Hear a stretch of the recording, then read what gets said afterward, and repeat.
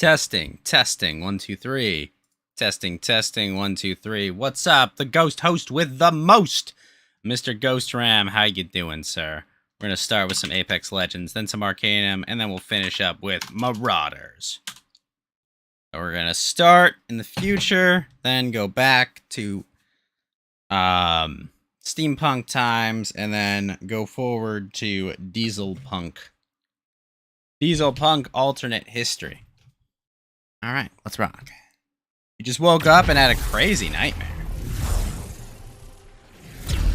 What was your crazy nightmare? Wait, you had a crazy nightmare after you woke up, or you woke up from a crazy nightmare? Oh, there's a comma there. So you woke up from a crazy nightmare. What was the crazy nightmare?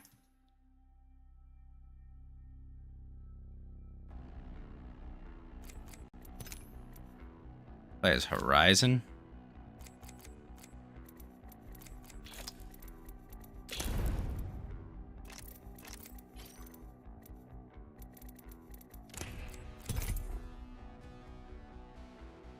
Something you kinda can't talk about. Well, then you really shouldn't talk about it. Did you violate laws on multiple continents?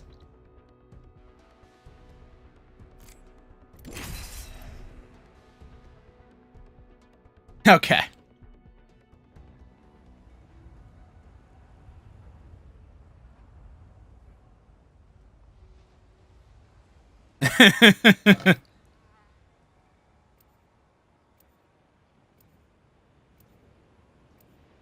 Wait, really? The Hammer Point P2020 is in there?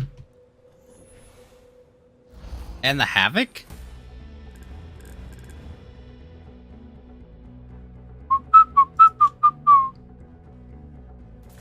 I haven't found my limit.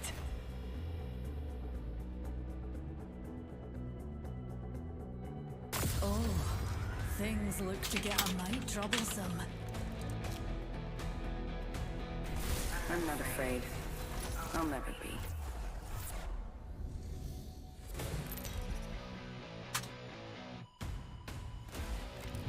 This is your champion. I will not be cast aside.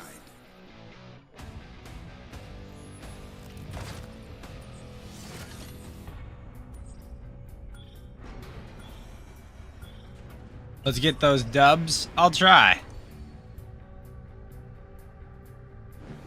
We should land there. Looks like fun.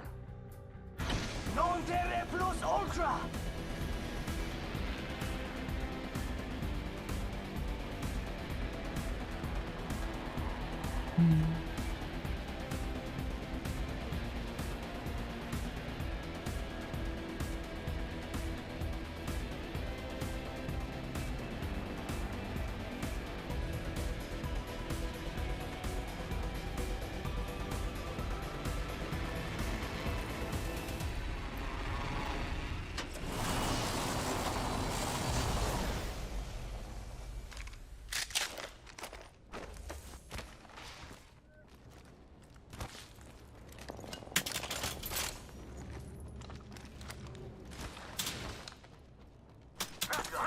Round one. Beginning ring countdown. Back here. Level 2. Don't worry, it won't slow you down. Aye, that'll do. Attention. First blood. 45 seconds. But we could just walk it. First blood. Should've seen that coming. What do you think is over here?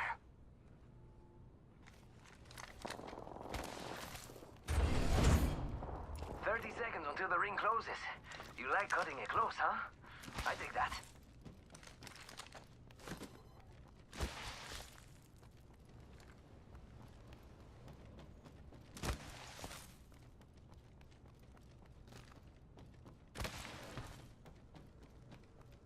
Ten seconds to the ring.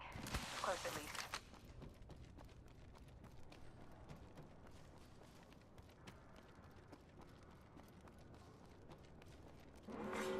Warning. Ring movement in progress. Ring's coming in. Oh, geez, we got company over there. Thinking this place has already been sacked. Death box here. Open supply bin over here. some materials.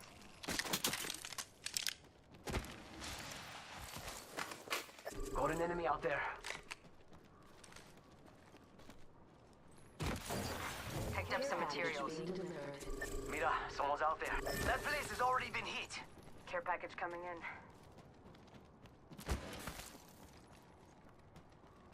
Target It's a long ring close. Jeez. opening fire. Fling an arc star.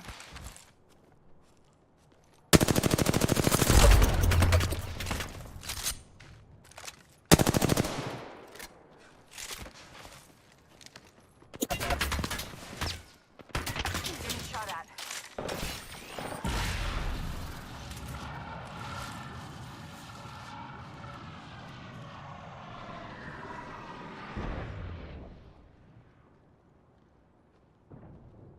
Gotta hop up here.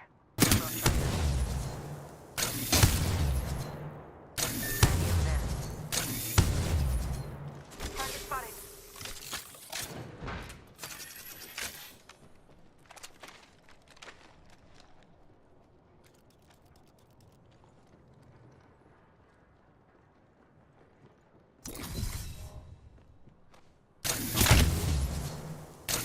Pulling the trigger. Hostile over there.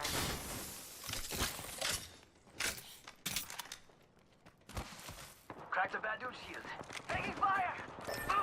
I'm down! I actually got hit. They spotted me. I'm taking shots. Broken enemy shield. Hey, we got bad guys over there. I've been downed. Reloading. Contact with hot. Contact. Crack that hooligan shield.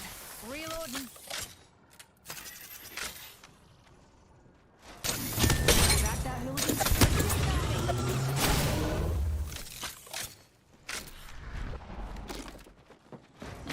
Singularity deployed.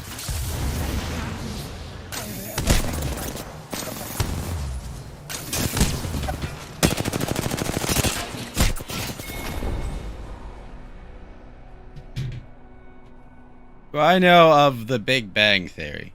I've heard of it. Evo shield here. Level 3. Evo shield here. Level 3.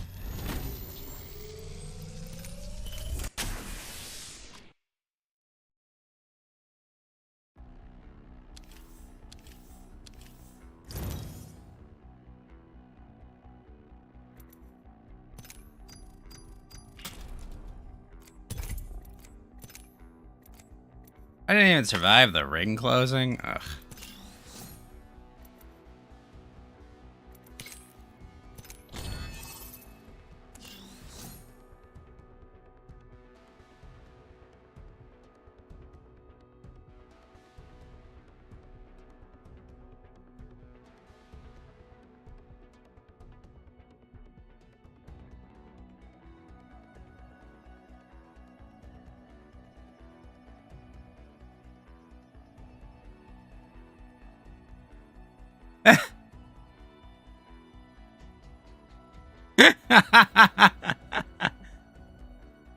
Let the tank battery bearer decide. We will go through the D2 extract.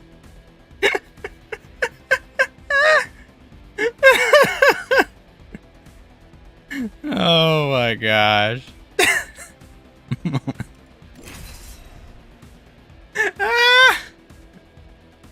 Oh, that's funny.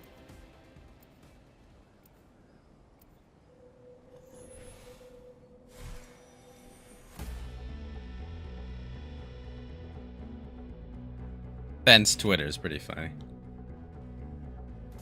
My coil produces 1.2 million volts.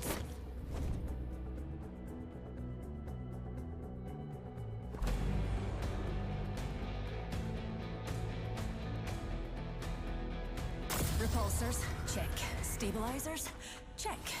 Base buddy, check. This is your champion.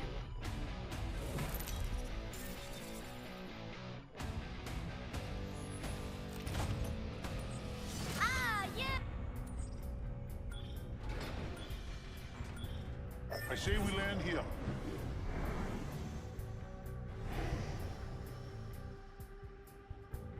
Oh my gosh, they made a Hako's Bale gamer PC? What? Wasn't a shitty brand like iBuyPower. I'd love it.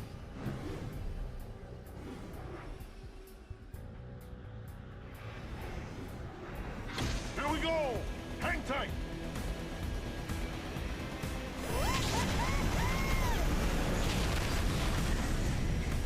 A 3080, that's it? Come on, Bay, why?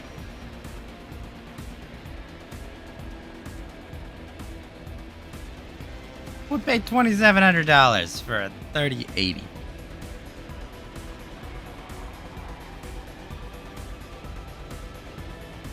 And an MSI of all things? Ugh. IMC armory over there. Damn it, Bay.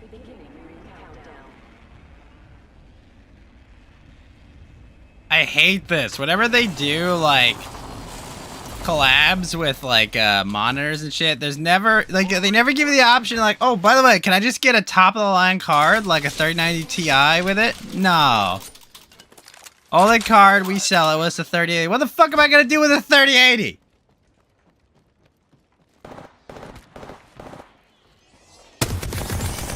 Bagged myself a flyer.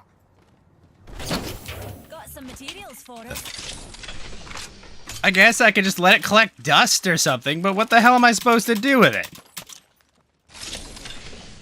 And the problem is, like, I like Bay, but not enough to get a Bay-themed computer. Now, Guru one, maybe, we'll talk. But...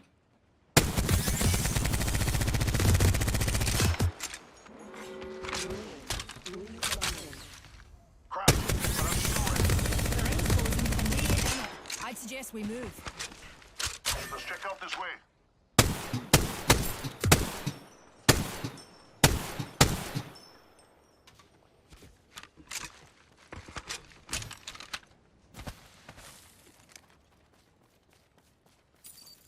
Materials forward. Also, I buy power, like, come on. I gotta get a shitty pre-build. Level 2. Care package. Coming in. Watch My father would disown me for getting a shitty pre-build.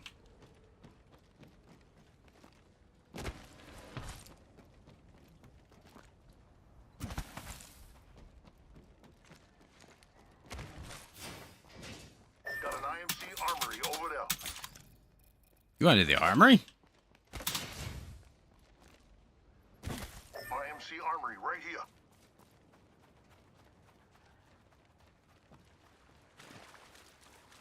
I can. Let's go here. Here, use this control panel. I am Vainglory. Hacking this armory.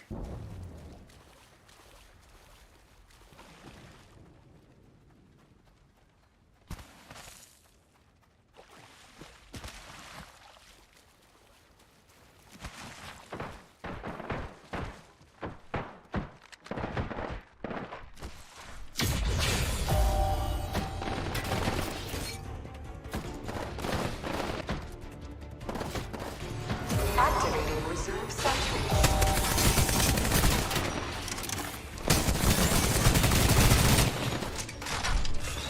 Activating reserve sentries. Override in 30 seconds. Activating reserve sentries.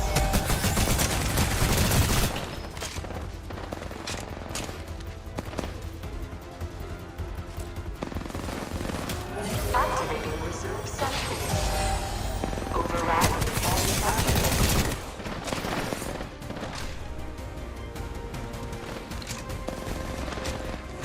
Activating reserve sentries. Security clearance verified. Cargo access granted. Recharging my shields.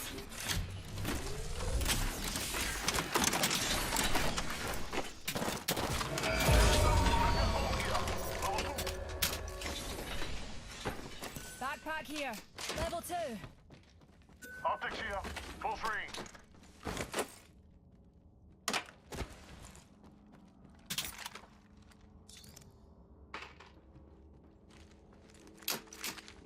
pack here. Level 3. Like buying a pre-built car and not build your own. Who would do such a thing? I mean, that's true, Earthworm, that like, yeah, I do buy pre-built cars, but it's like, I know how to build a computer and how all the parts work. I would be sorely lacking trying to build a car with an internal combustion engine. Like, that's the problem, you know? Like, if I knew everything about building cars and whatever probably awful, terrible, horrible bureaucratic process I'd have to go through to get a car street legal, like, I would do it. But I don't. But I don't, you know? It's like, yeah, I get it, you know? I get how an ICE engine works, but getting it all together and working, that, you know, that's a whole other story. I say we move this way. You know, it's like the same thing with like a, oh gosh, what's a better example? A pre-build, I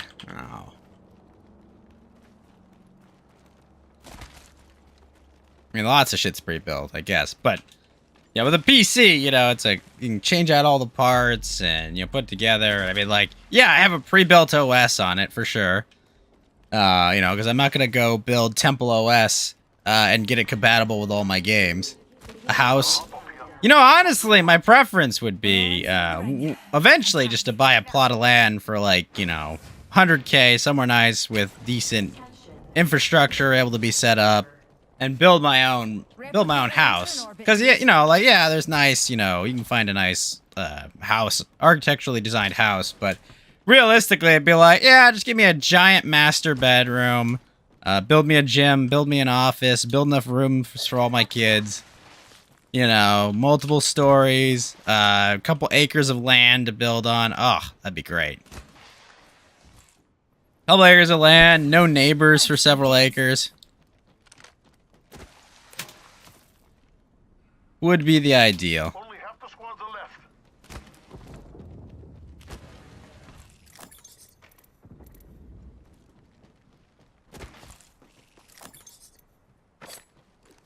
That's the dream.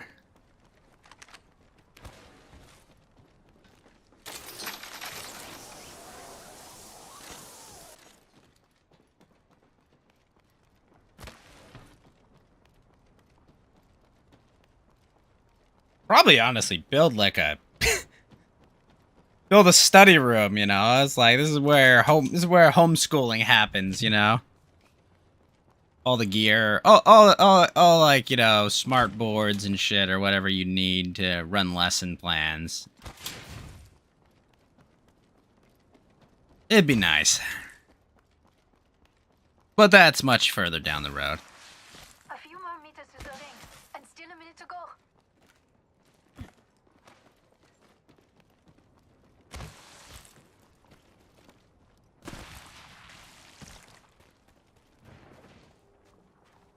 Not too far. We should hustle.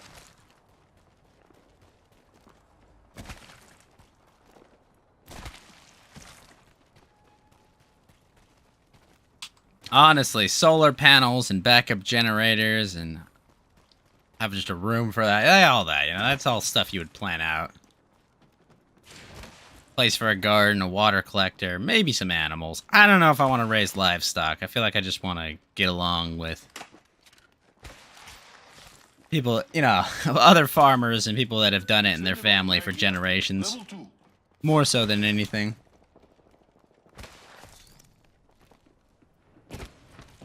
I am not skilled in animal husbandry or any of that shit. I know it's learnable, but rather leave it to the experts.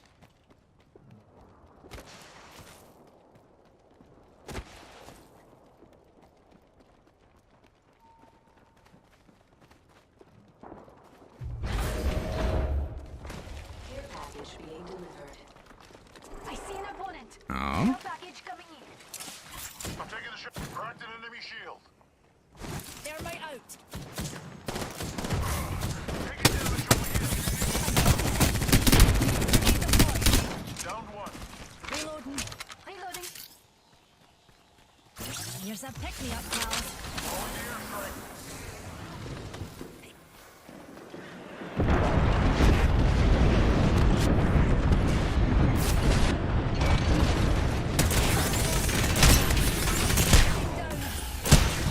man. Give me all fuck me up.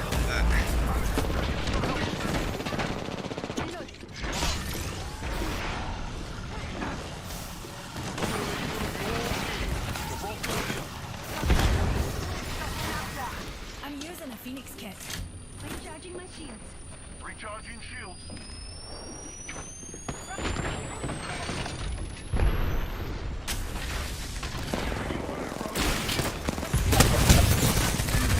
Oh my gosh, that guy fucked me up. Topping off my shields. Recharging my shields.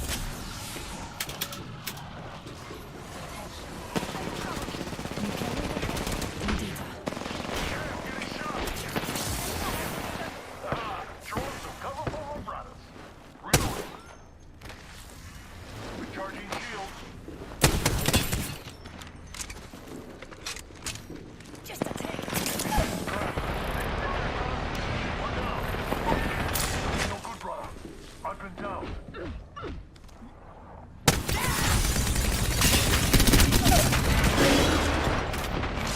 Went straight down. Ah.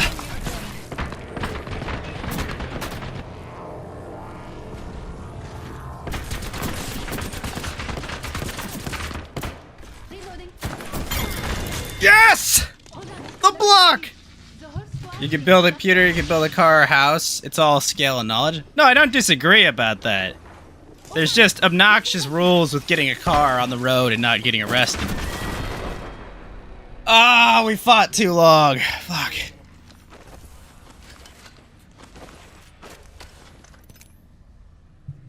You know, if I could just build a car from scratch and put it on the road and not get sued or whatnot, yeah, that would be great.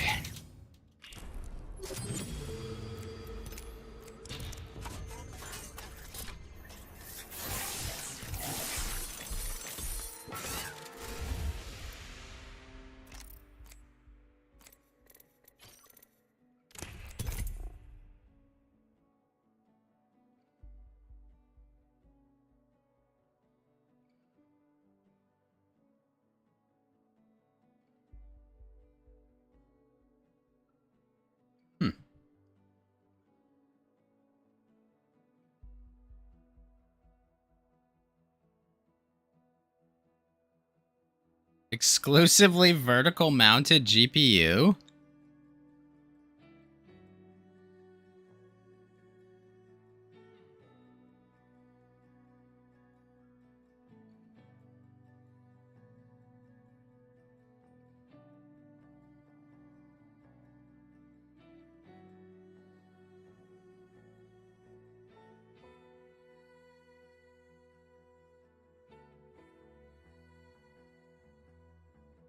People have been building cars for over 120 years. Computers, not so much. Well, unfortunately, there are a lot more rules involved with cars and a lot more regulations by local DMVs. You know, like we have like basically mobile snitches that are just retired like contractors that go around neighborhoods making sure people don't do an upgrade or you know, build something in their property that they're not supposed to. No need to dress nice. Gonna get messy. Make sure they pay their proper fine, pay their proper tithe to the government agency. Fun. I cannot wait to win this match, friend. Although, I don't think as many people bring non-standard cars on the road.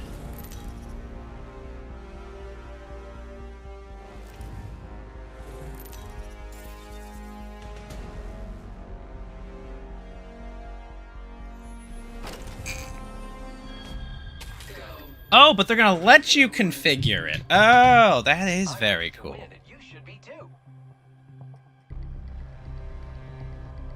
Alright, that's cool. If only it was my favorite. If it was my Oshi, I would probably set some money aside for it. You could build a car before you could drive one? Really? I didn't learn how cars worked until I was an intern working at an investment bank. I had to cover automotive companies, and my boss sat me down, and it was like, what do you know about cars? And I'm like, I know I press the pedal, they go, and the brake, and they stop. And I was like, okay, well, if we're gonna cover these companies, you're gonna have to understand how these work. I'm like, okay.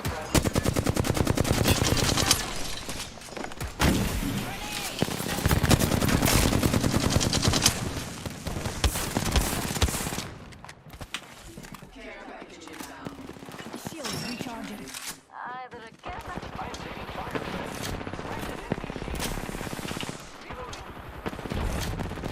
Trapped in enemy shield.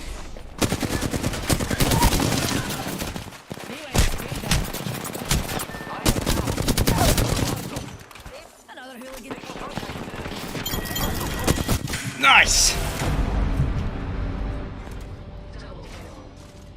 I'll never forget what my boss told me in research. Is that we're basically professional nerds for hire.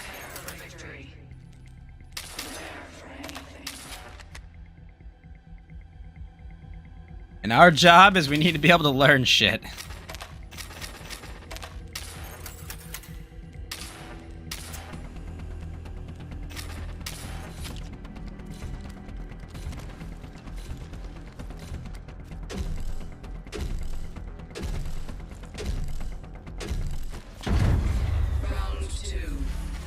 Might be something good this way. Must have a father that taught you how to build and or repair anything. Well, my father taught me how to build or repair anything related to my computer. Got some materials. Which I always appreciate. Recharge.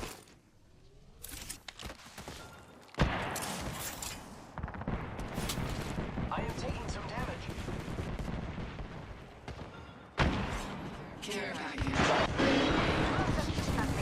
I trapped in enemy shield. Recharge. Putting up some amped cover. Repairing my damages. Flinging thermite. Let's move this way. Flinging thermite. Heating up. Hold on. Putting up some amped cover. Being shot at. The enemies are shooting at me. Flinging an arc star. Using my Phoenix kit. I need help. Oh.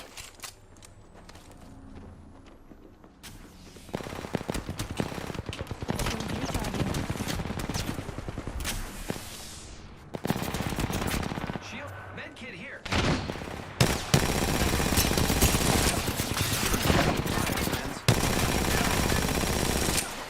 I trapped an enemy's shield. Cracked an enemy shield. Giving my shields a recharge. Recharging shields. Recharging my shields.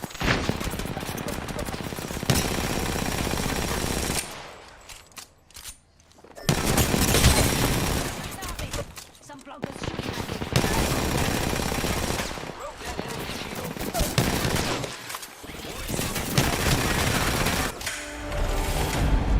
Ah, got him.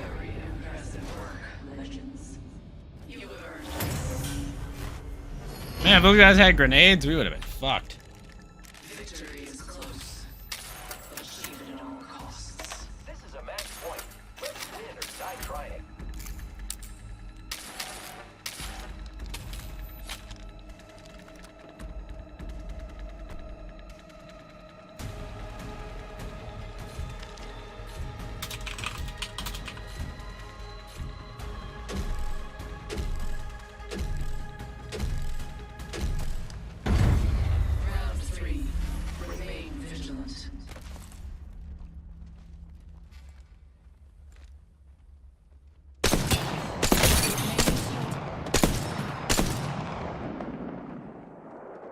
I got some materials for us. Yay! Reloading.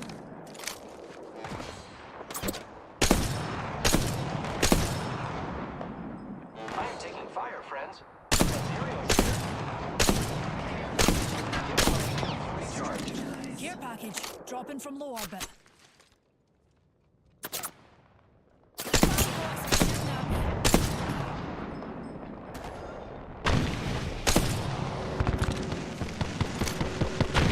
Shields recharging. Yo, I just need someone to start the learning process. Generally. Curiosity is a very human trait. Enemy over there. Just waiting to be stepped on. Any takers?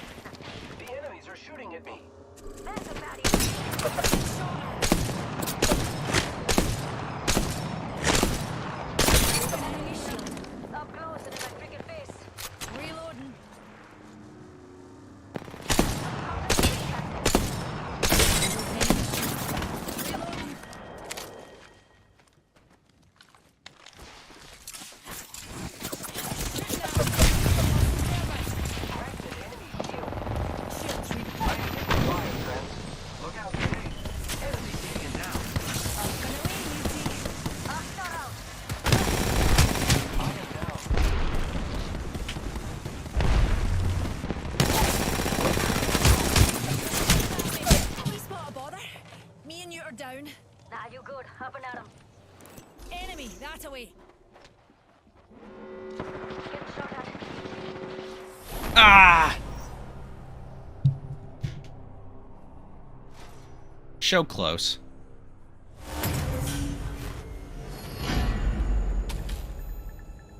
Victory nears. Concentrate. Ah, we're about to win. Start the parade.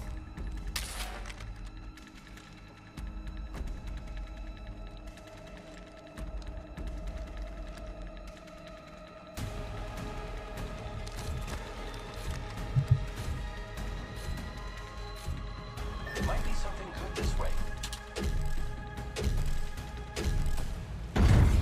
Round 4. The result is not yet certain.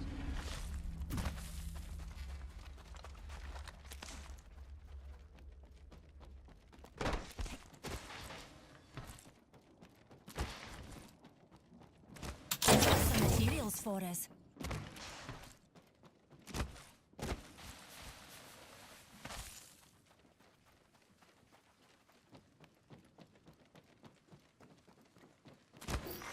Care package arriving. Quickly. Secured some materials. Either Spam bots are shooting at me. Got some materials for us. Recharging my shields.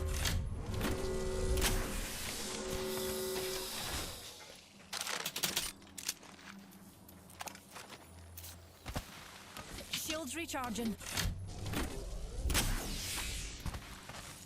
Target over there.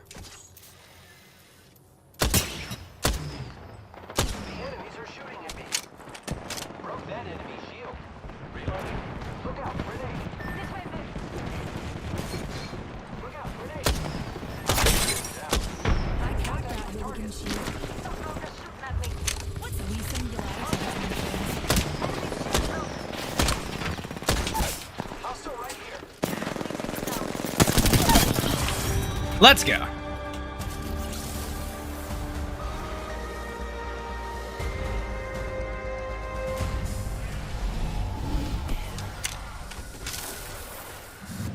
Impressive. Now repeat.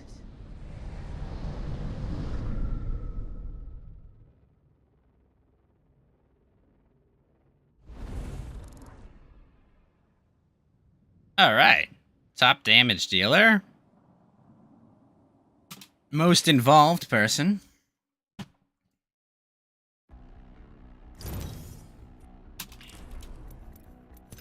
And all that cleared. All right. Let's play some Arcanum.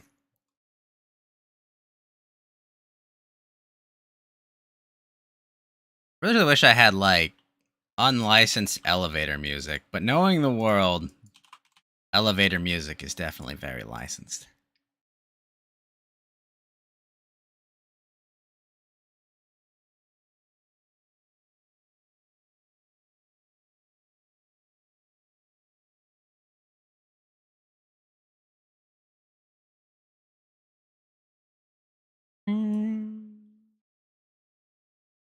Yeah, it's fine. I still need my gunner jacket because I'm still going to be gunning.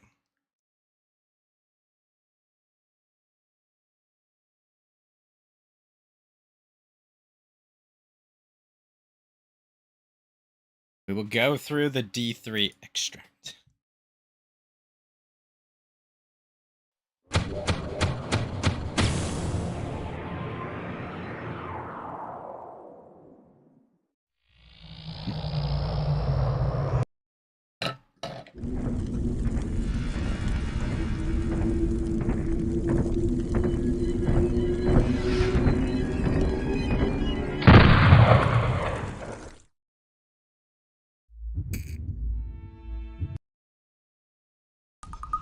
We last left, we'd arrived at Kintara.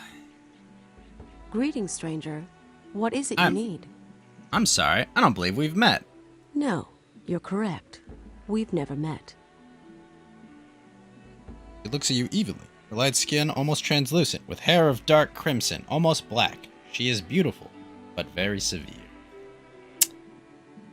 Okay, what is your name, My madam? name is very old and very long. Perhaps it would be best if you simply called me Raven.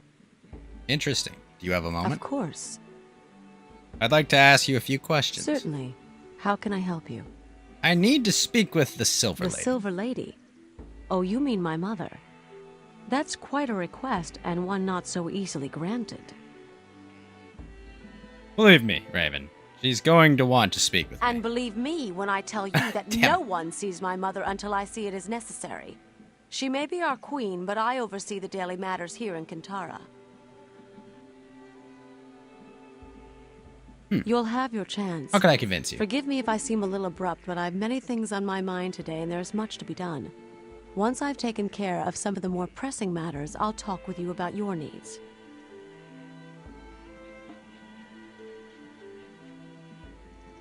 All right. I understand. Perhaps I could be of service. It's possible. You are human, and one of our problems does concern humans. No offense, but your race is a mystery to me. None taken. What There seems is a to be group the of problem? humans camped about a day's journey from here. We know not what they want, but where humans go, trouble usually follows. What would you like me The to place do? they are camped at is called Falcon's Egg, and it is considered a holy place for the elves of Kintara. We would like you to find out why the humans are there and remove them. A few Of questions. course. What would you like to know? What sort of Falcon's place? Egg, as I told you, is elven holy ground. Many years ago, there was an elven queen, and her name was Falcon. She was out hunting one day and with her bow shot a stag. When she had caught up with it, it was lying next to a pool of water, slowly bleeding from a wound in its side. Her voice is melodic. Her hand gestures create the scene. The What stag happened? spoke to her, and within it were the spirits of the elves who had become the soul of the stag, and with her arrow she had pierced both it and them. And they were both sad and afraid, as the stag's life was their own, and when it died, so would they. So what did Falcon She do? could do nothing. She sat with the stag's head in her arms, sang its stories, and washed its wound with her tears. And the ache in her heart grew as the old elven voices faded, grew so much that when they finally passed, she passed with them. Oh, that's a sad story. A few more Of questions. course. What would you like to know? How should they be It removed? doesn't matter to me how you remove them, but you must understand this. Under no circumstances are you to shed blood on that ground. The spirits there exact their price, and you do not want to pay it. Do you understand? Do not raise your hand against another. Well, a few more questions Of about course. this business. What would you like to know? It's not far from here. I'll mark your map with the location. I already know it. Back when it's done.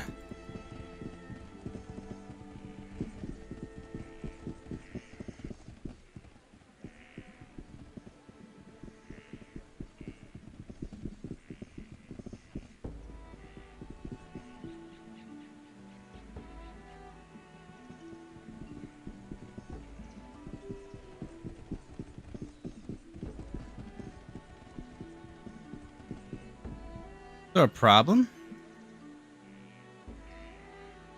Fitting somehow.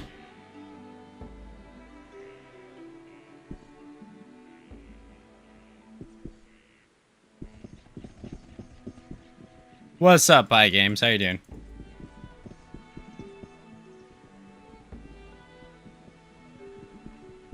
Let's go talk to the dwarf.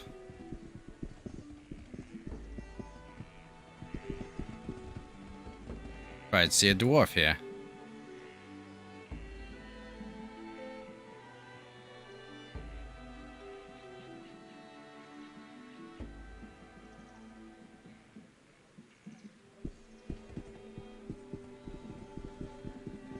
Alright, let me go talk to his owner, who's probably killed himself by now.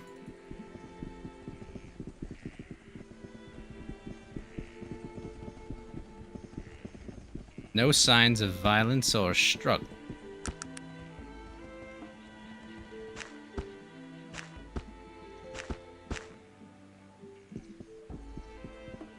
Well, that escalated quickly. Do I like the Mass Effect game series?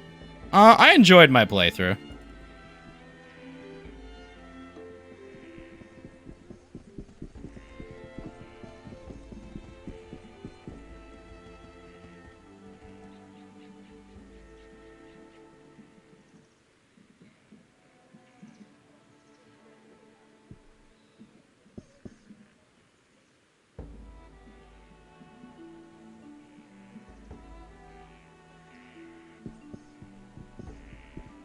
Is the first one better? Honestly, they're all fine. My problem with the second game is that the first game, it's like a galactic threat. The second game, it, like, narrows it down so much more with a single Reaper. And then the third one, it's like, ultra galactic threat. You know?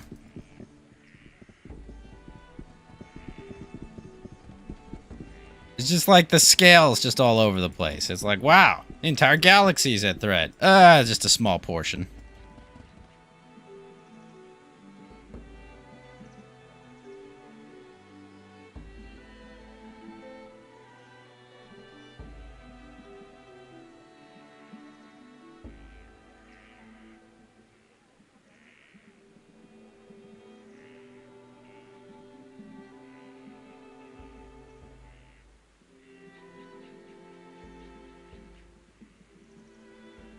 Not even themselves.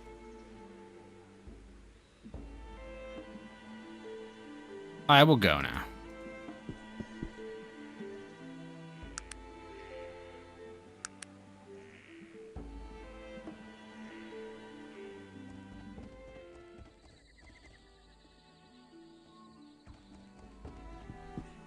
Oh shit, wait a minute. Ah, fuck, I need to go the evening.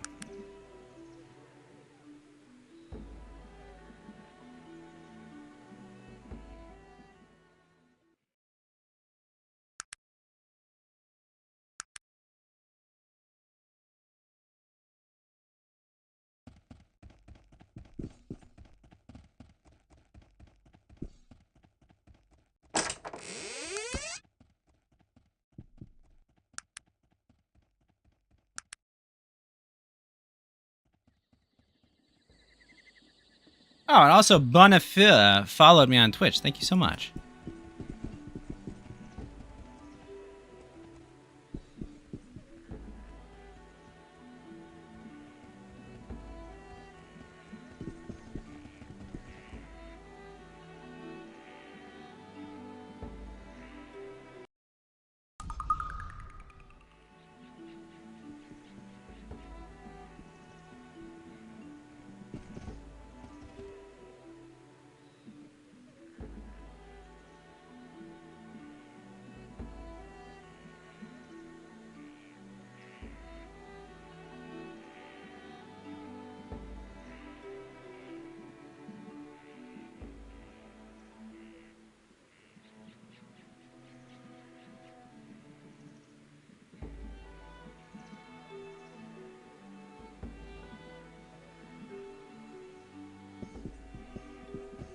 Alright, let's go to evening.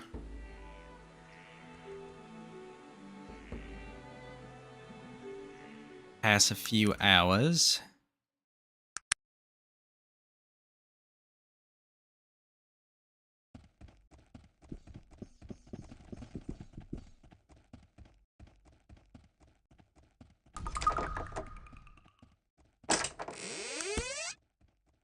How can I help you?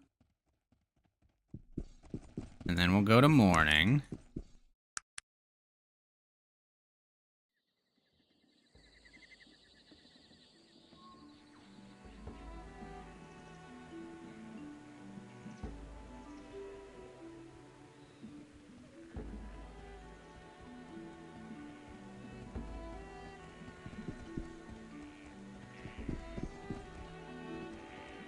I need to ask you about this vial.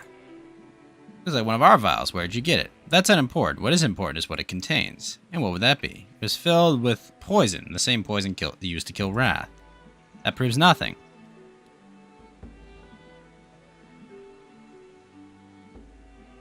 That coupled with all you've told me before points to Sharp. But he can't have killed him. He's a good man, not like Wrath. What exactly do you mean by that? Wrath has a black heart. I can't believe we were ever friends with him. He turned when he found out I didn't love him. Wrath's jealousy is understandable. You are very beautiful. That is so very nice of you to say. My beauty is my curse. What drove Wrath mad, I believe. Why do you say that? He was the one who suggested I live with him. I liked the idea, strange as it is. Strange as it may be, but I never felt anything but friendship towards Wrath. Sharp was the one I loved. So, what happened then? That's when Wrath became a truly miserable person. He would come around when Sharp wasn't here and try to convince me that either I should love him or that Sharp was somehow not worthy of me. When I finally told him to stop bothering me is when he began threatening me. Wait a minute, he threatened you? And the threats became progressively worse. He threatened to kill Sharp. At one point, the last thing he ever said to me was he wouldn't let Sharp have me if he couldn't. I see. I think he killed himself and framed Sharp. By the gods, the bastard did it. I cannot believe he would be that bitter to kill himself. What a fool. I'd best go tell the guards so they'll release Jormund. If you ever need anything from us, please don't hesitate to pay a visit. Thank you, ma'am. Ha!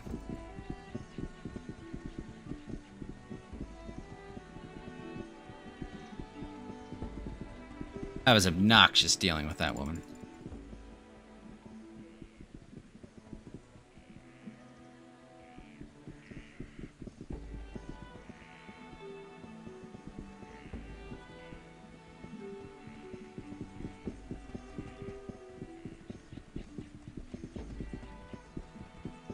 Here's the proof you'll need to... Okay. Wrath killed himself. He was trying to frame Sharp. An elf killing himself? That's unheard of. Killing the physical body would disrupt the flow. It would be the final death. I would expect an agitator such as Ivory to think of something so ridiculous. It was Wrath who concocted the idea of them living together. That degenerate! I knew Sharp must have been led astray by someone. He was always a good egg. He was. So you'll have Jormund released then? Certainly. Thank you for all your help. You're welcome, good sir.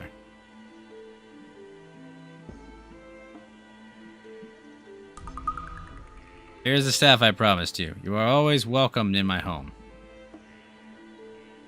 I'm sure that I will take my leave of this place soon enough. First, I must decide where I'm off to. I want you to adventure with me. What a splendid idea. I'm more than happy to adventure alongside you, madam. Let us go. Oh, God, that was loud. I'm sorry. Ow, ow, ow. Ah. Ow.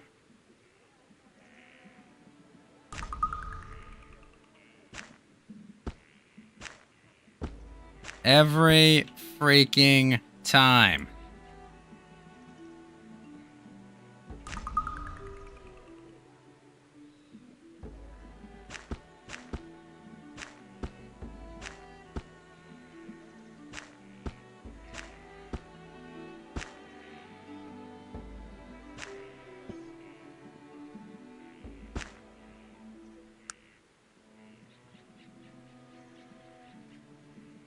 How can I help you? Alright. Got 2 dwarves now. Alright, let's go to Falcon's Egg and deal with the humans.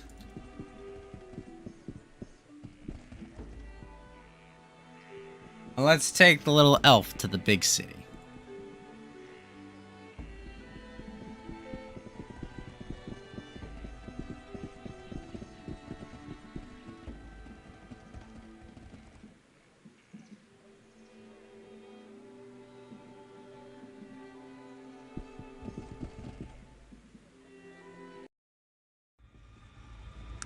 And away we go.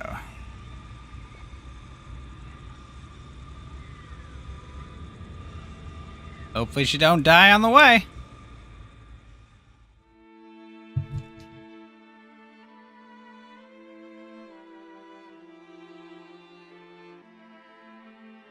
Gotta make days pass just while I'm traveling.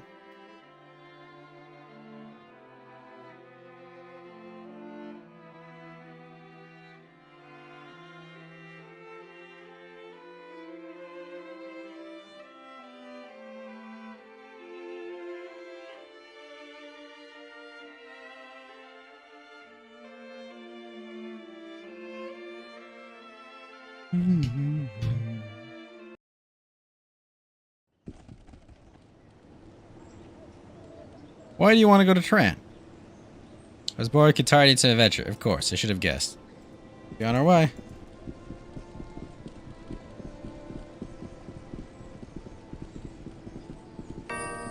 Thank you for bringing me here. I suppose I'll be on my way. Here's the coin I promised. Thank you. I'll be seeing you. Gotta get a suit of armor for my ogre.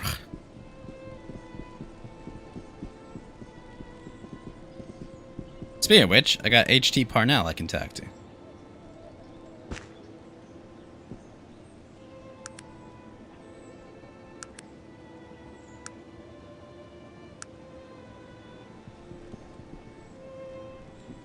Because I have something to sell, they're told.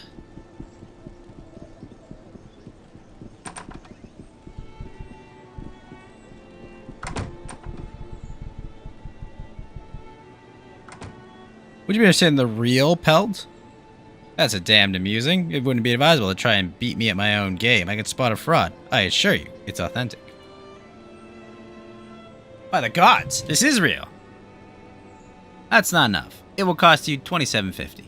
You're a most cunning adversary at the negotiating table. I know I wouldn't agree to this blatant robbery, but you've swayed me. Here's your money. Good day.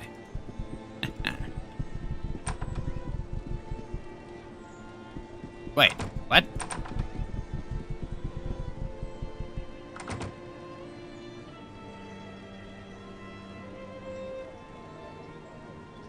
Huh?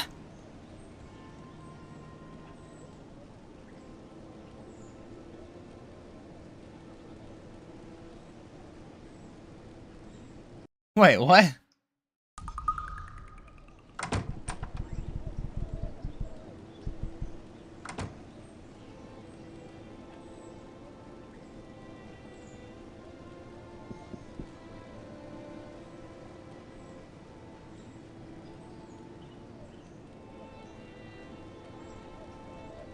He gave me another one?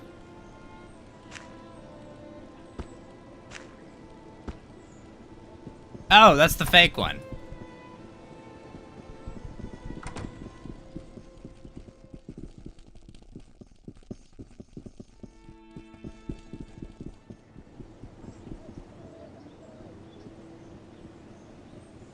Actually, where will the train take?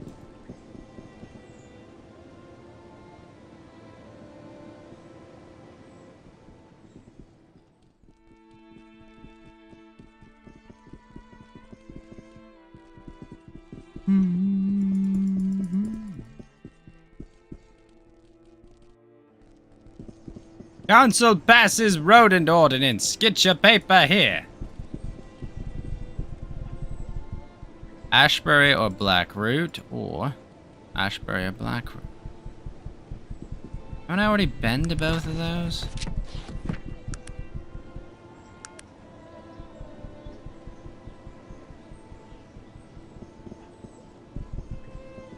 Alright, let's go to the boil.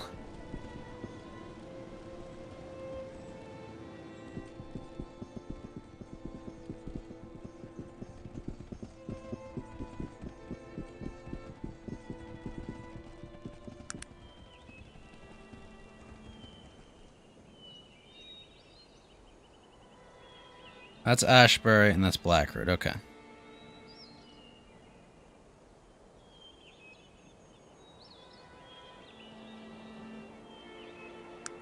Let's not spill blood on Falcon's Ache.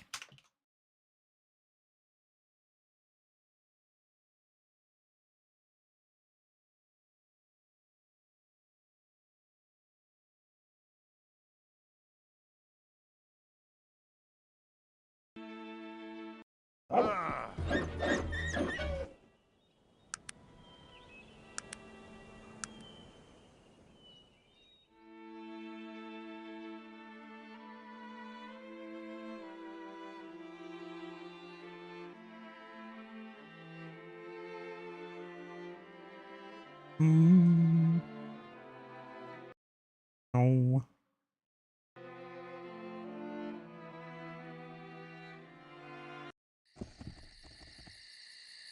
Oh, the pretty aminals, eh? Bench is the man to talk to. Hello, sir, and who are you? I am William Bench, outdoorsman and naturalist, and head of this bunch you see here. Who might you be? I am Thomas Shiore. A pleasure. May I speak with you? Certainly. What are you doing here? I'm a surveyor, and this is my team. We're employed by the Torringsdale Logging Company. We've contracted to map out the surrounding lands, which were recently purchased by Torringsdale, and report the usability of its resources. Fairly standard job. I may have a problem here, Mr. Bench. Oh, really? What might that be? You're not supposed to be here. I see no problem here, stranger. In fact, I think I'm going to have to ask you to leave. This here is private property, and you're trespassing. He motions a few of his cronies, who eye you suspiciously. I think I'll be able to persuade you otherwise. Really? Listen, friend. I'm here to do a job. William Bench is a man of his word, and Torringsdale expects a report on his desk in a week. I don't think there's much you're going to be able to say that will dissuade me from doing what I'm here to do.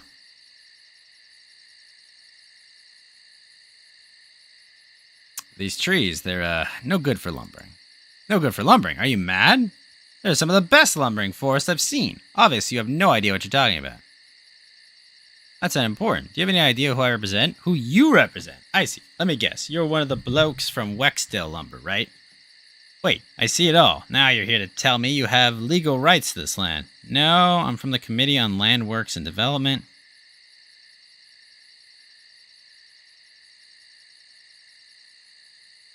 But I'm not from Wexdale Lumber. Oh, who then? Gilbert Bates. I represent Gilbert Bates. Bates? Bates? What interest would Gilbert Bates have in logging? The man supplies the engines for the clear cutters. He's thinking of getting into the logging. This is his land. Your map must be incorrect. Incorrect. I'm a surveyor. My job to be correct in matters like knowing exactly where I am. Now, who exactly are you? What's your business? As I said, I represent Bates. He's getting into logging. You've had enough of your stories. I recommend you move along. Delve in holy ground. You must leave. I don't think you understand. Alright, so. We'll have to try that again, but be more successful.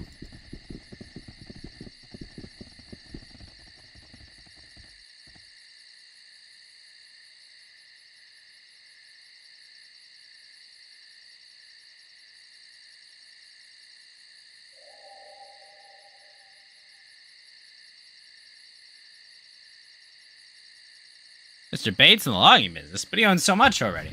Why would someone with such an obvious monopoly in his field of expertise want to take over logging as well? Steam engine business isn't what it used to be. Steam engine business is bigger than ever. Do you know anything about your employer's business? You question my word? What exactly are you doing here? This land is owned by Torringsdale. Mr. Bates is contesting that in court as we speak. In court? I have legal documents here stating the validity of Torringsdale claim. How can Mr. Bates contest this? Do you really think that legality is a concern of Mr. Bates? No, I see your point. What exactly are you proposing? I have still a job to do, but I'm not one to make the wrong sort of enemies. Maybe Mr. Bates is looking to do some business here. Perhaps I could put in a good word for you. That, my friend, would be very much appreciated.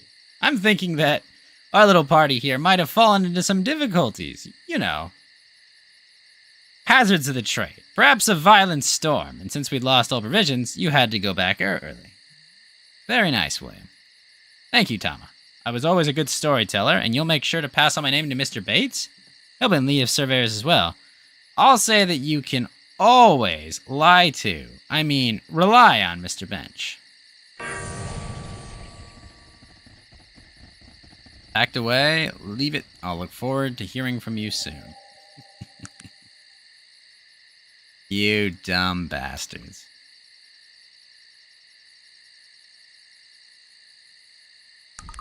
I didn't even have to shoot them.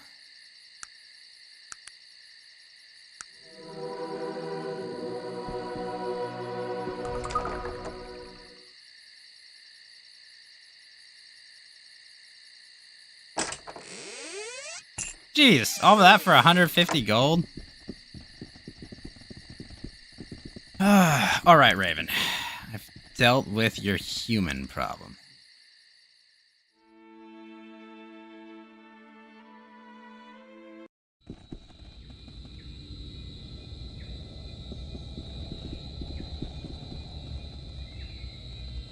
Oh, I gotta talk to him. Yes, I know I'm welcome to walk the Tree City.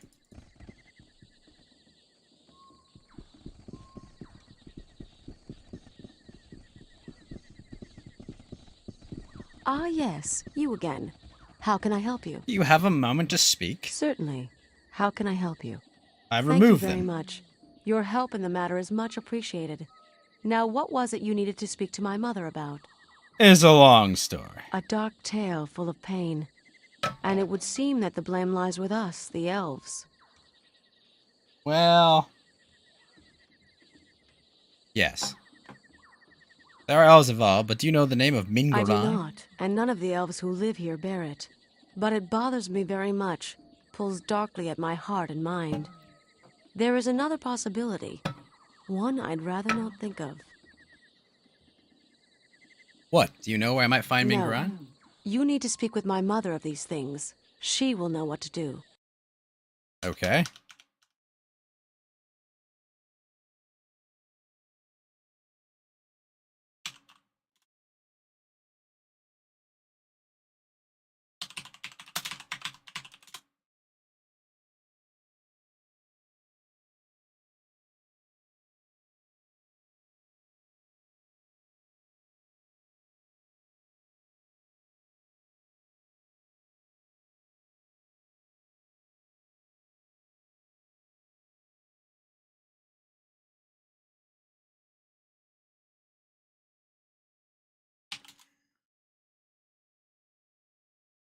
Hmm.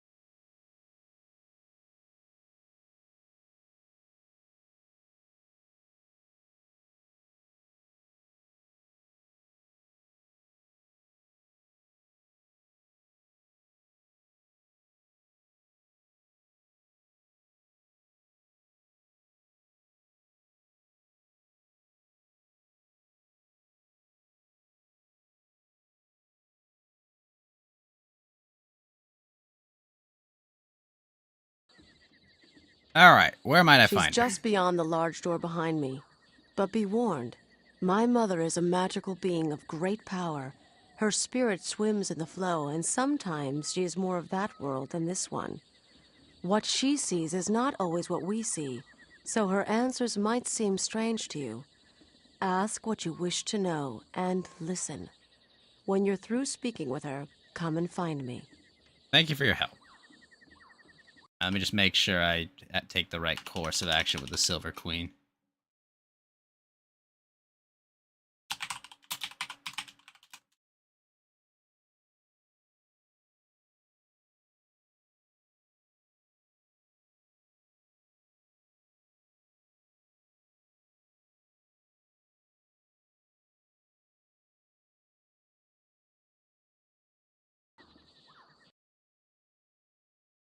Alright, so...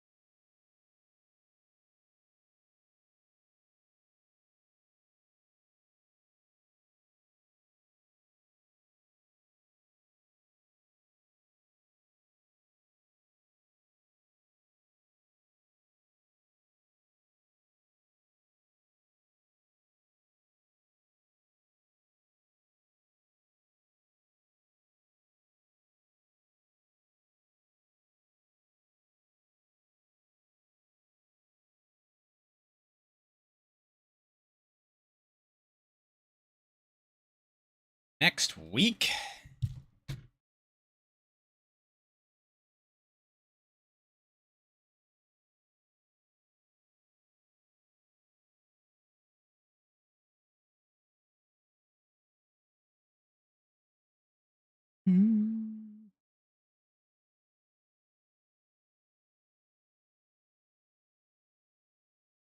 Alright, let's do that.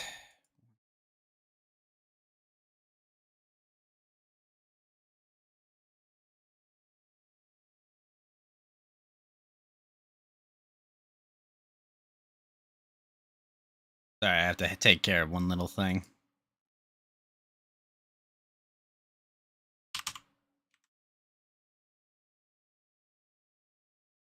A moment, if you will.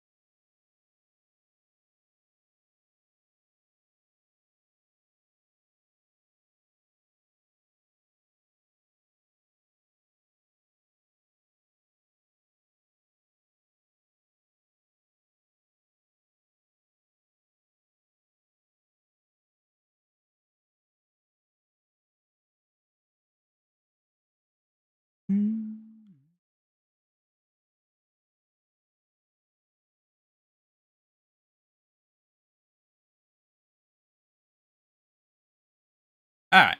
Well, that is taken care of. Alright, let's go talk to the Silver Lady.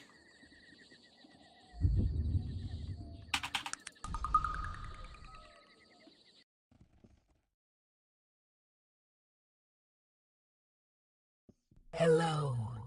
I welcome you, traveler. Greetings, Silver Lady. Thank you for the audience. I know you've come far, and I've expected you for a long time now.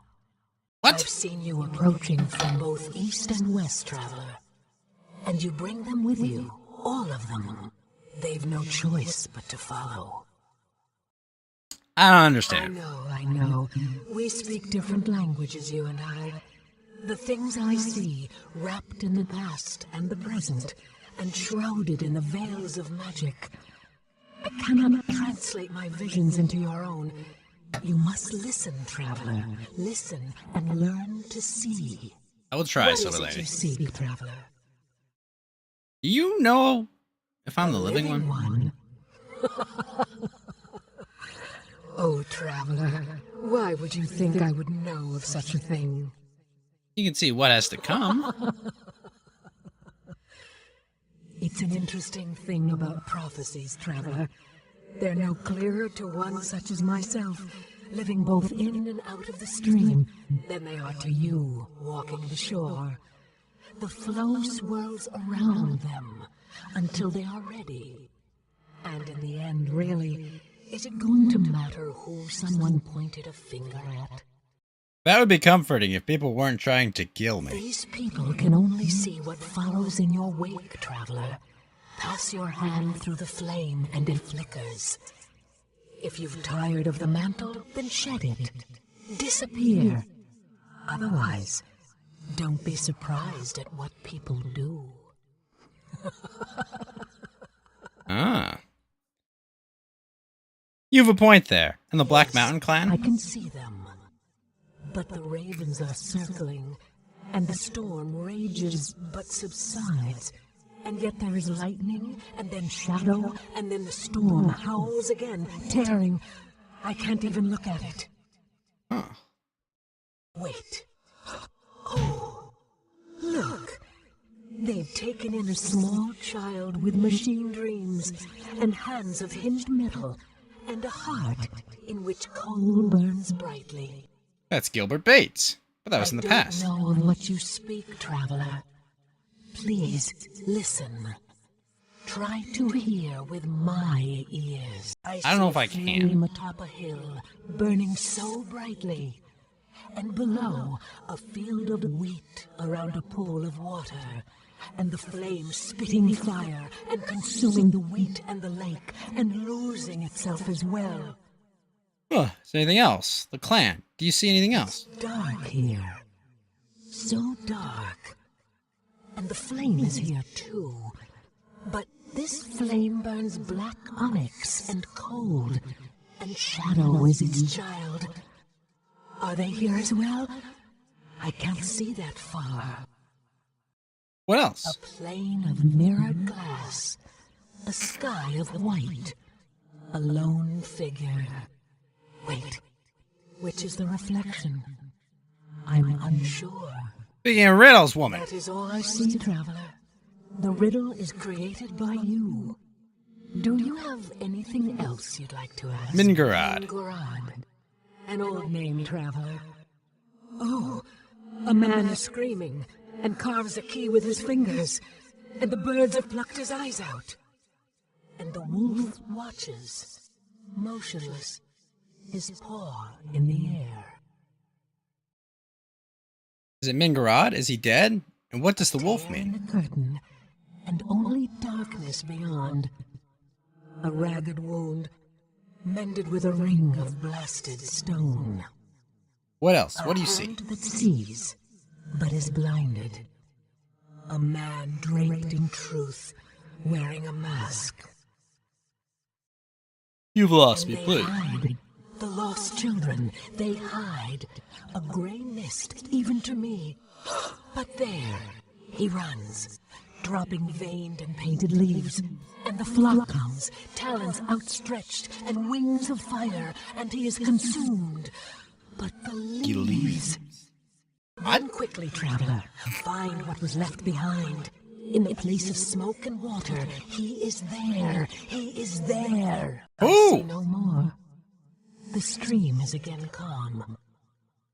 Was there anything else? I know that, Traveler. But I also know that clarity is often the child of time. Your answers lie both in front and behind. Make sure not to overlook one for the other. Characteristically cryptic, dear lady.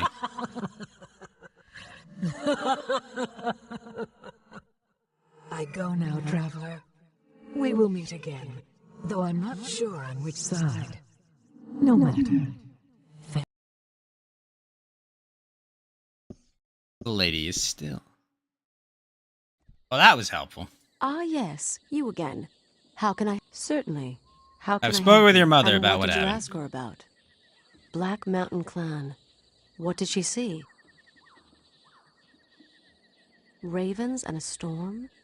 And why did the storm subside and then rage once again? Nothing in my mother's visions is ever what it seems. We'll have to think on this. Black Mountain Clan. As you told her, this must have been the man you know as Gilbert Bates. She saw him because he plays such a large role in their fate. Huh. Black Mountain Clan. I'm not sure what that represents, but I know that fire in her visions often represents magic. And the water you say quenched it? Or did the flame burn itself out? Black Mountain Clan. There are two separate visions. The flame again represents magic, but twisted somehow, burning darkly. And did you say that the Black Mountain Clan was near this flame? The mirrored plane, a white sky, a lone figure. The worlds on either side of that mirror are the same. Who could say which one is real? Black Mountain Clan. Interdesting. Ah, yes, certainly. And what did you ask her about? Mingurad. What did she see? What the screaming man and his key represent, I have no idea. But I do know that the official symbol for the city of Caledon is a wolf, with one paw raised in the air. Ah. I'm not so sure. Remember, my mother's visions are shackled by neither our eyes nor our time. The events she describes might be in either the future or the past. Let's look at all she said before we go any further. Mingurad. What did she see? There's something about that entire vision which pulls at my memory, especially the ring. I'll think about it further. There were other visions of Mingurad. Mingurad. What did she see? But is blind. A truthful I have man no is in a idea. mask. A symbol on an amulet. Interesting. That's the ancient symbol of the Malokian hand. Do you know of it? They're The ancient order of Malokian assassins. hand were assassins for what used to be known as the Darien Ka, the ancient order of the dead. The Darien Ka were a shadowy group who formed during the Age of Legends. Their membership and their agenda were always very secret. I know little about them beyond the most cursory knowledge, but there But I have always talked to been the rumors guy. about who they were and what they were doing. As I said, the Malokian Hand were their assassins. From what I remember of what was written about them, the Hand was ejected from the Order of the Dead on grounds of doctrinal differences. There was a small struggle, and then the Hand disappeared. There are always rumors of its reemergence. The but amulet from sets what my I life. know, Might say I different. agree. But I don't know why they would be involved in this business. Very interesting. About the vision I don't itself. really know, although it would seem that perhaps they are being misled. Blindness in my mother's visions is sometimes associated with deception. As far as the man in the mask was draped in truth, I have Mingarad. What did she see? This one is the most interesting of all, and it seems that my fears may have well been correct. Oh, why is that? Do you remember when I told you that the name of Mingarad bothered me in some way? Well, I believe that may have been so because Mingarad is a dark name. Oh, what does a dark name mean? A dark elf name. Do you know of the Dark Elves? I've heard very little of them. Would It's you a elaborate? long story.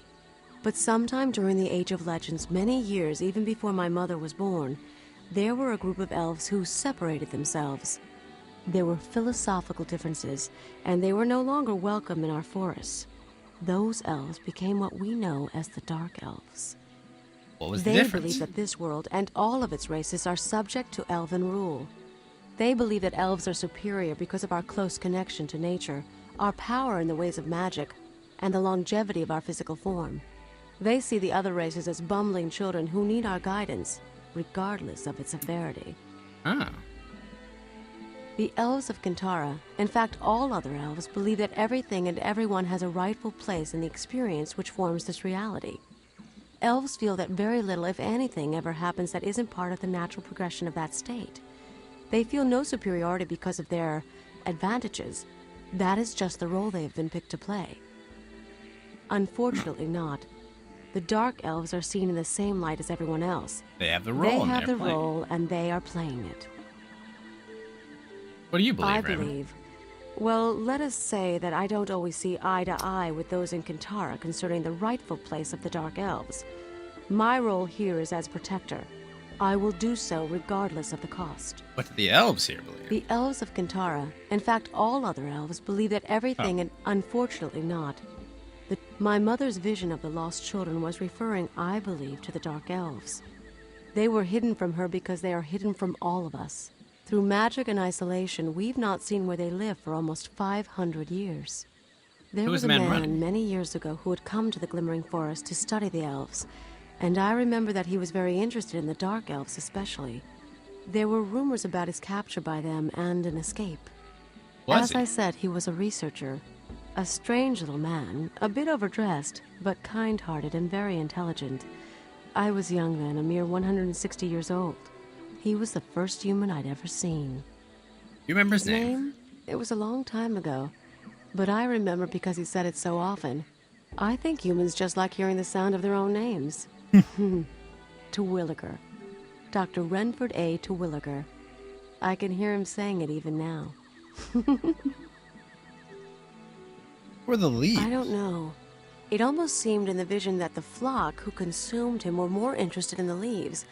And my mother even said to find what was left behind, these leaves might very well be what we're looking for. Huh. She could mean almost anywhere. But if I were to make a guess, I'd say she was talking about the human city of Tarrant. It lies in the Gulf of Morbihan, and its, what do you call them? Factories are always belching smoke into the skies. That and I know that Terwilliger was from there. Ah. You have a place to begin your search, my friend. It would seem that if you need to find this Mingarad, you're going to need to find the village of the Dark Elves. The only person who might know where they are is Renford A. Terwilliger.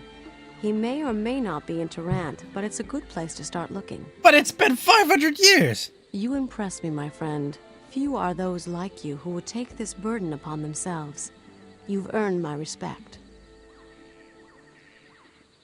Your respect There makes are it all more strong worth bonds it. between women such as we. Good luck. Return to me when you've found the Dark Elves and tell me what you've uncovered.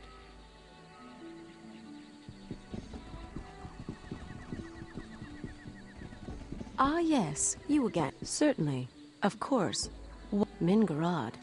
What did she say? I have no idea. Okay.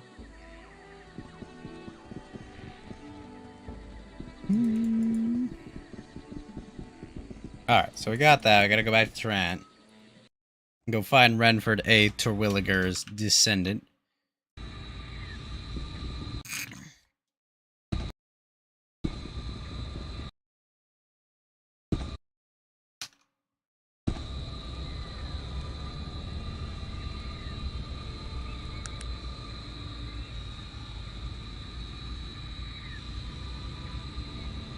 Off we go to Trant.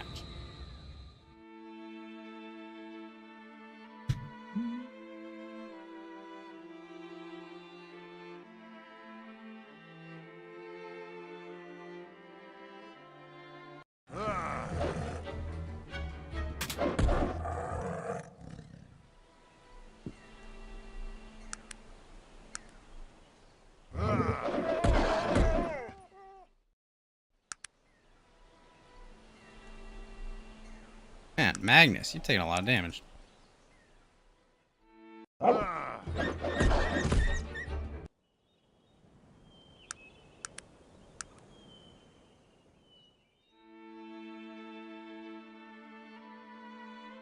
Bates might know where Renford A. Terwilliger is.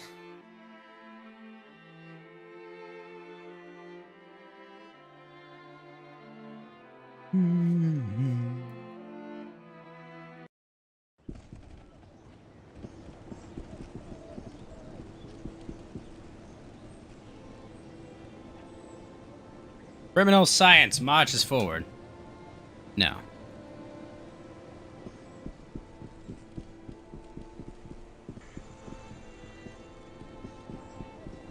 First and foremost, let's see if we can find some armor for my my Olger.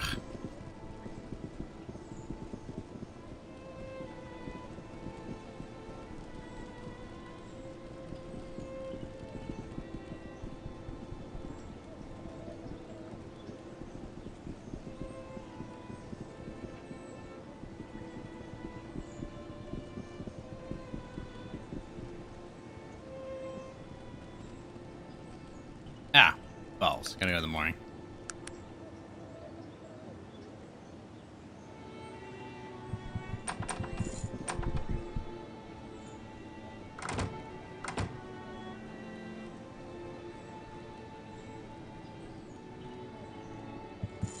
Let us barter.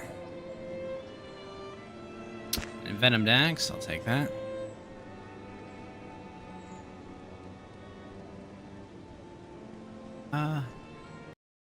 Oh, yeah, let me see. It is heavy boots, I think.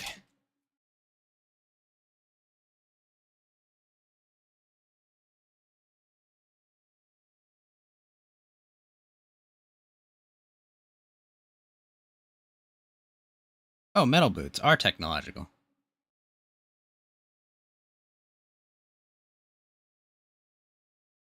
Alright, sweet.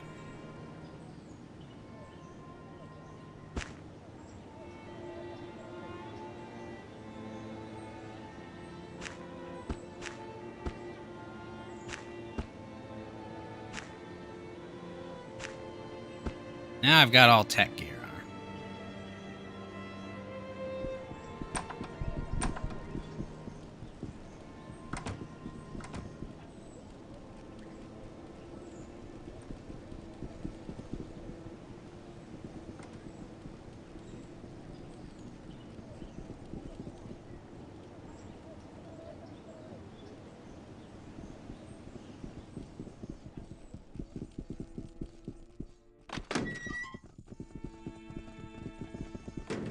Bates!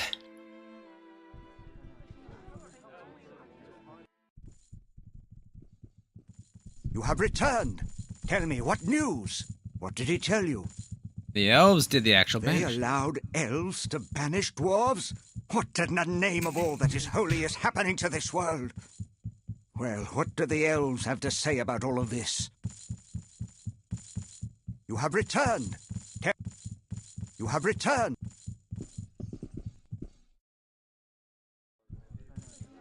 Where do I even look for Terwilliger?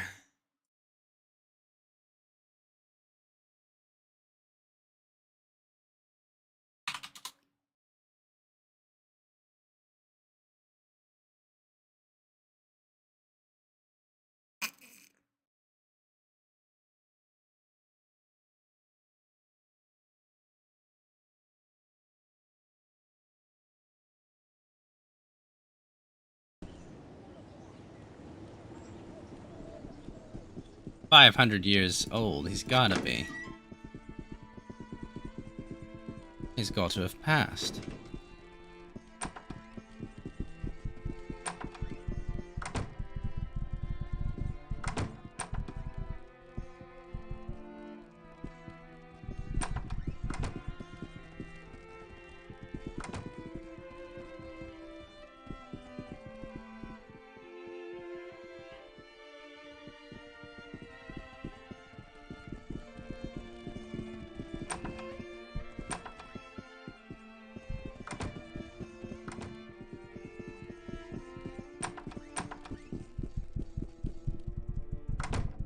Benjamin Gershwin, Doctor of Phrenology.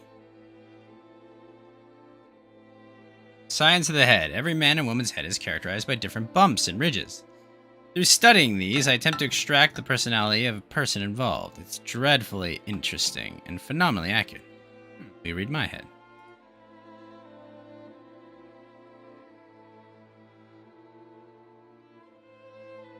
I would surmise that you are indeed a human. Your powers amaze me. Not me, it's science, and phrenology is the science of the future.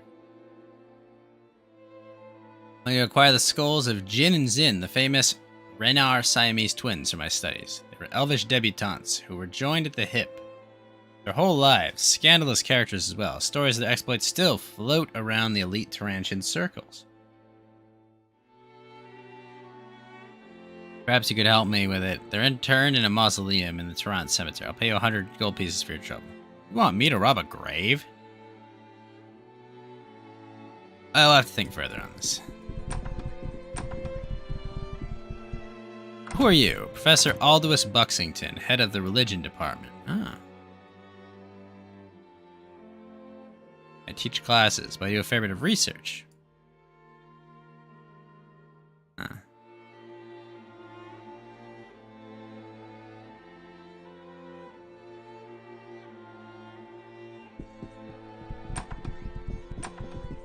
Where the hell is the cemetery, then?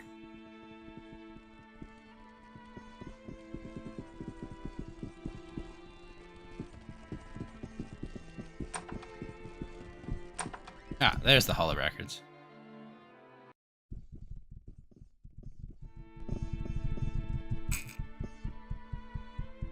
The Hall of Records. All manner of knowledge is kept upon these premises. Can you tell me how many years a census has been kept?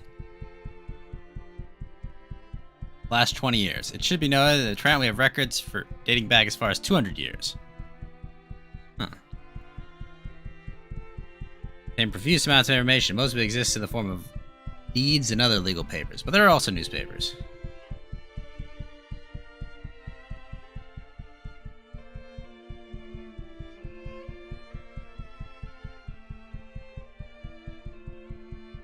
Everything from attention-grabbing headlines to obituaries in the past 120 years. Storage must be immense. Before the automated printing press came into being 30 years ago, newspapers were only created every month or two. May I know that? Renford A. Twilliger. There does not seem an individual by that name in Tehran. Would it be possible to check the records further back? 100, 200 years ago?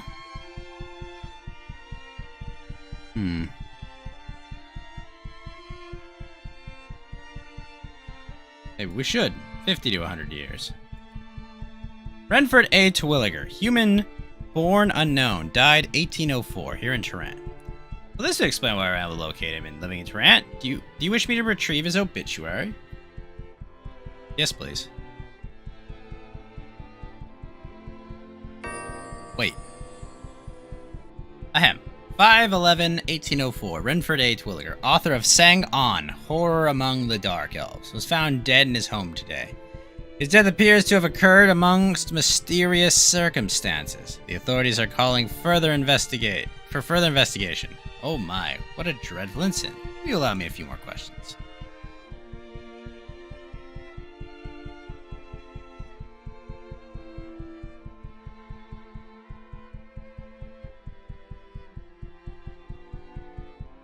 Well.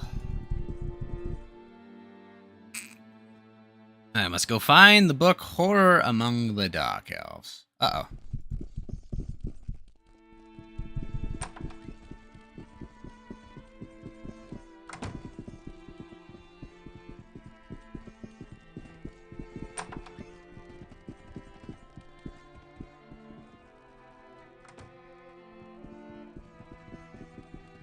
Well, boys, we're going to the library. You have Sang-Ong, Horror Among the Dark Elves. Sorry, membership. It's a myriad of books. How much is it? Lifetime membership is a mere $300 coin. It seems a bit high. 500 coins. But I find you order this. Here's payment. Thank you. Sounds spooky. Does the library have it? Do you know who the author would be? Renford A. Twilliger. I'm sorry, madam, but I was not able to find Sang On, Horror Among the Dark Elves. However, I did find another book that may be of interest to you. What book would that be? The Curse of Sang On appears to be a book about the one you were searching for. I think I have to do that.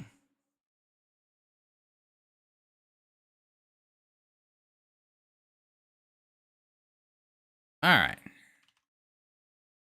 May I check it out? Thank you. I must be going now. Following pages. I, Kendrick Wales, will attempt to explain in the plainest words possible the mystery surrounding Renford A. Twilliger and his controversial work known as Horror Among the Dark Elves. Many of the stories I will present to you are both strange and frightening, but I give you my word as an author and a scholar, they are the truth. Decide yourself after the facts are presented, whether or not you dare to believe them.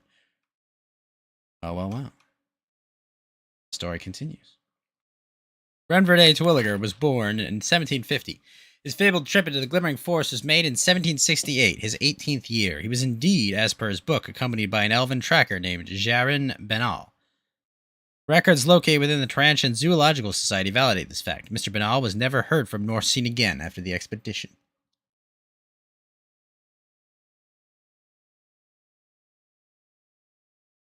What they'll think of our current science and Citrus Cub? Yeah, no, you're absolutely right about that, Earthworm Jim. It's gonna be very interesting, in even just 100 years, to see people look back and be like, "Wait, they gave people the shot? Are you kidding?" Like treating people with lithium. Yeah, no, you're absolutely right about that. But you might also be talking about some of the more soft science stuff that they did. They might be like, what insane theories they had back then. As for Mr. Twilliger's account of his adventures in the elven city of Kintara, or a supposed discovery of the mythical Sang-On, no one can be sure. Most scholars and collectors of literature assume that Mr. Twilliger's book is a work of fiction, and as such, fantastical literature. It was all the rage at the time. I might be inclined to agree, yet one must look upon the events following the publication of Horror Among the Dark Elves to see that he very well may have found something deep within the glimmering that was never ever meant to be found. There were very few copies of the book ever published. Records concerning the initial print run are scarce, but it is believed that no more than 100 were ever released to the public. 4 days after the book was shipped to Tarantian bookstores, the factory that printed it was burned to the ground. The owner, a Mr. Jeremiah Gomes, was found in his home, brutally murdered by an unknown assailant. The 4 bookstores that had purchased the volume for sale in Tarant suffered the same fate. Only 15 copies of the book were sold before the final store was destroyed. Those 15 copies became an immediate collector's item. Enormous sums of money were paid for the remaining volumes. After a few months, the books had fallen into various respected collections across Arcanum. Each and every one of the owners of the books began to complain of strange happenings once the book was in their possession. All of them told of the frightening noises and visions, shadowy figures following them. Wherever they went, unexplained illnesses and untimely deaths. Many attributed this to paranoia, a trite brand of sensationalism to create an even greater demand for the book. Unfortunately, their fears were all too justified. All of them were dead within 5 years of the initial publication, their volumes either stolen, burned, or disfigured beyond recognition. Indeed, they had suffered what came to be known as the Curse of Sangon. Mr. Terwilliger, strangely enough, lived a relatively long life, cursed in his own way, to witness the evil fruits of his labor. He saw himself as the cause of these horrors and wrote extensively of it within his memoirs. The following is an excerpt from him, only days before he died in his sleep. I will never forgive myself for what I have unleashed upon the world. Had I the courage, I would travel again to the glimmering and unleash holy vengeance upon those evil creatures that have plagued our fair land and peoples. Alas, I no longer have the strength nor power, and now there is only my own end that I pray for every day. Until just a few short months ago, it was thought that there were no remaining copies of the horror among the Dark Elves. After exhaustive investigation, I have found that this is not at all the case. The last known copy of the book, owned by the famed book collector, Mr. Philip Misk, was thought to have perished with its owner in a fire almost 50 years ago. Now, with new evidence presented by a reliable source, I have discovered that a Mr. Misk's son, Victor Misk of Caledon, still has the copy in his possession, and is hiding it for fear that the curse will again visit his family. I pray that the evil let loose, and the glimmering has finally been put to rest, and I pray Mr. Misk and his family avoid the fate that has befallen every other soul who has challenged the curse of Sangong. Well, okay. I mean, here's the thing. If you don't want to be affected by the curse, why did you just write in a widely published book exactly the person that the fuck... What an asshole.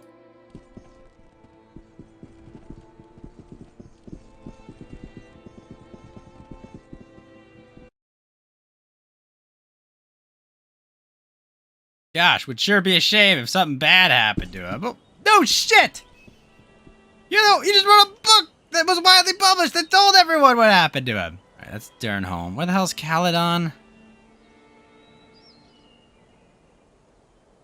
Oh my gosh, I don't remember where Caledon is. I feel like it's on the west coast.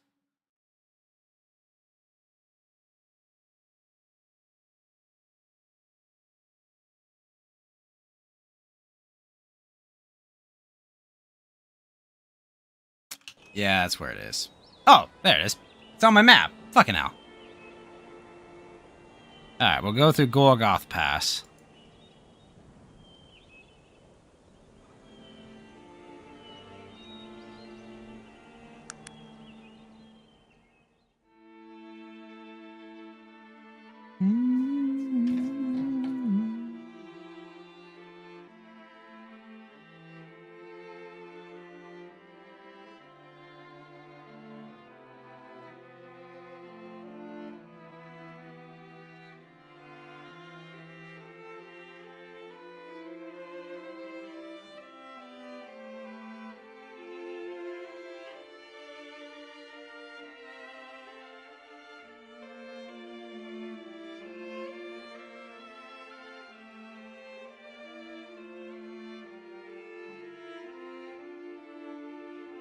I just hope there are people in the future that will see what we have done.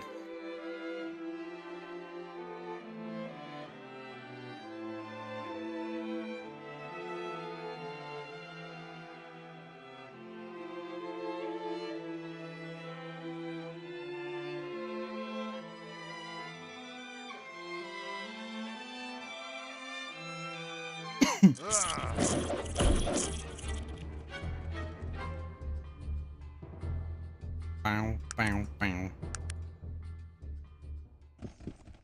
What is the mysterious location?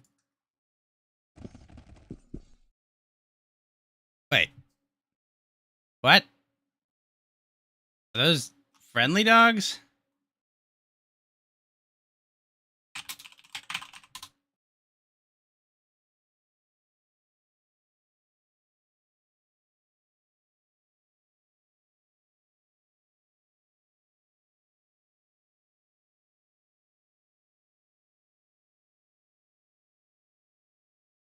Huh. Weird.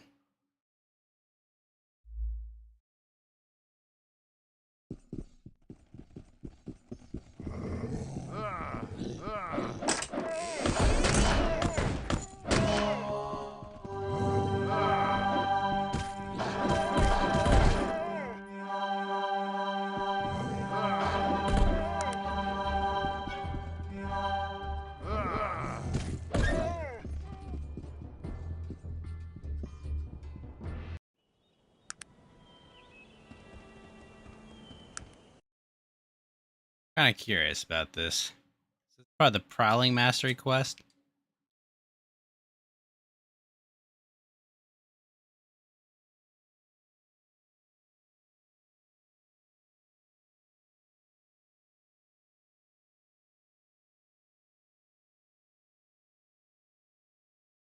Huh.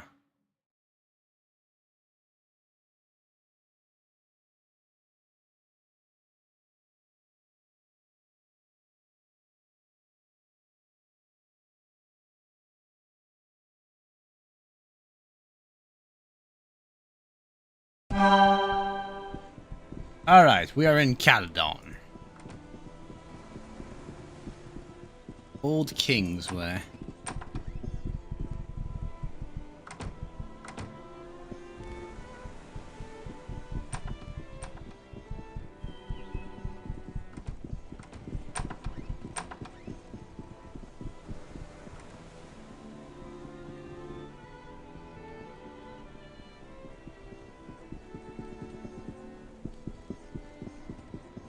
Mushrooming.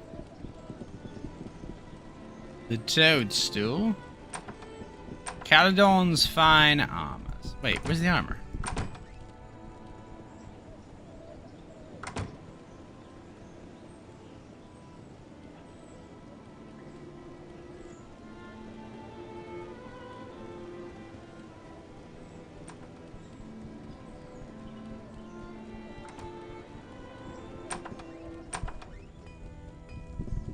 There's a dwarf here. Let us trade. You got dwarven plate mail. And a dwarven chainmail.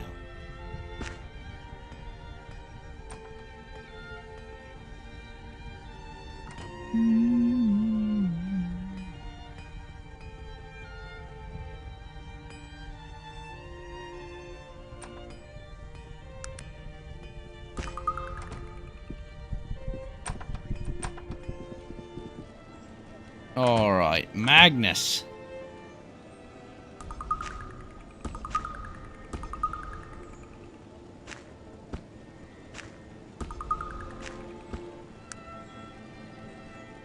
Why are you still using a metal pipe?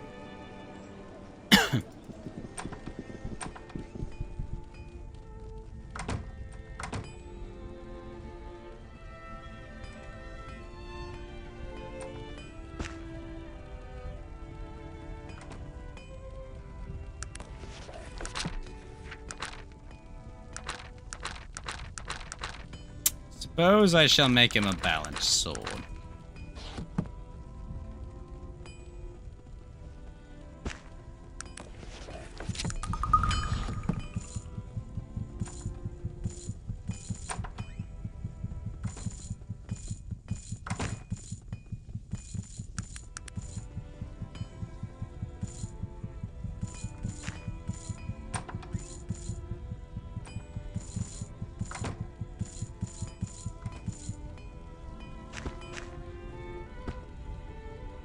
There we go. Oh, I need another charge ring? Really? I'm gonna go find some more capacitors. The Enchanted Panoply.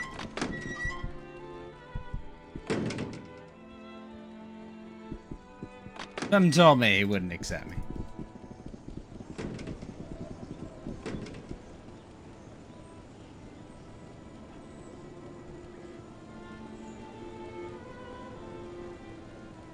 Ah, they're in the underground. Hidden away in the back room of the Sobbing Onion.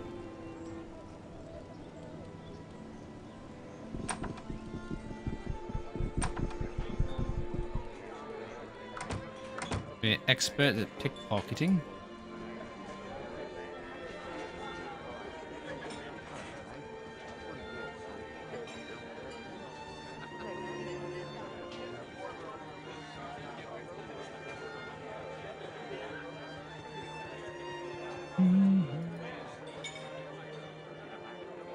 Rusty broadsword. A serrated chakram. Scroll of Resurrect.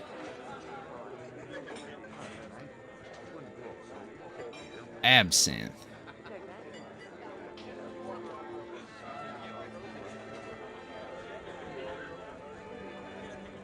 All the items here are kind of shit.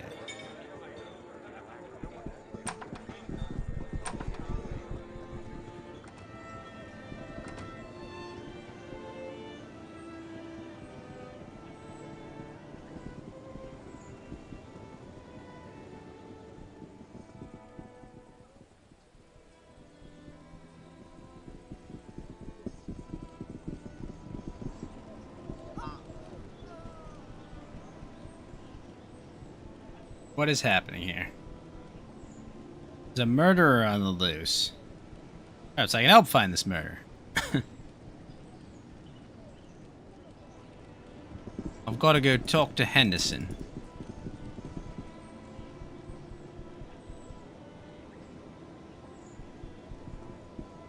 Move along, citizen.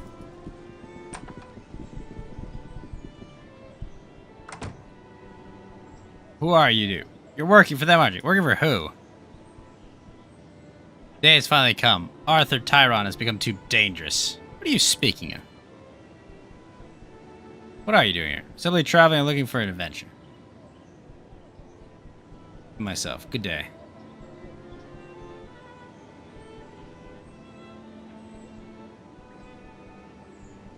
Yes, I am.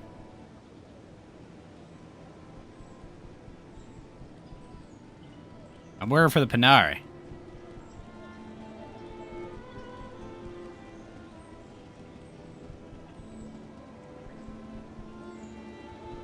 Hey! I don't understand why we're attacking. Well, that was not wise.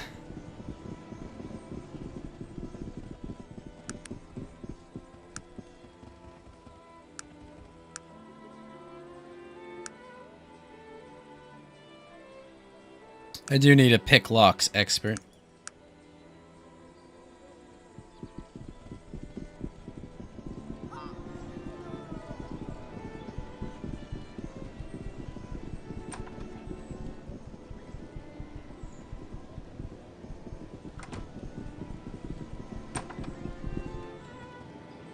Might I ask your name? My name is Adam Maxwell. Who are you? I'm Tama. Old seaport at the southern tip of the continent. Quite a long voyage from what I hear. You're most generous.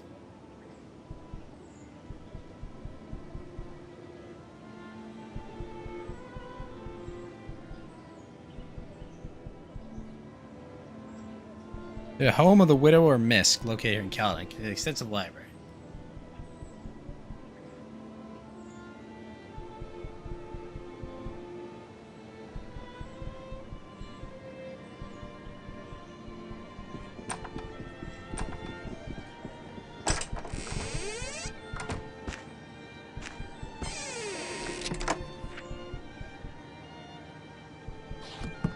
Endorsed is the payment we agreed upon.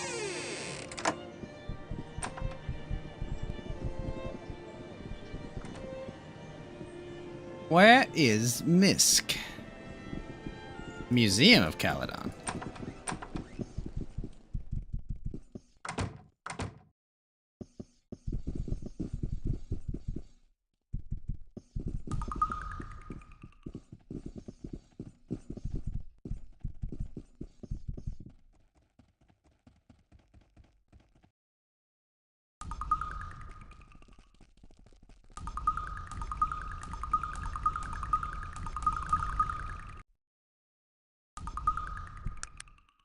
Alright, critical success at pick locks.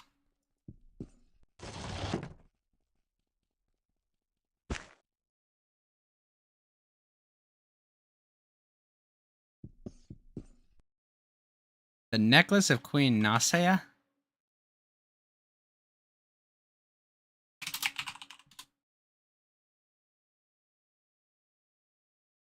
Magical is the problem.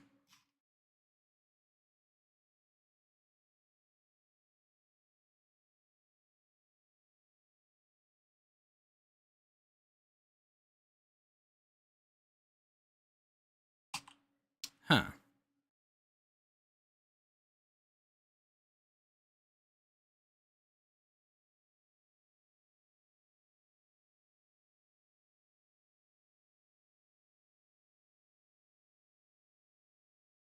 Oh.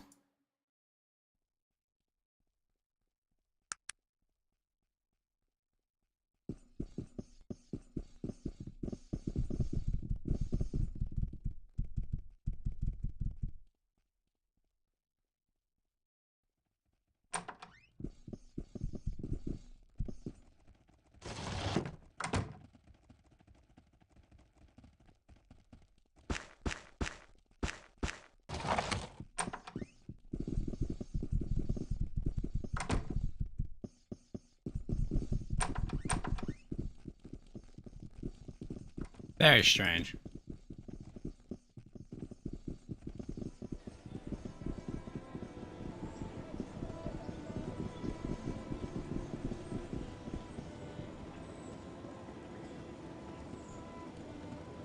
Grey Wolf Terrace near Rosemary's shop. Thank you.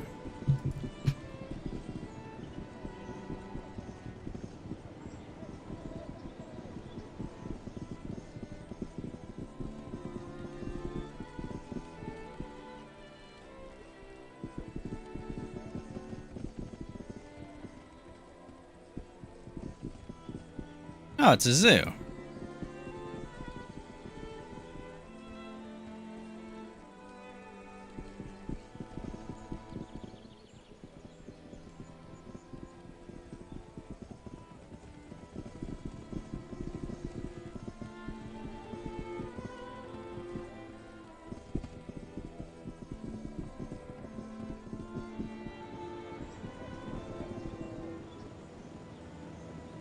So by Rosemary's shop. I think that's the general store or the apothecary.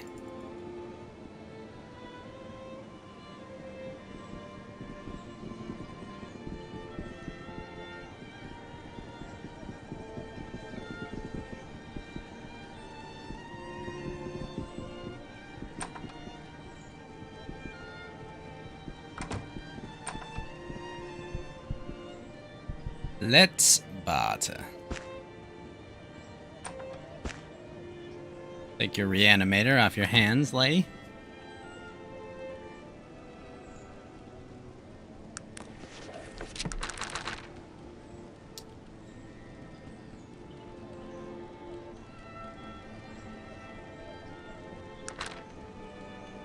The fatigue limiter.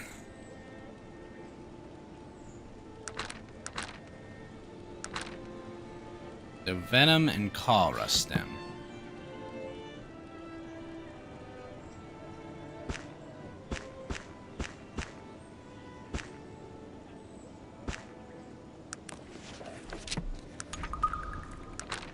If I good to hold on to that.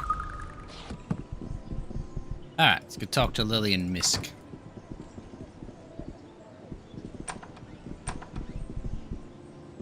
Might I ask who you are? Wesley Carrington, the butler here at the Misk household. Where can I find Mr. Victor Misk? Oh, I see. Perhaps you ought to speak to Miss Misk. She's in the parlor. I'll do that. Thank you, Wesley. Pleasure, madam. Might I ask who you are? A youngish woman before you is dressed in a dark blue gown, with a small hat and veil. She is strikingly beautiful. Her hair is the deep shade of amber, her eyes ice blue, but a little swollen. You surmise she's been crying. I'm Lillian Misk, wife of the late Victor Misk. Oh. Oh dear. The late Mr. Misk? He's dead? Yes, he's just recently passed. We put him in the ground not 4 days ago. I'm sorry for your loss, madam. Have you a moment? What happened? He drowned. I found him down by the docks, washed upon the shore. We hadn't seen him for days, but he had been that way for the past few months. What do you mean, that way? Became unbalanced. Began having delusions, frequent anxiety attacks.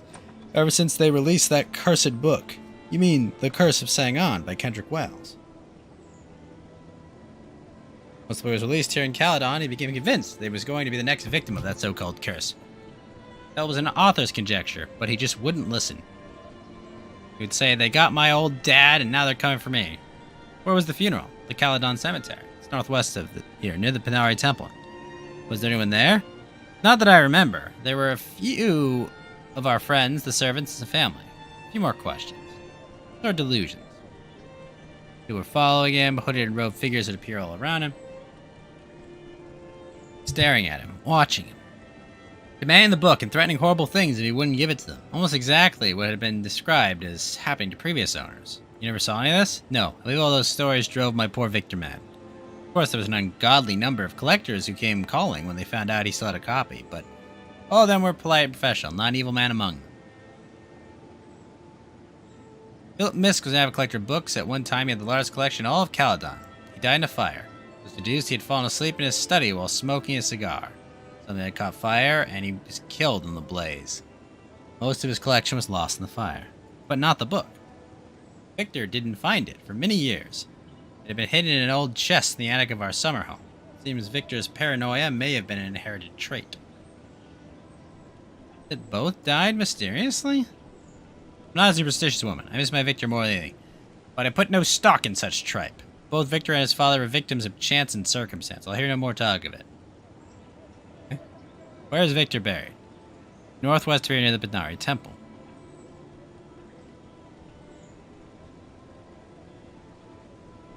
Do you still have a copy? No, up until 2 weeks, Victor carried it on his person all the time. Then one day he came home and told us he had hidden it. Somewhere that only he and his dad would know.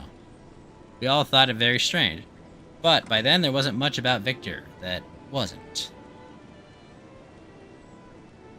How did it get out that Victor still owned a copy? I don't know. We had kept it secret for so very long.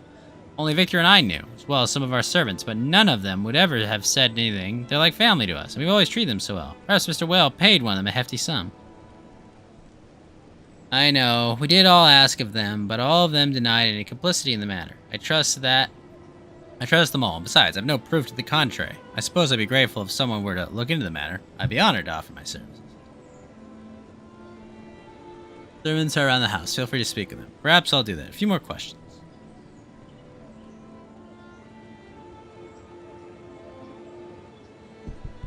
Alright, half-orc. I am Brenda, the maid. A thick orcish accent. May I ask you questions? Some questions. Why you ask about bad book? That book drive Mr. Misk to his death. I no want talk about it. I am investigating the matter for Miss Misk. Oh, what do you want to know, madam? Do you know how Mr. Wales found out? No, I know nothing about that. I mean, I love Mr. and Mrs. Misk. I never do anything to hurt them. I seem awfully defensive about it, Brenda. Leave me alone. I want to talk about more. I'm sure we'll be seeing one another again, Brenda. Good day.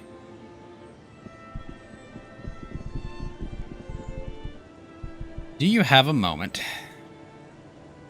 You mean the curse of Sang-On? That rubbish? I'm surprised you have the audacity to mention it. Name of it in this house, especially knowing what it did to Mr. Misk. Forgive me, but I'm looking into the matter. Are you insinuating it might have something to do with that, madam? Let me tell you about Elmer Burbottom, Wesley. What? How do you... His face then goes hard. Have you been going through my personal belongings? Madam, will I be forced to call on the authorities? Just answer the question. Who is he? No, madam. If I ever find out you've been going through my things again, I will call the Royal Guard and have you run through on the spot. Now sure we'll be seeing each other again.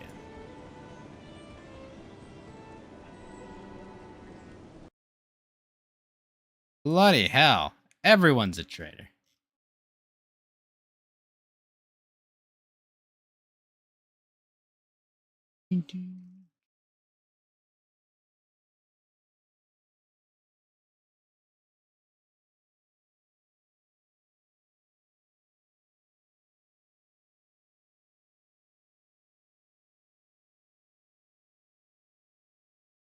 Client is address 14 Trellis Way in Ashbury.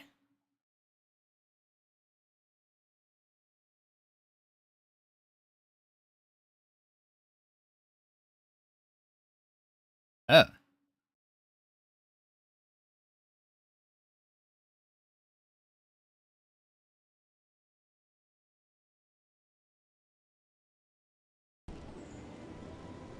Good day to you, madam. Alright, so I gotta go to Ashbury.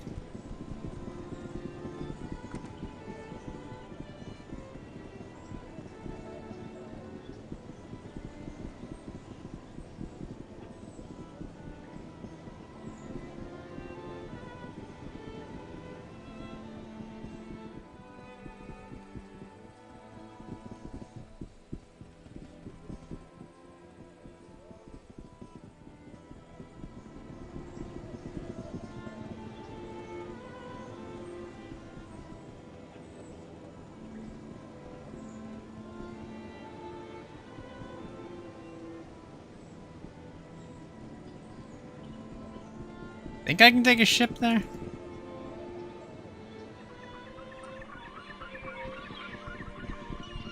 Captain!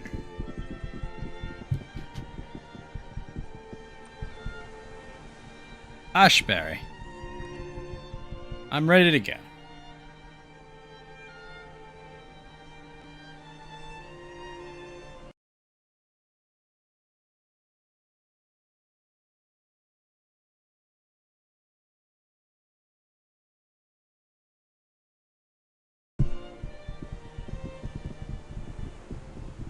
"14 Trellis Way, eh?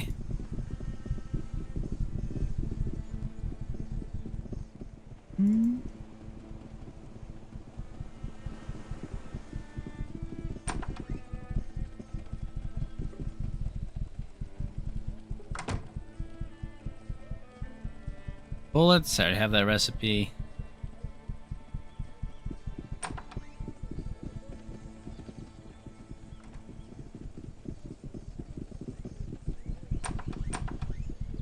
Fine clothing and accoutrement.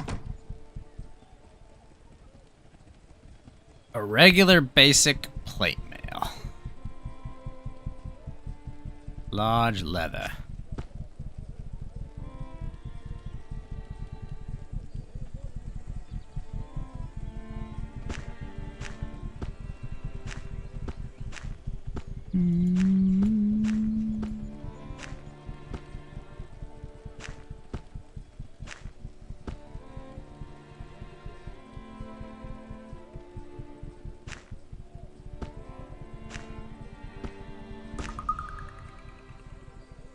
Chukka.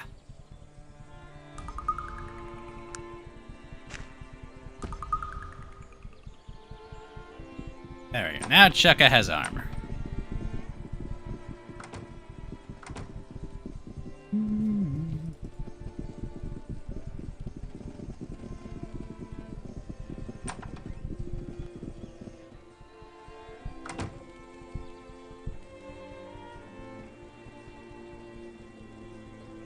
What do you study, sir? I have my reasons. Who was it?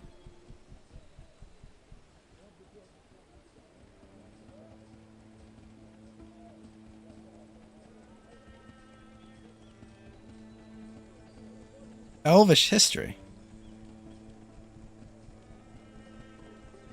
Recommend you don't ask too many questions about it. Bad things happen to those people.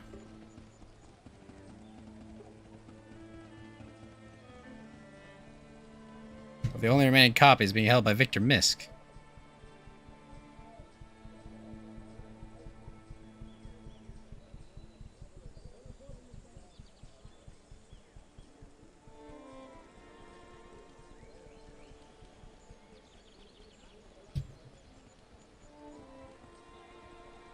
I will not, madam. Do your worst.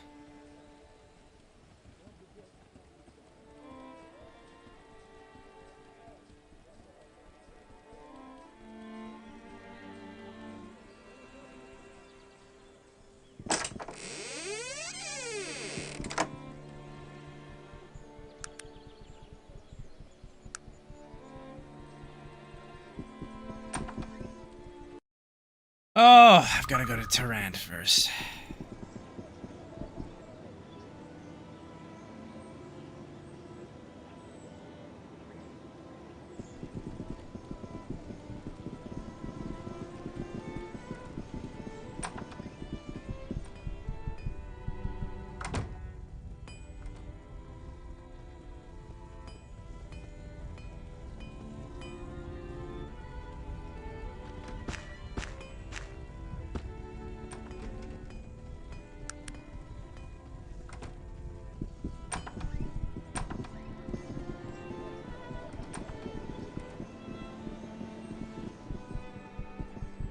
This music is great. The game does have very good ambiance. Wait, what's wrong with elves?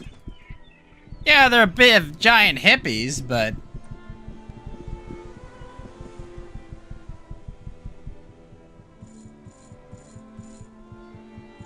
Oh god, he charges me for the dog? You bastard.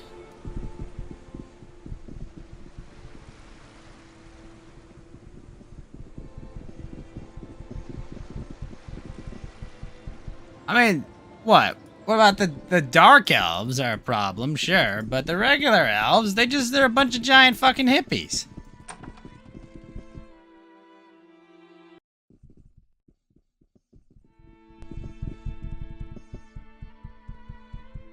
Elmer Bourbon. An Ashbury, 14 Trellis Way. Thank you, ma'am.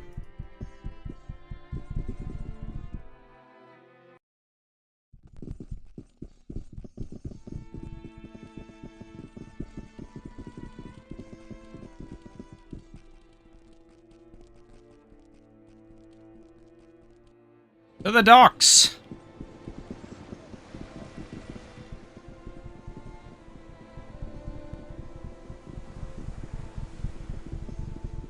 Alright, take me back to Caledon, you ripoff.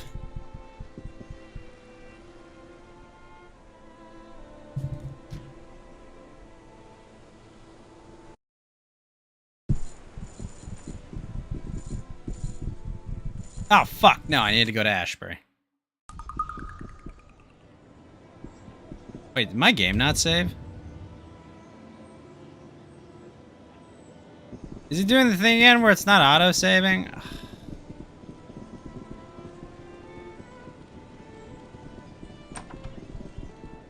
That would really fucking suck.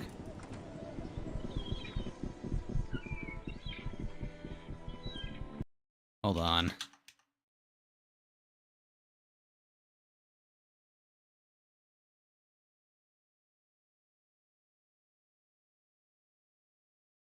In this room.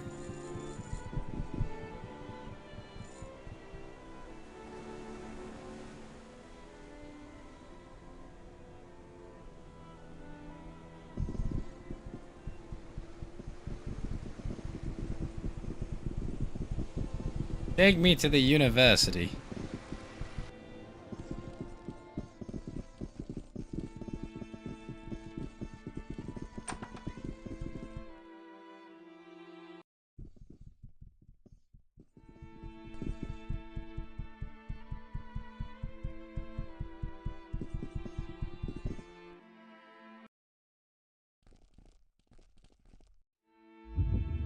Okay. That's working. To the docks!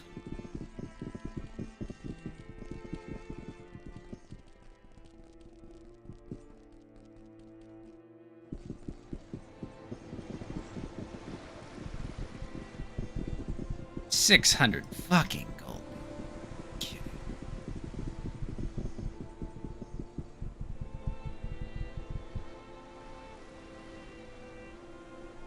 Teleport spells are so much better than this, Tony.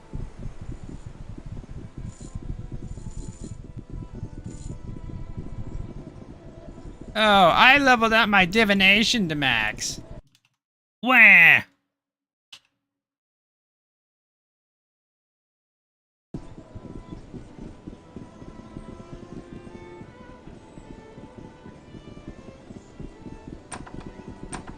Oh, wait, I gotta go to Ashbury first. Bloody hell.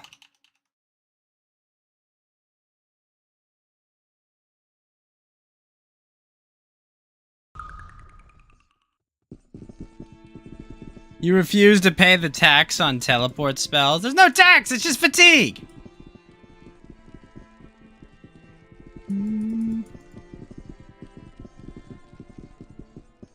It just makes you tired.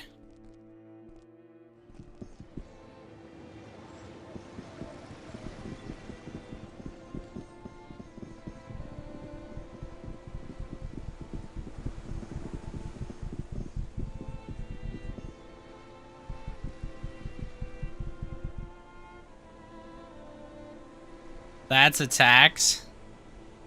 No, not relative to anything else.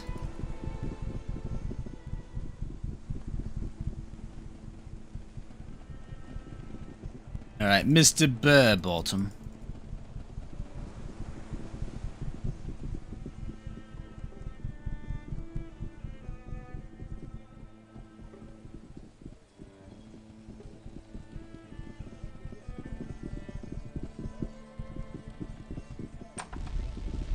Whoa!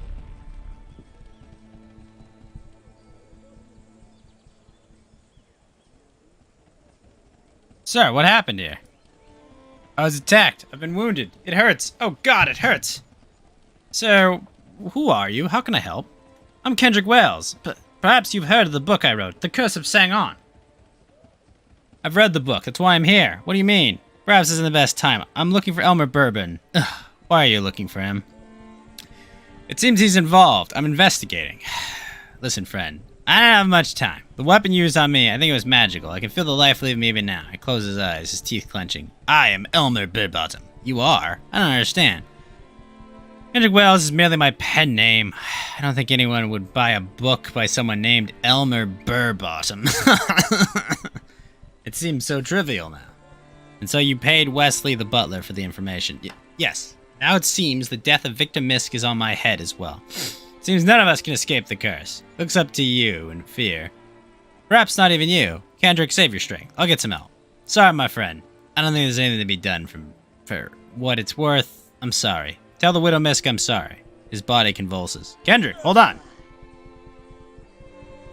Well, sorry, Kendrick. Yeah, efficient assassin. You only had boots? You useless fucking gnome!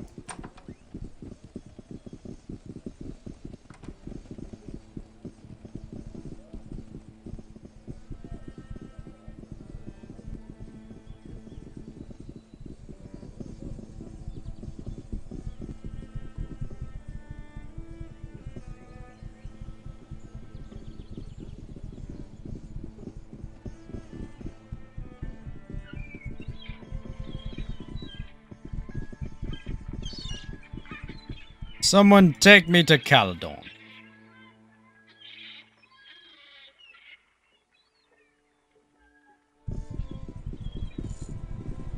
I must tell Lady Misk. The truth.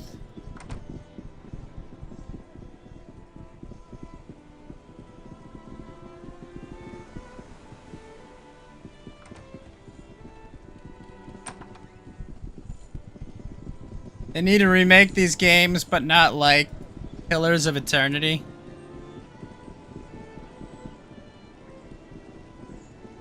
I mean, honestly, like, I would just be happy with just new, you know, like, new character models and backgrounds. Dead? Very sorry for your loss, ma'am. Have you a moment?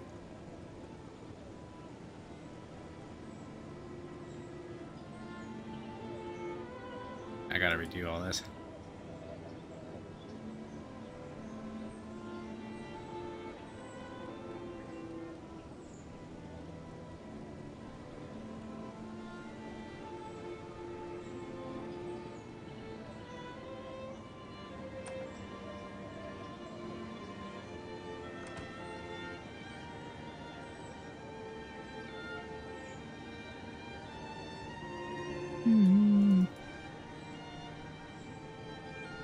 I found out who sold the information about Victor. The butler did it. Do a cyberpunk-like isometric? There's great sadness. Well, I suppose you just never know about people, even the ones close to you. Perhaps there was some justice.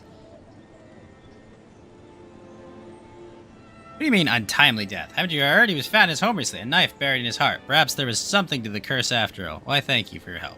My pleasure.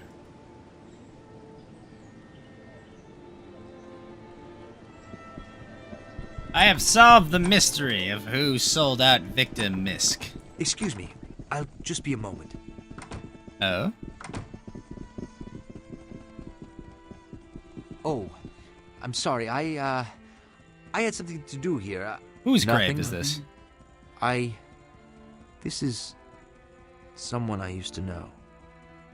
Many Really? years ago. I just thought I should stop by and pay my respects. Lawrence was my friend. We grew up together. In Tarant, actually. Our families moved to Caledon when we were older. Huh. He died in an accident. Terrible accident. Oh no. What happened? I don't want to talk about it. Please, let's just be on our way. I'm sorry, well, forget it. Perhaps tell another me. time. Damn it, Virgil. Died in 1884.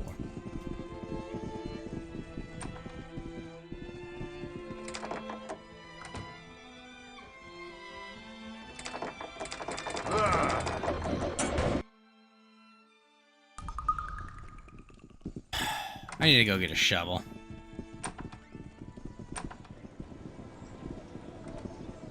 Who the hell sells a shovel, though?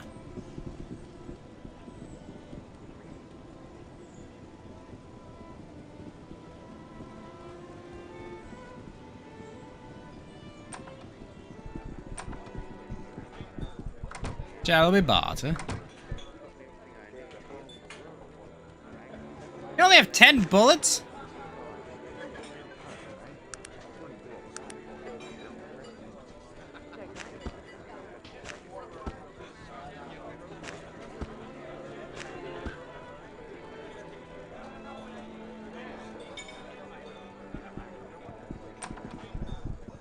Absolutely useless.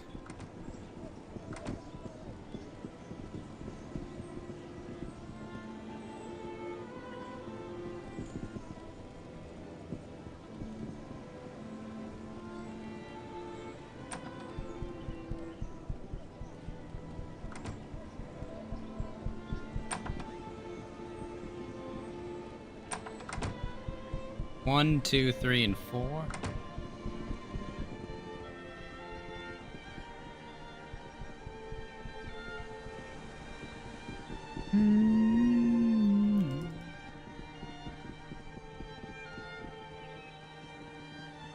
Wow, a lot of bunnies here.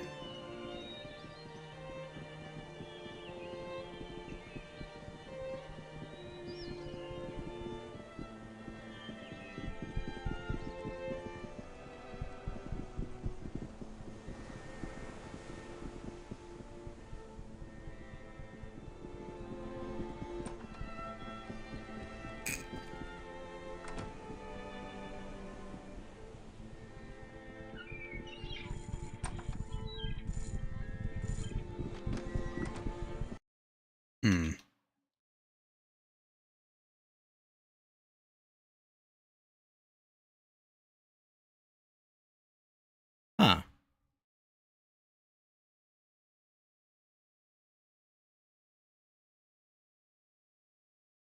Need a shovel? Bingham Schulfest, the dwarf standing at the entrance of the cemetery. Ugh.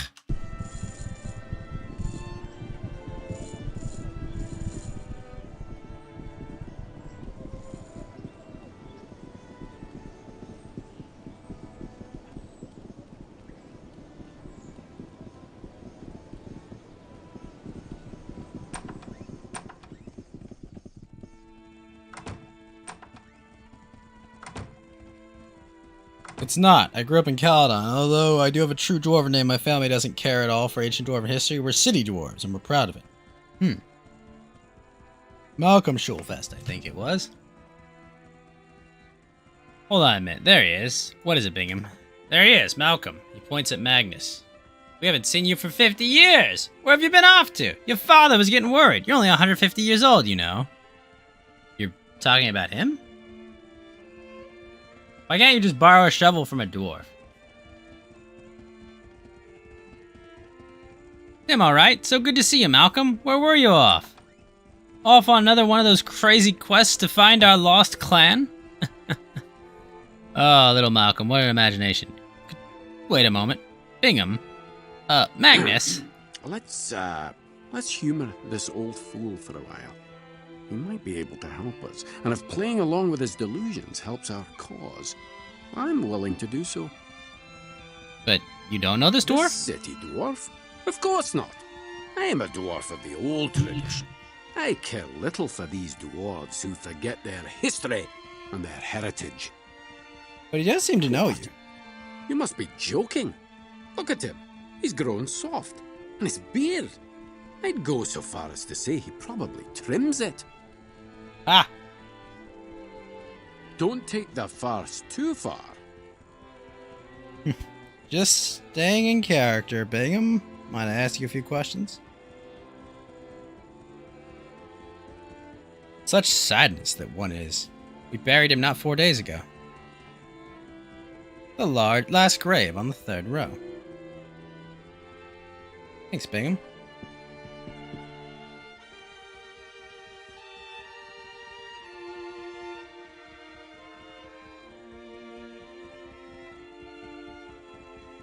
I've been working here for 80 years, and I've seen a lot of bodies come and go.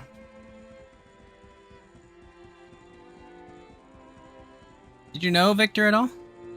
Crazier than a 3-legged chicken in those last few months. Why do you think he wanted to do that?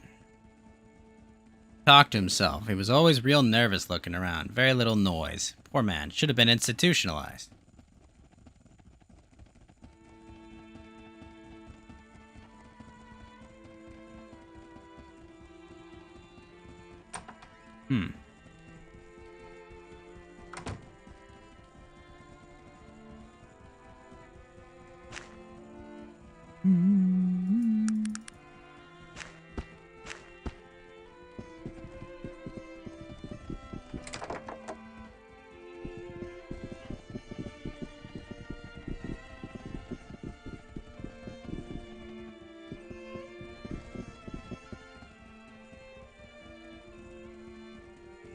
And your help digging up old Victor Misk.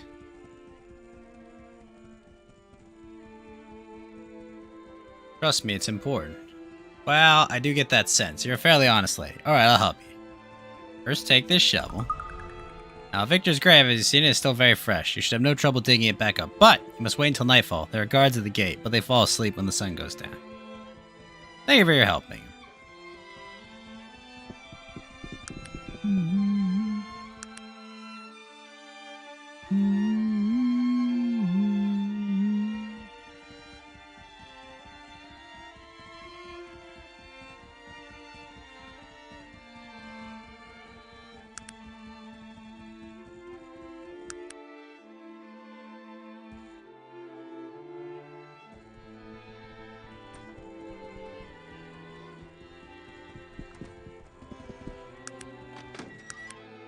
Sun is down.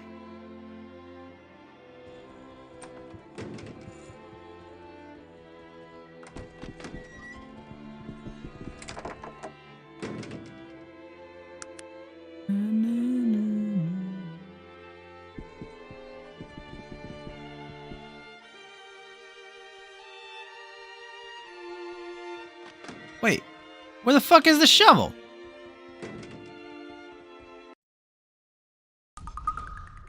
Are you kidding? I just had it.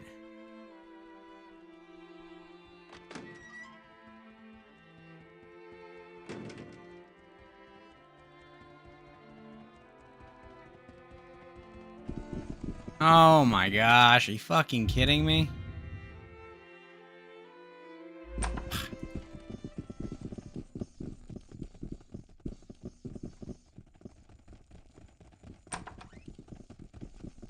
He literally glitched out the fucking shovel.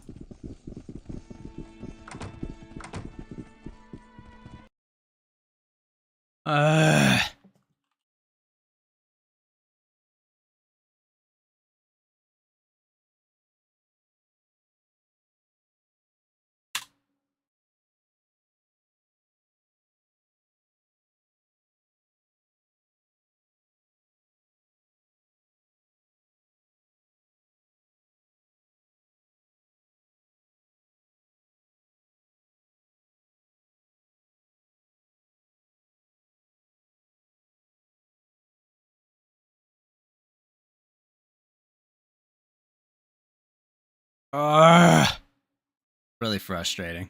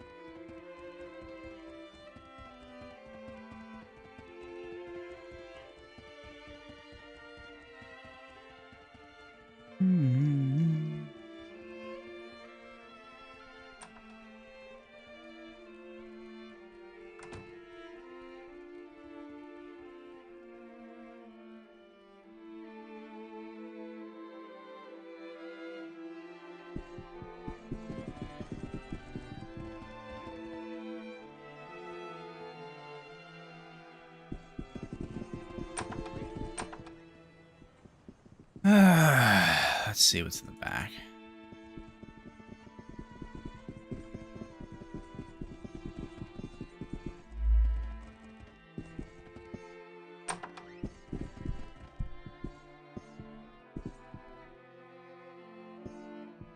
There's nothing in there?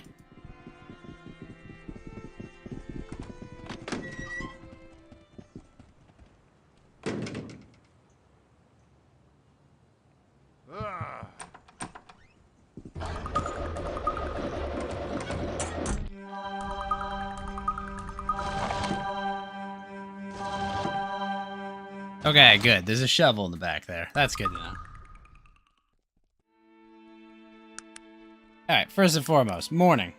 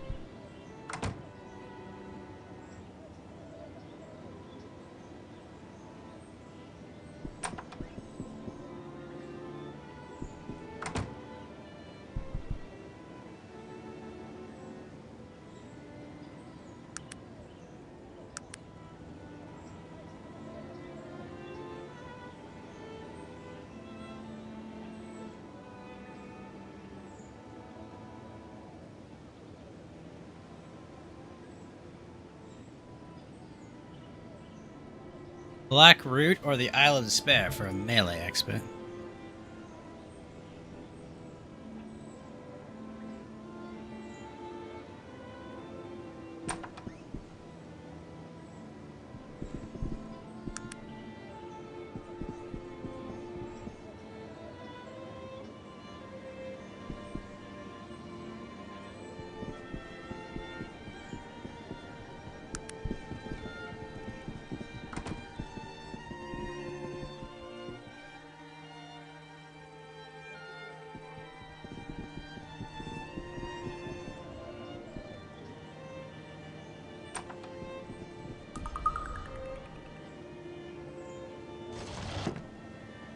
Damn it.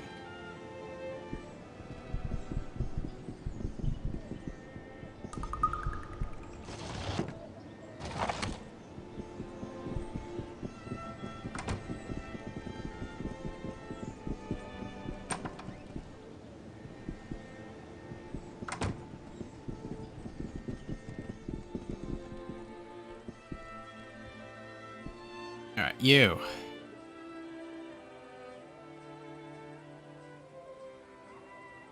How can I Back help up, you? wait.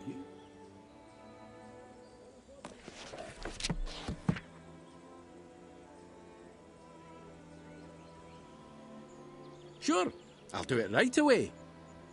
It is done.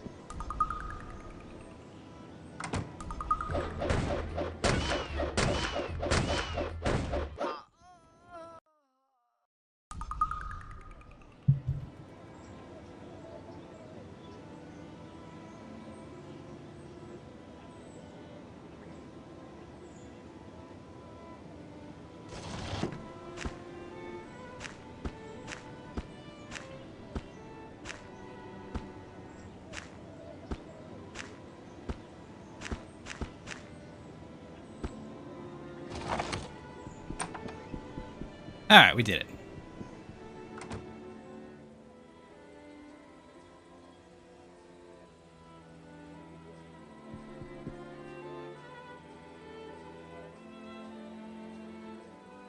What is it that you want? I'm ready to get going when... How can I help? It's about...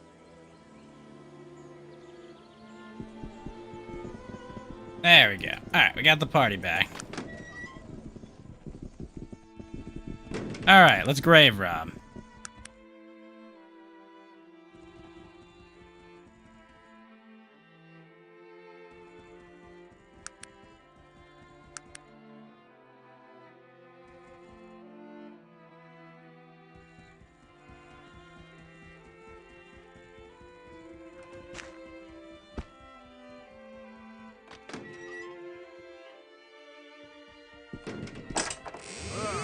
Fuck.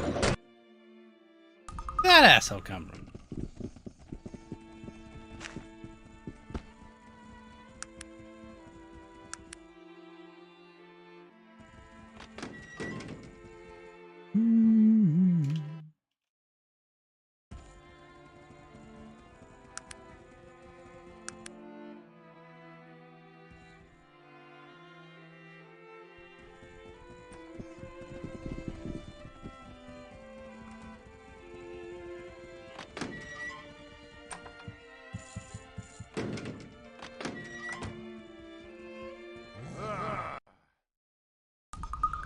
Oh, go through the fucking door.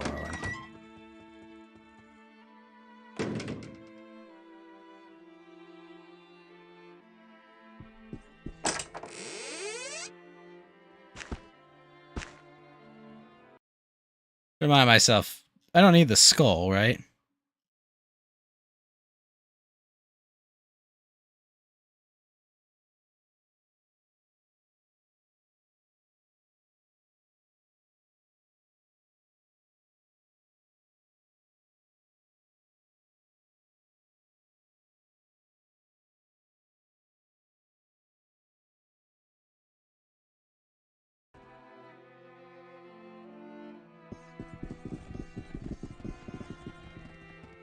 Binding on this book is most obviously a fake.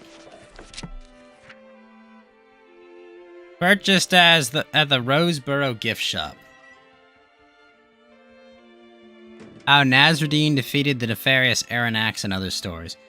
Gather around, dear children, to hear the tale of how Nasruddin defeated the nefarious Aranax, child of darkness, many years ago, before the oldest of... Ghost, do you chug energy and play video games, or chill and watch Ghostler TV? Chill and watch Ghostler TV, whoever Ghostler is.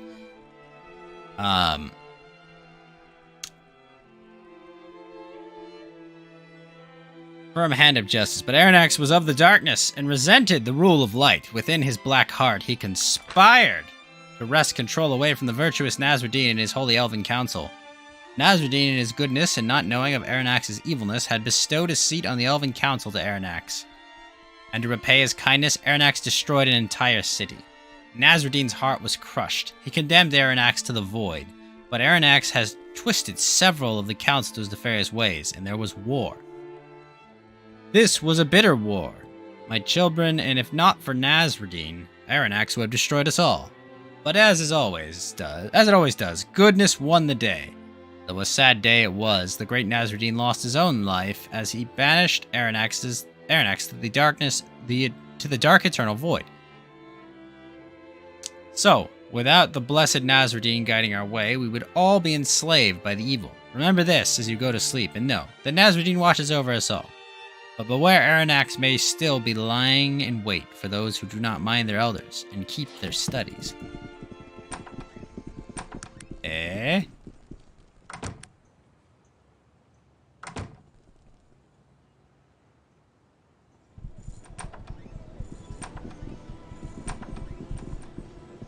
Have you a moment? I've only been there once. Victor and I traveled there once to visit the grave of his father. I've never been there since. Small town, rather boring. Here, I'll show you. Thank you for your help, madam. To Roseboro.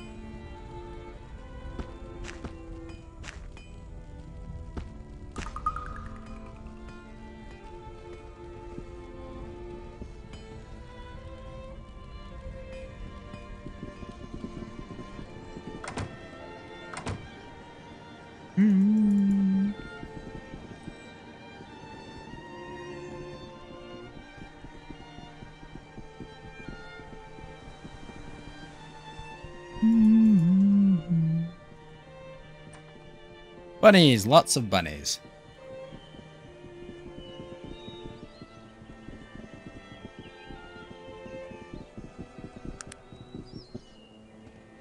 Ah, Roseboro, up here. How you doing, Ghost Rick MX? Ugh, fucking Malokian handers. What is it that you want of me?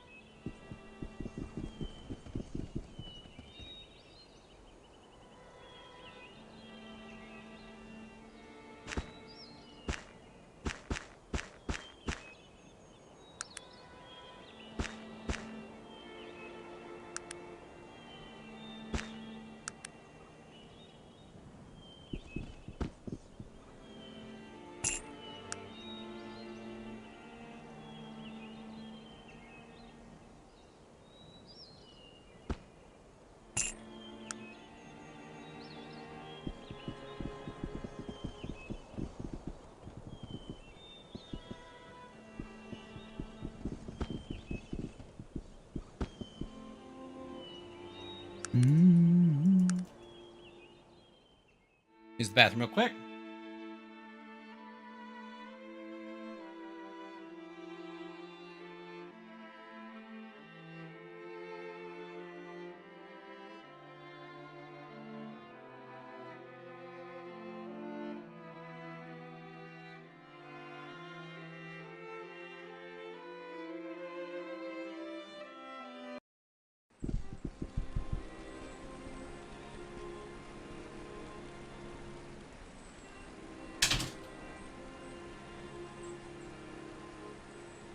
Ah, Roseborough.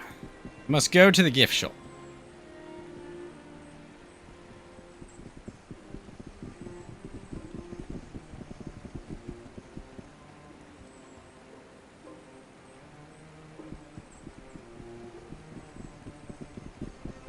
Huh. Very cool statue.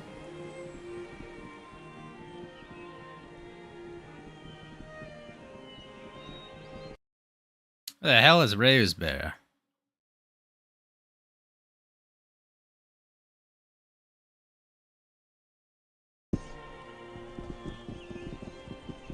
The gift shop. Typical gnomes. Shall we barter? What about Victor Misk? An object of value. Thank you for your time.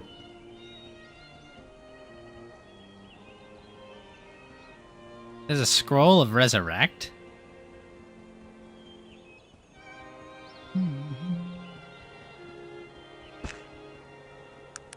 Now we're talking. Dwarven snuff. May I ask you a question?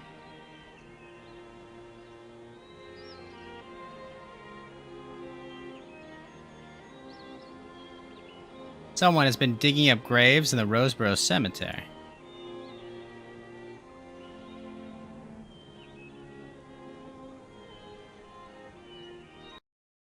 Fascinating.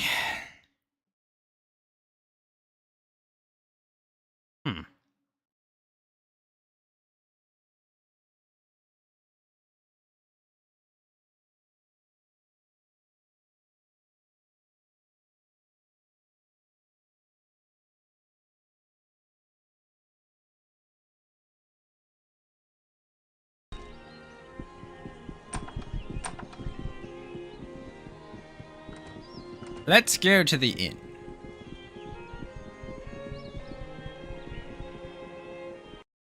Wait, that's the inn? Oh geez, that giant building is the inn. The hell?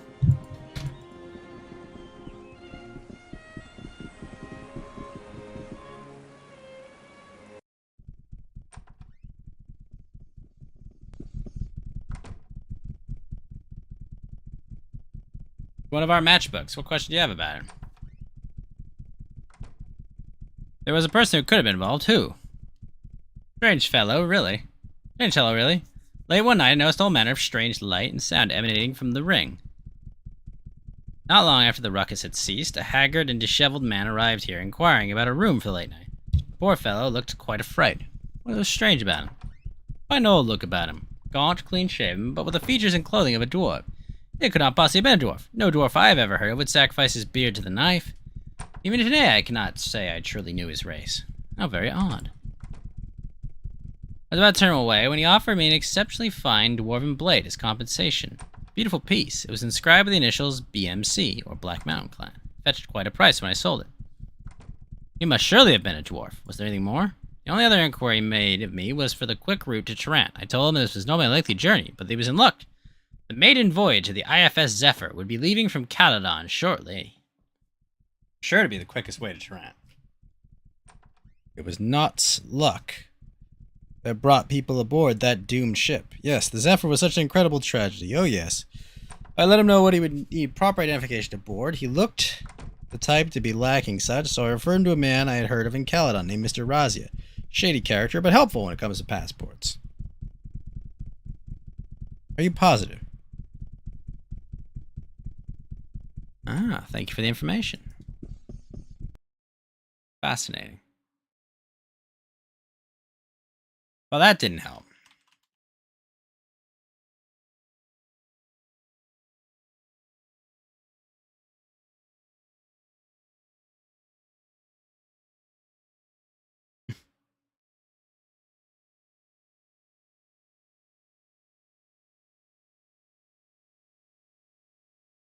Wait.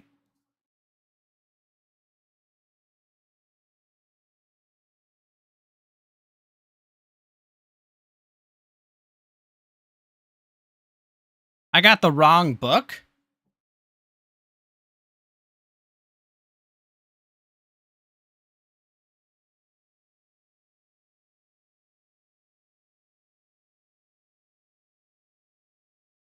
Found the dying gnome will... Okay.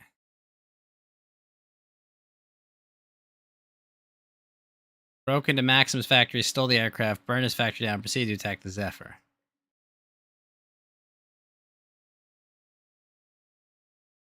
Find the grave of Victor Misk's father. Ah!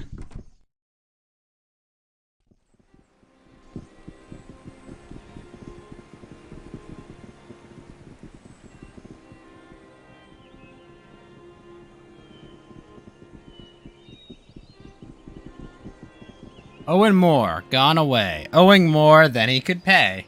Oh, I love these. Here lies Simon Magus, thought himself a prophet. He predicted everything except of his own death. Here lies the remains of Michel Gardner. A rogue he was. Such was his essence, but death he couldn't cheat, no matter how he try. Be merciful for him and let him fly. Here lies old Jack, was angry. He liked devil from sea, but not meaner than what killed him. Here lies Mick Foster. Sometimes a bow is faster than a revolver. Step softly, a dream lies here. Here lies Ibrahim Abdulhafiz. Abdulhafiz's shell. Wanted to be the hero, but choked on a fishbone. Carrie McGee. Old man McGee wanted to marry, so the devil sent him Carrie. Do not grieve the death. Do not grieve the death. Do not get up from the grave. Precious love, precious one. We will meet again to be as one. Here lies Deveron Burke. It is said he's fond of alchemy. Now he does not change the order of things. Here lies Johnny Yeast. Pardon me for not rising. Gravestone here lies Philip Misk.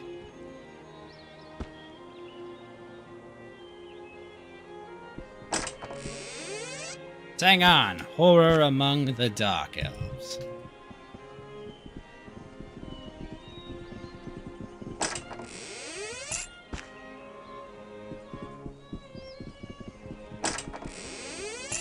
I just feel buried with a lot of money.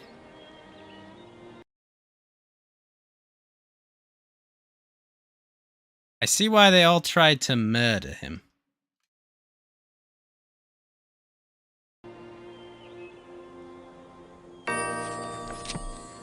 Ah, there it is. I dedicate this to my dearest Raven. I would gladly face again these horrors and 1,000 others for only another moment with you.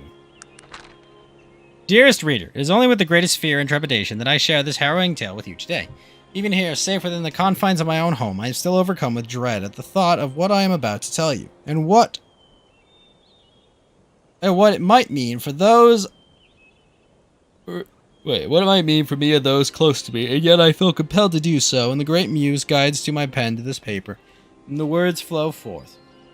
From the darkest regions of my heart and mind, where they have stayed well hidden until this very evening, I beg of you, give ear to my confession, and if it pleases you, take this tale. From the return, only your belief and trust. What are you about to hear is only and nothing but the truth. As you hear, is only and nothing but the truth. My name is Renfred A. Terwilliger, born out of the outlying regions of Ashbury, not far from the lair of Bellaragrim, where they found the bones of the great dragon. My childhood was a bright one, full of happiness and light, and my parents gave to me all that a child might need. I was schooled both practically and excellently, and when my 18th year came round, I was accepted into Durant University and ultimately found my way into the Transient Zoological Society. Archaeology was first love, but my first assignment with the society was the Cultural Anthropology Department. It was somewhat of a farce, but the society had been given an enormous grant by one of Durant's leading philanthropists for a very specific purpose. That purpose was to confirm the existence of the Dark Elves. Every man, woman, and child in Arcanum has been raised on ghost stories and bedtime tales of these strange people, known only as the Dark Elves. To the anthropologists, they are the proverbial oasis in the desert. Proof of their existence has always literally disappeared into the air. No man has ever set eyes upon them. Not one shred of physical evidence had ever been found to establish that they were real. Myths and legends were plentiful, but for the The itinerant scientist. These mean less than nothing. What these mean... Wait, what was needed was undeniable evidence, and I set out on an adventure with determination and confidence in my ability to bring forth just that. Had I known what lay ahead, I would have forsworn both anthropology and philanthropy and returned to work as a day laborer in the Ashbury shipyards. Better the backbreaking work than the nightmare I face every night. Before leaving Turan, I employed the services of a certain Jar N. Ben-Al, an elven tracker who was recommended to me by the noble Mr. Quentin Payne, famed explorer and gentleman in every sense of the word. Jar N. Ben-Al had been born in the Glimmering Forest, and it was said there wasn't a more knowledgeable man about the deep elven groves, this side of the Stonewall Mountains. His fees were a little less than reasonable, but I had been given enormous liberty in spending the allotted funds, and it was in my honest opinion that Mr. Ben-Al was crucial to the success of the mission. I couldn't have been more correct. Within weeks, we were well within the deepest and yet uncharted regions of the Western Glimmering. Never once did the unflappable Mr. Ben-Al look to his compass or consult a map. Occasionally, he would stand for a moment within a clearing beneath a great tree, head cocked, eyes closed, but aside from these infrequent moments of meditation, it was all we could do. It was all we could do to keep up with him. Upon the 42nd day of our journey, we came to a great meadow, seemingly alive with the multitudes of birds and butterflies that flew above it. Crossing the fragrant and lively field was one of the most vivid moments I'd ever experienced. On the journey so far, I was so enthralled by the scene and around me that I almost missed the most spectacular vision given to the mortal eyes of man. Kintara, the great elven tree city, lay within the towering trees at the end of the clearing, hanging like a cut jewel in the crown of a king. The mother tree, almost 400 feet tall, housed the intricately carved Hall of Truth, which shone white and smooth in the noonday sun. Impossibly thin walkways wove in and out of the boughs of the great trees, not taking away from the natural beauty, but adding to it, as if the city were merely a convenient and beautiful tangle of leaves and branches tattooed with the flowing jewel runes and symbols in the ancient elven tongue, and among them the grace and lithe form of the elves, singing their beautiful songs and looking down upon the ragtag group of men with curiosity and amusement. Of Kintara, I can only say this. The month I spent there was the best of my entire life. I learned much less about the Dark Elves than I would have liked, almost nothing at all, really, but the moments I spent there were strange and wonderful and breathtaking, and I will not do them a disservice by attempting to put them into words. Suffice to say that I learned there as a young man what often takes others a lifetime, and to my teachers I give heartfelt thanks and the warmest greetings. There's not a day that goes by I don't think of you. We left the trees of Kintara with little more than faint whispers about the Dark Elves and where they might be found. The elves of Kintara were reluctant to speak of them, and they begged us to forget such foolishness and go home to Turan. I, of course, would hear no such talk, and traveled on north. At the time, Mr. Ben-Al believed he had uncovered a clue to their whereabouts during his investigation while in Kintara. And he had discovered a name, Sang-On, home of the Dark Elves. We traveled for 17 more days, exhausting our supplies and sending most of the party back to Turan. The forest had become thick and more brambly, and it seemed that many of the trees were adorned with thorns, and some more than a foot long. Another week, and it was only Mr. Ben-Al and myself. We agreed to return before the first of the month, if we failed to find any further evidence of the Dark Elves' existence. That gave us 6 days to find Sang-On, and we pressed on, despite our anxiety and fatigue. On the day before we had planned to return, the weather took a vicious turn. From out of the north came dark thunderheads, and lightning flew down from the sky like barbed lances of white fire. It began to rain, and we found an uneasy shelter beneath the massive roots of one of the great trees, which seemed poised over us like a giant and grotesquely gnarled hand. I was shivering, and not altogether from the cold and rain. Weird shadows played against the trunks of the trees as the storm strengthened and the lightning became more frequent. Thunder tore the sky above our heads. I looked at Mr. Ben-Al, and for the first time since we left Turan, I saw fear reflected in his eyes. I can't say when I first became aware of them, but one moment, while looking out through the rain, I began to notice the shadows that stayed even after the lightning had subsided. Those shadows became phantoms, the phantoms something worse. They were stock still, tall and wiry, ghostly faces, the color of ivory. With eyes of the blackest night, their hair hung in the limp strands against their foreheads and cheeks. They stood unblinking and oblivious to the storm and its ragings. Ben-Al screamed something to my right and then was pulled bodily from our shelter to the roots above. He screamed once more, and then was silence. I never heard from him nor saw him again.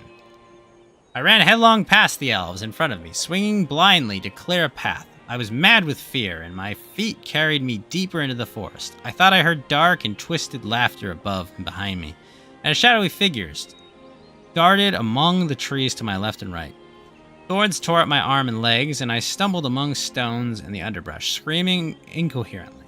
More than once, great elven arrows sunk into the trees around me, grazing my skin as they flew by.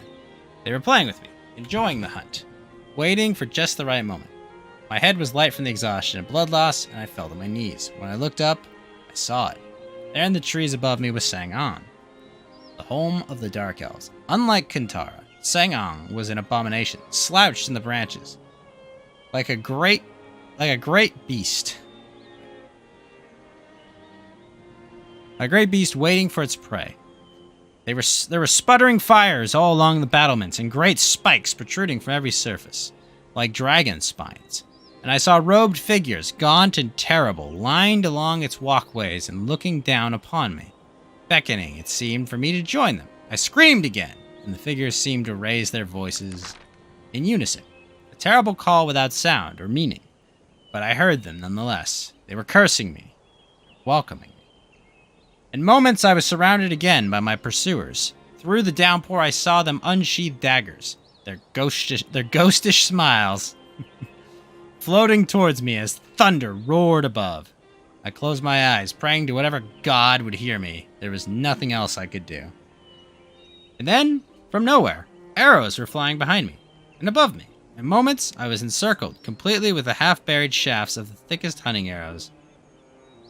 The dark elves around me whirled to and fro in confusion. One pulled his bow from his back and notched an arrow in one flowing movement, but was shot through the heart before he'd raised it past his shoulder. He fell silently, unbelieving.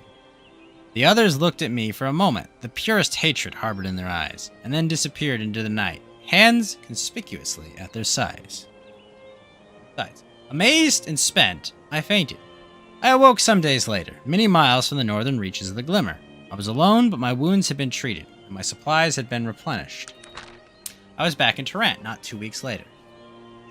I never met my rescuers, but I can guess who they were and where they were from. I thank them if they are reading this. Without their aid, I surely would have died there in the shadow of Sang-On. And so, dear friend, again, I beg of you to believe these words, and the man who has told them to you. I do so only to share this burden with others to gain comfort. I, among those of my kind, at the very least, let these words stand as a warning to you. Often evil is a tangible thing, and sometimes it is a people and place such as the Dark Elves, and such as the hell that is called their home. I have never returned to the Glimmering Forest, and I pray that I never do. Some things are better left alone. Oh, fun. Now for a long trip back to Kintara to talk to Raven.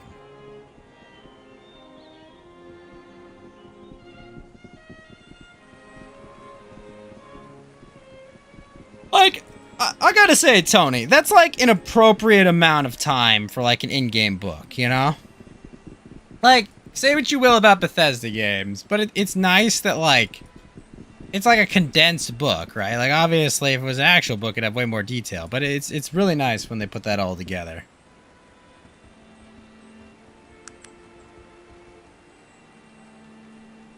Make for Golgoth Pass, make for Harden Pass.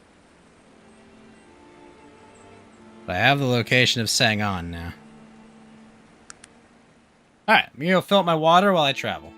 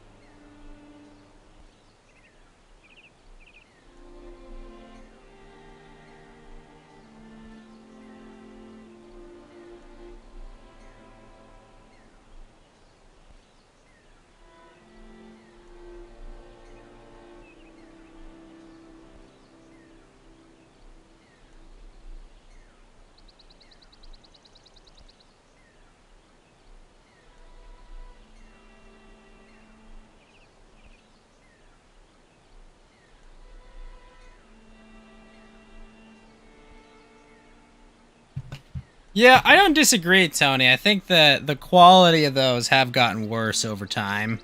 You know, as far as the Elder Scrolls series go. Like, they're not terrible, but it's just like it has certainly declined quite a bit. The quality of the books, you know.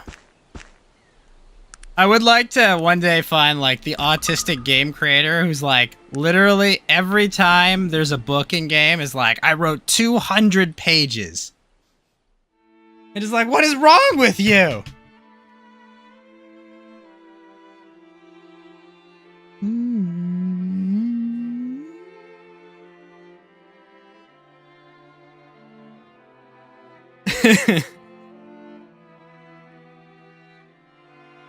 I mean, who could forget such amazing seminal works as The Lusty Argonian Maid?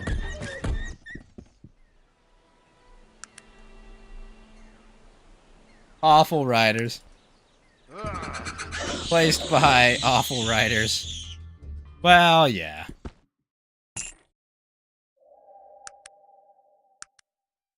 Seminal works of scaly fiction, such as The Lusty Argonian Maid. Seriously? Another one of you guys?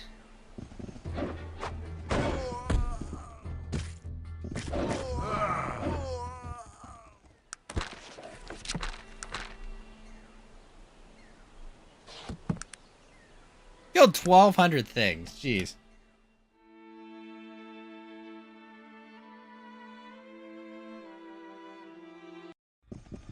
Ah. Gintara. Go talk to the lovely Raven. We're talking to Dark Elves.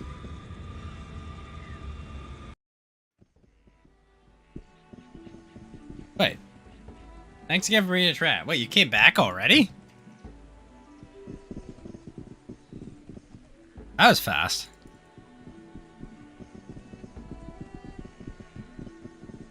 Ah, yes, you again. Certainly. How can I help you? Of course. What? Mingarad. What? I have no idea. Okay. Oh, so I have to go to Sangon. Wait, how do I recruit Raven? Damn it. Do I have to go to Sangon first?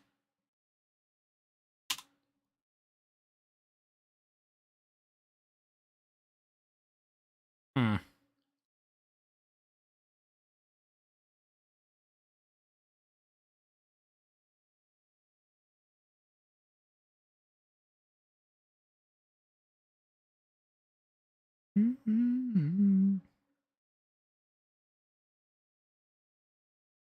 Alright. To Sangon!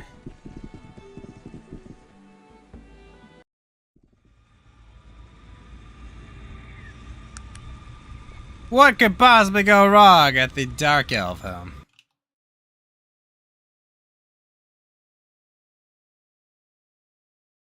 Oh, Will-o'-the-Wisps.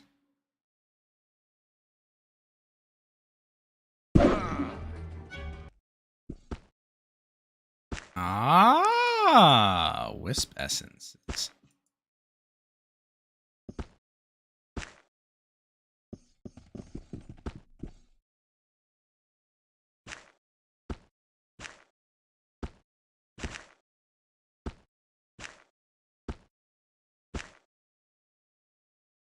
Alright, Jormund.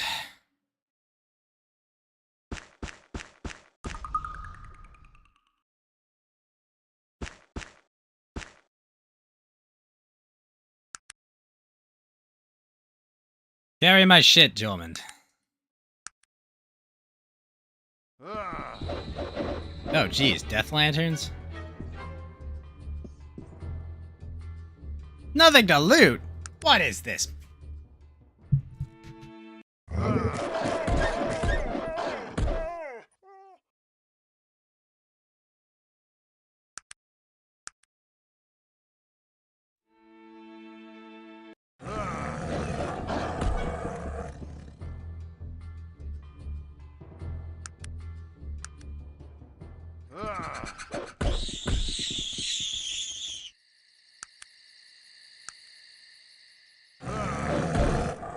Man. All the enemies are spawning, yeah.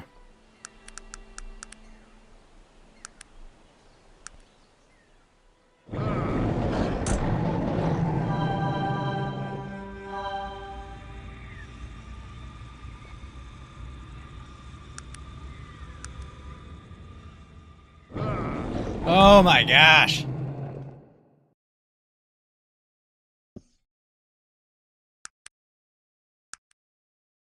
I guess I'm getting deeper and deeper in the forest. Witchbane. I gotta say, I'd like to see a playthrough of someone that doesn't use the fast travel at all. That would be insane.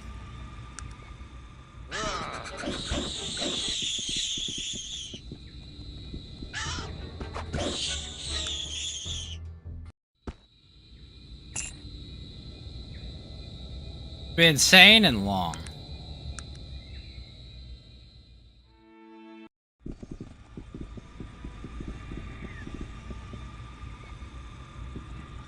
Huh.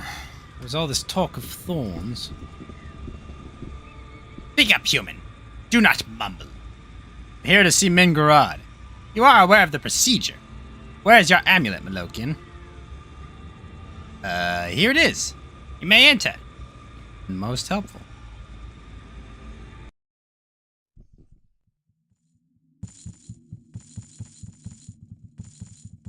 These people are not very nice.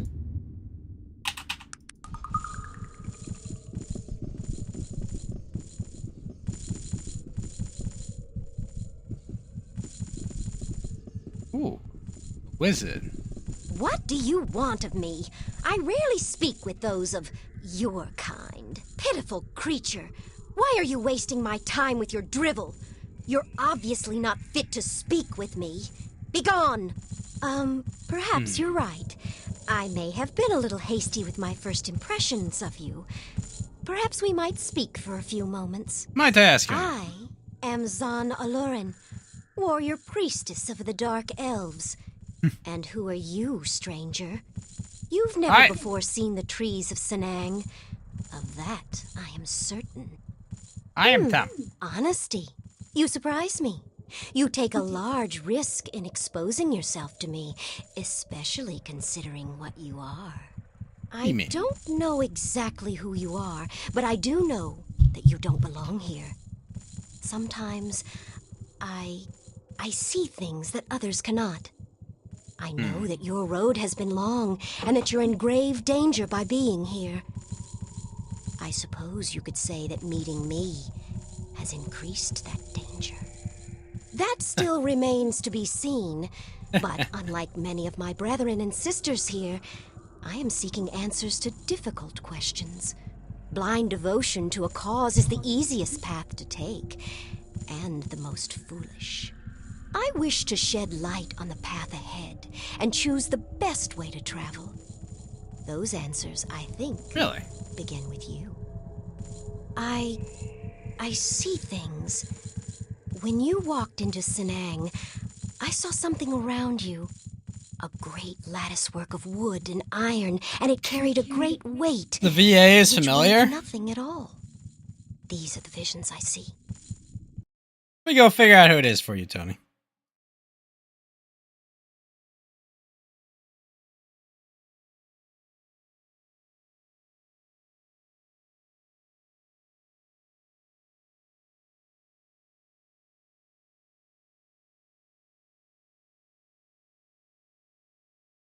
She is Felicity Sampler. You may recognize her from... let's see.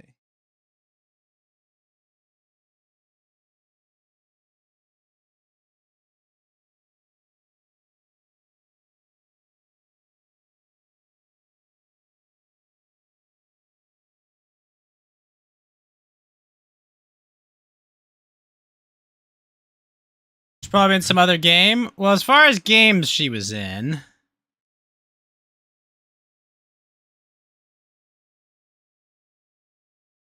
Rune Factory 5, Legends of Runeterra, a Demon Slayer game, Deadly Premonition 2, Blue Dragon, BlazBlue, At the Somnium Files, and Shenmue 3.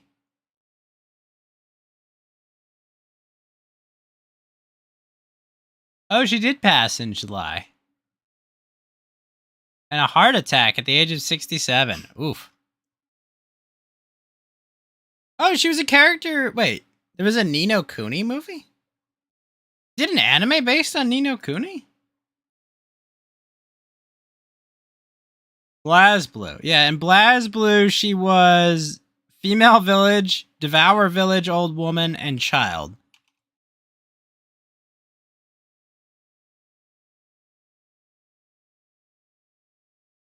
What they mean, I don't always know. But I do know that you are somehow important to me. Why? Do What you answer know is of he? the Dark Elves? Do you know the differences between us and our cousins in Kintara? I know the And philosophical you know difference. that the Dark Elves, like Aranax, want Arcanum to once again be ruled by elves, and elves only. They will stop at nothing to make this a reality. They've already done much, and are still doing so. Aren't you a dark elf? Yes, I am. I am a dark elf. Sometimes that is a burden. I don't know exactly what I believe anymore. I see visions, and these visions tell me that there is something very wrong with what the Dark Elves are working for. Something very wrong with all that they have done. Your place not here. Perhaps not. I do not wish to betray them, nor do I wish to betray myself or you. And I can't say that in the end, I won't betray one or all. Perhaps it is best that I leave all of this. Why don't you join me? You would have me, knowing I can make you no promises, knowing that my own and... No, I don't think that I'm interested in traveling with someone as morally... Ah, that's right.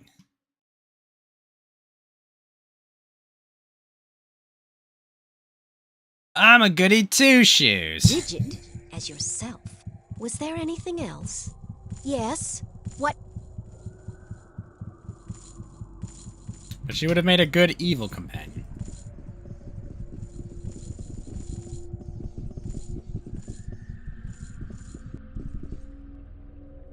When my guards informed me a foot soldier of the Malokian Hand was here to see me, I couldn't guess what you could possibly have to speak with me about.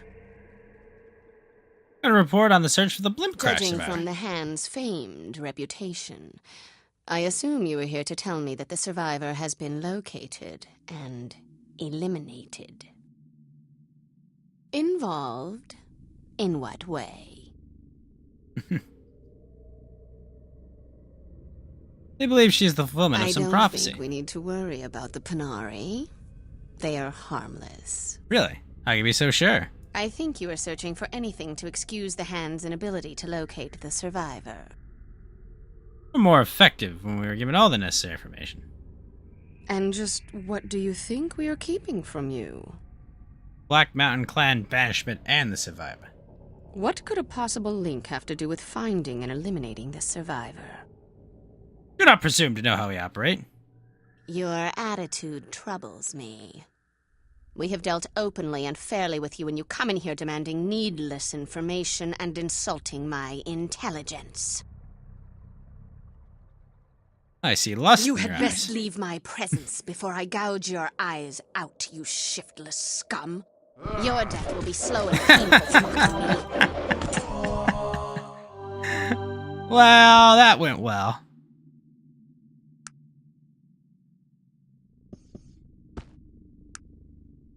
Ooh, elven armor.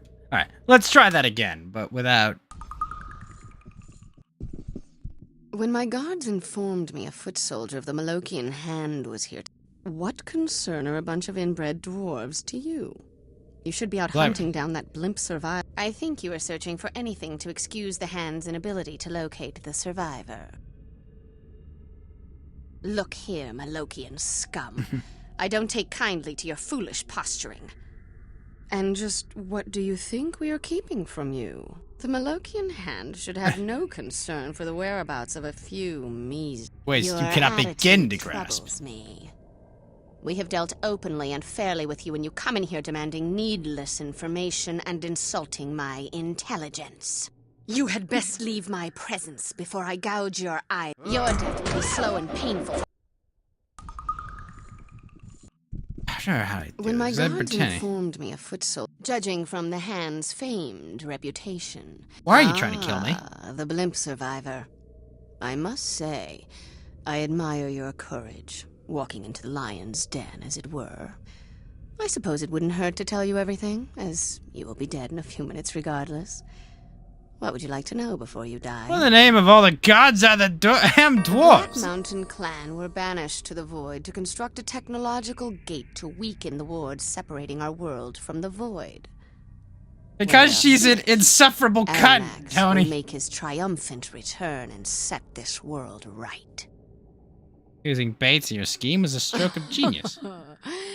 After all those years of trying to concoct a plausible excuse to banish a group of dwarves, that young fool stumbles in there and walks away with their cherished technology. Aranax himself couldn't have dreamed up a better scenario.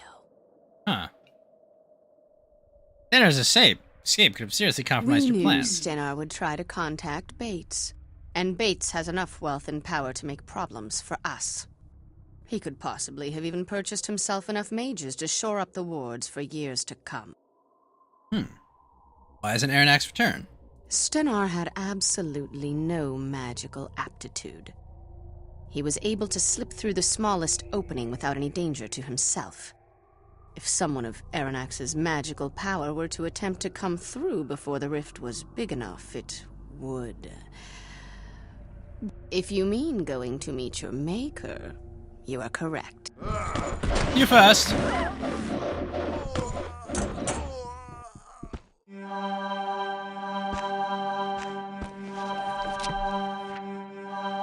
unfinished gate pushed our timetable back a fair amount. Dwarves are... Also, wait, that's Mingrod? Can I talk to Mingrod without getting killed?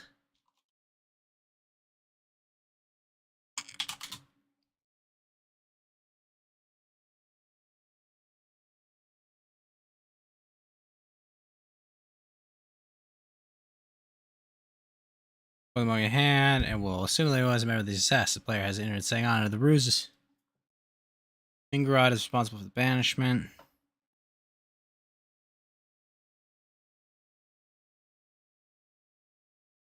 I'm trying to remember this.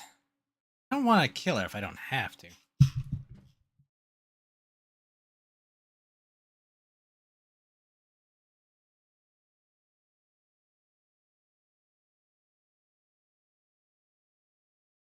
Talk to her, convince her to let you go in exchange for your services.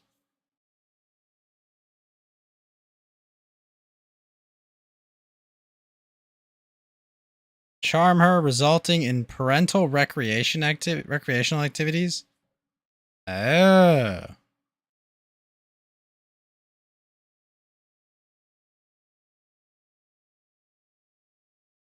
Oh, like, I don't want to kill her if I don't have to.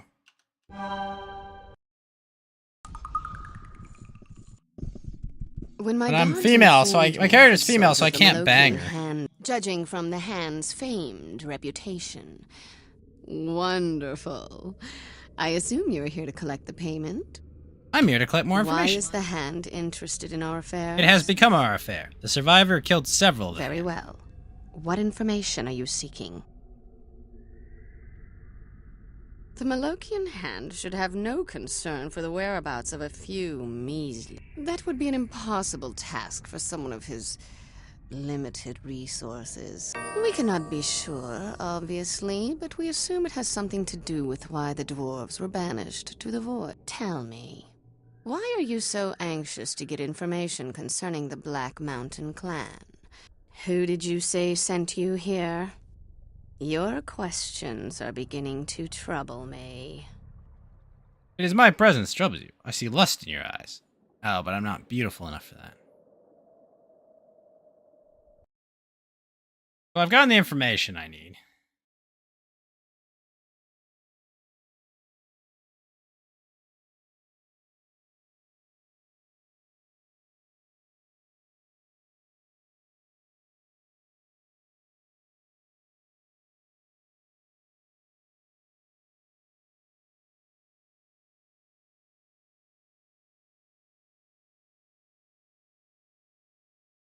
Oh.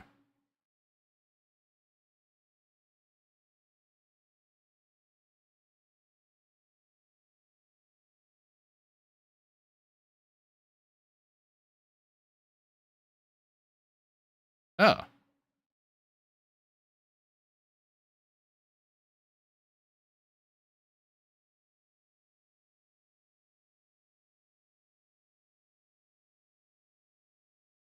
So I don't think I can seduce her. What is it now? How can I help you? What is it that All you right. want of me? Gotta take all of Virgil's shit, too. Alright, first and foremost, Jormund. You should carry my shit.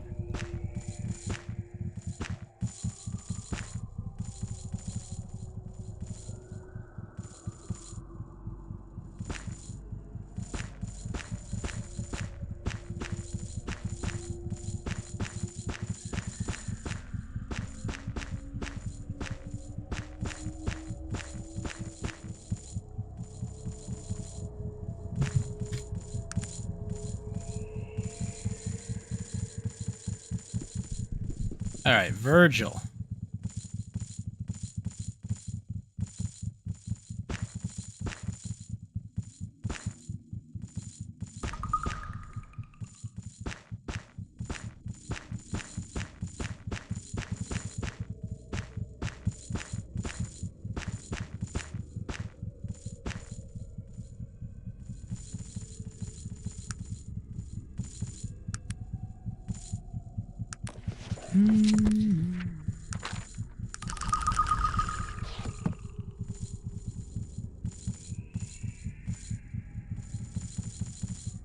Oh, wait a minute. I've got a large basic plate mail.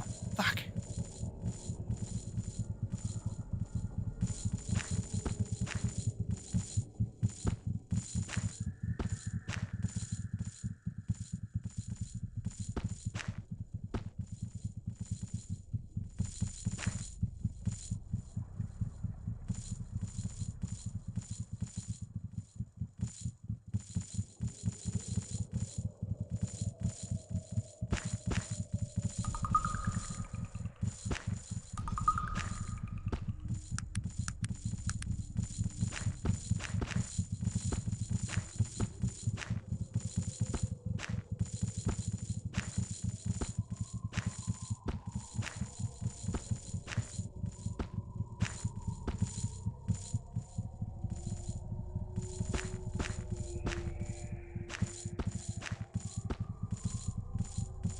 Alright, doggo.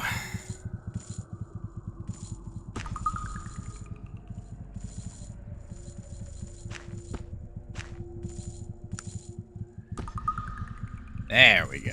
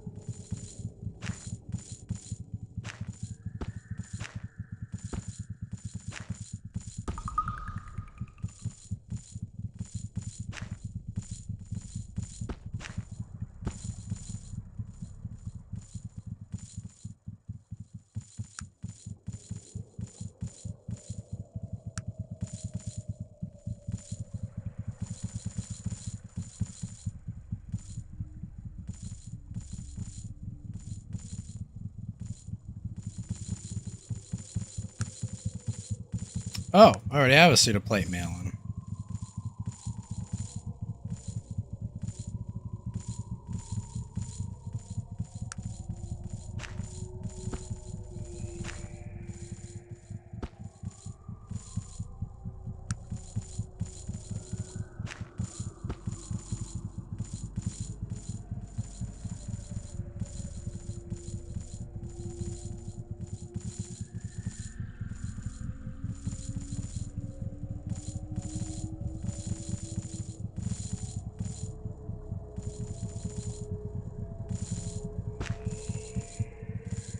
What is it that you want of me?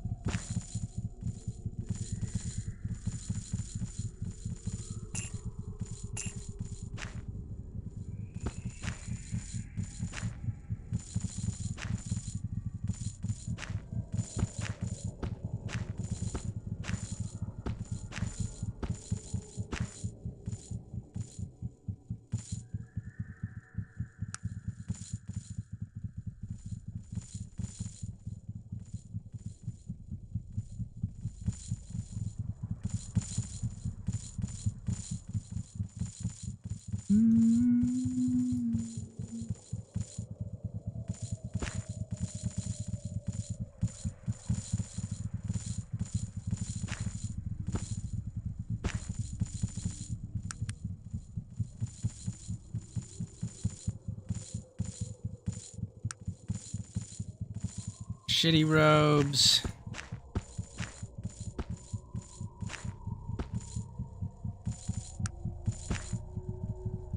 Alright, let's rock.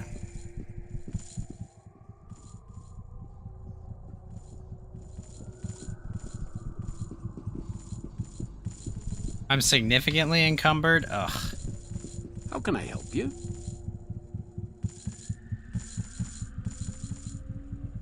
That armor did it.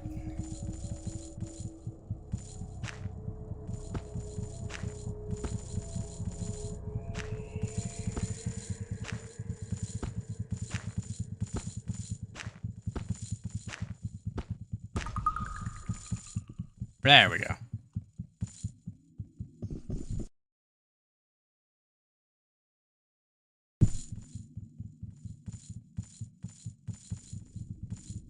You have the intelligence of a gnat. You are most kind, ma'am. I did not have time for your ilk, human.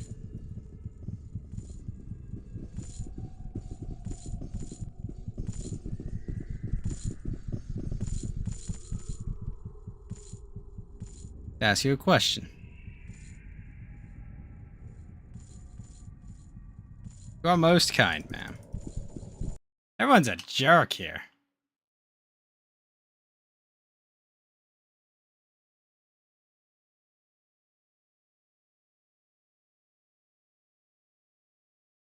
Is there anyone else useful here?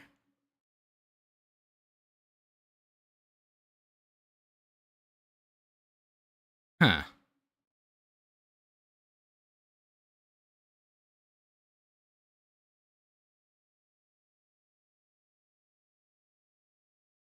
First assassin Trell, you confront Gideon about the hand.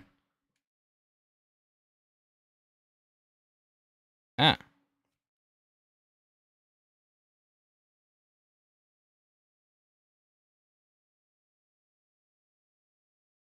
Huh.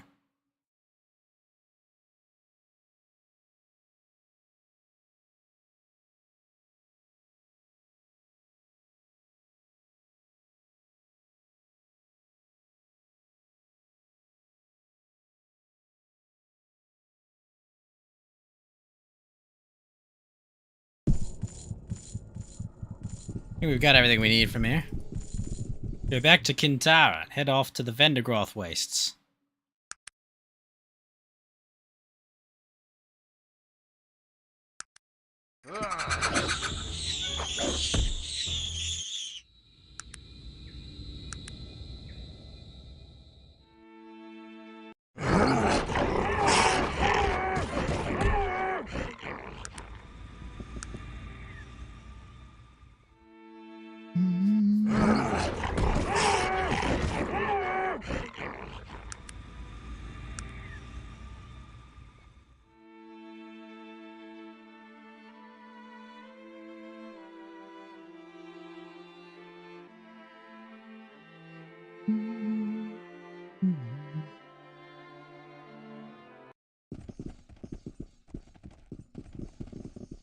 Take me up.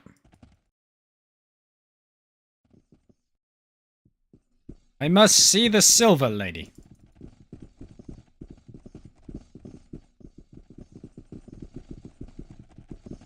Ah, yes, you certainly. How can I? Of course. What did you want to talk about? Black Mountain Clan. What did she see? There are two separate visions. Okay.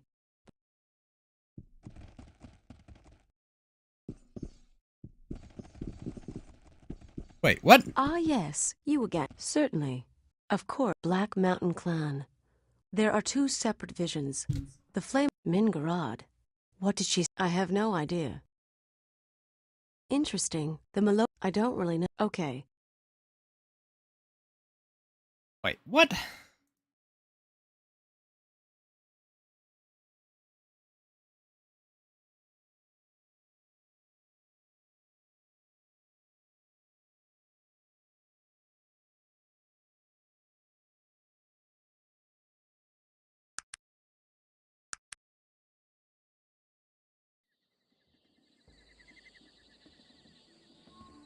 Ah, yes, certainly. Of course. Mingarad.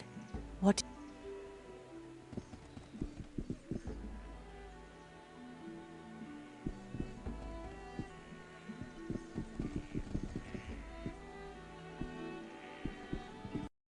Huh.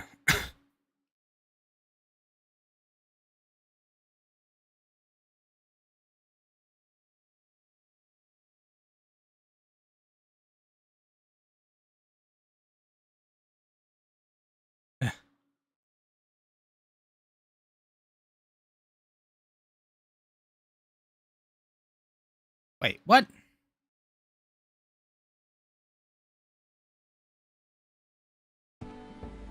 Ah, yes.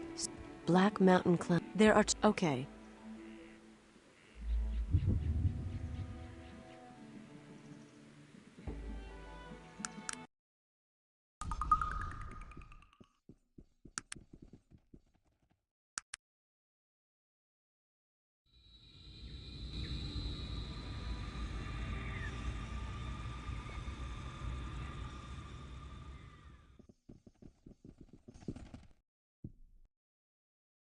So confused.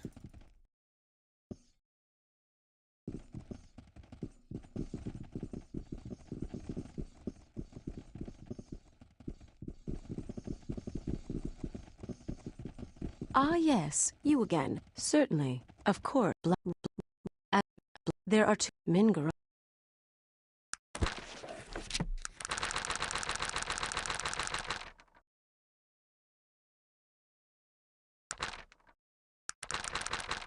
Hmm.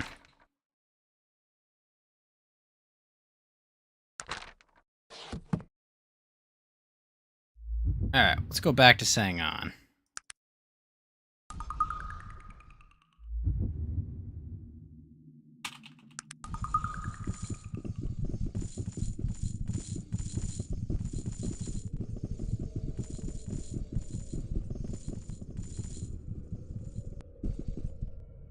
When my guards informed me of, judging from the hands, what? Here is the agreed upon amount. Why is that? Very well.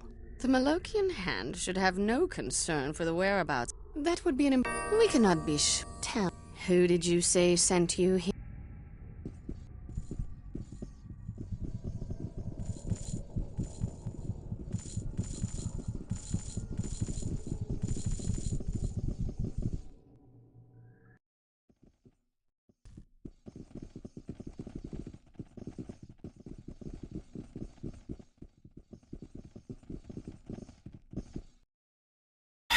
After leaving here, you will meet up with a member of the Molokian Hand. Business imperative, you take anything you want.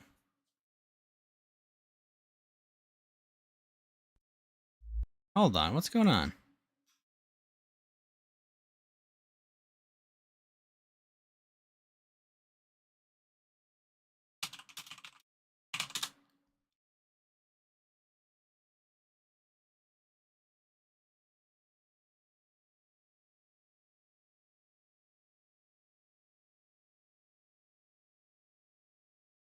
Huh.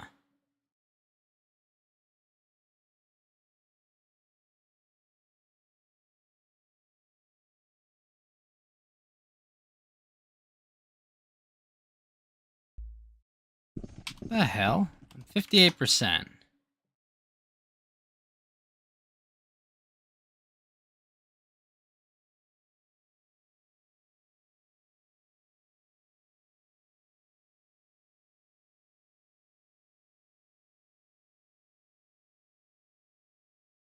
I'm confused.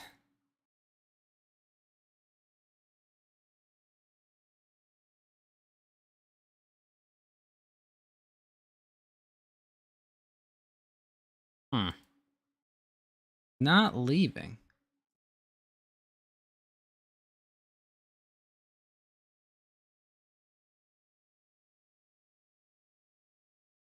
Huh.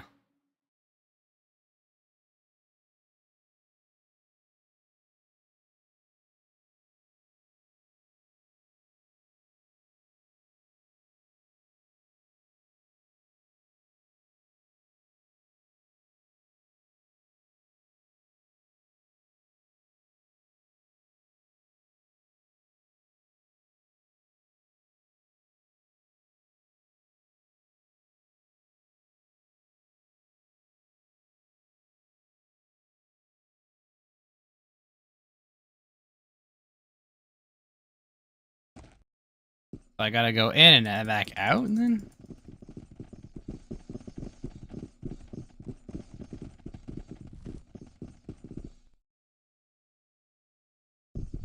What is it that you want of me?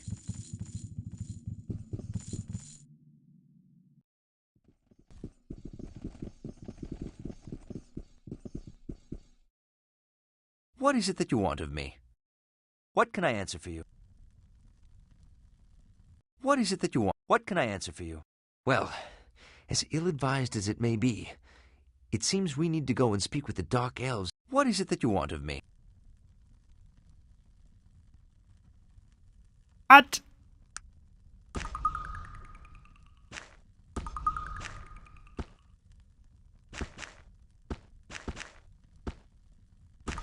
But I already did speak with the Dark Elves.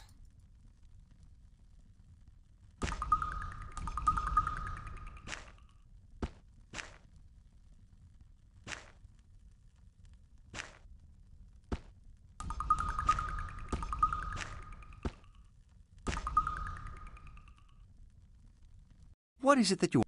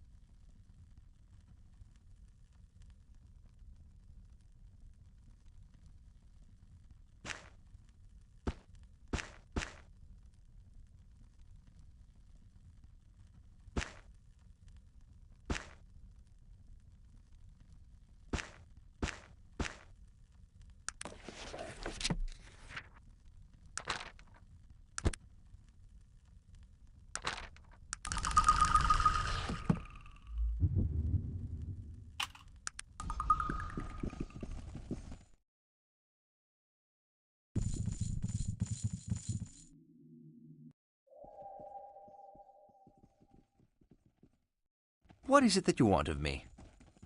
Yes, of course. What would... I don't like leaving you alone. What is it that you want? I'm ready to get going with...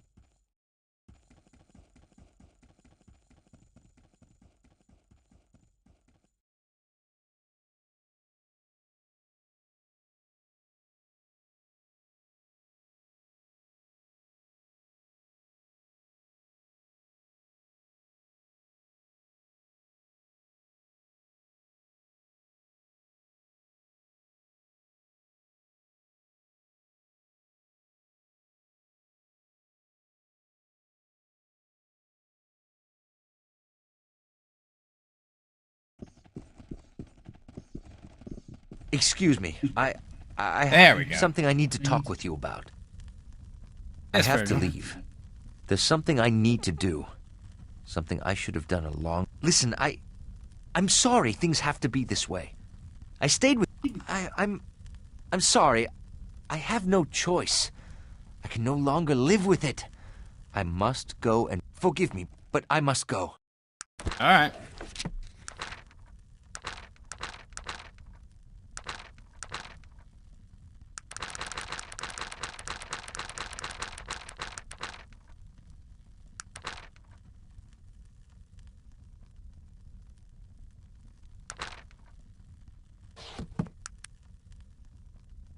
All right, on to Kintara. I found out about Aranax.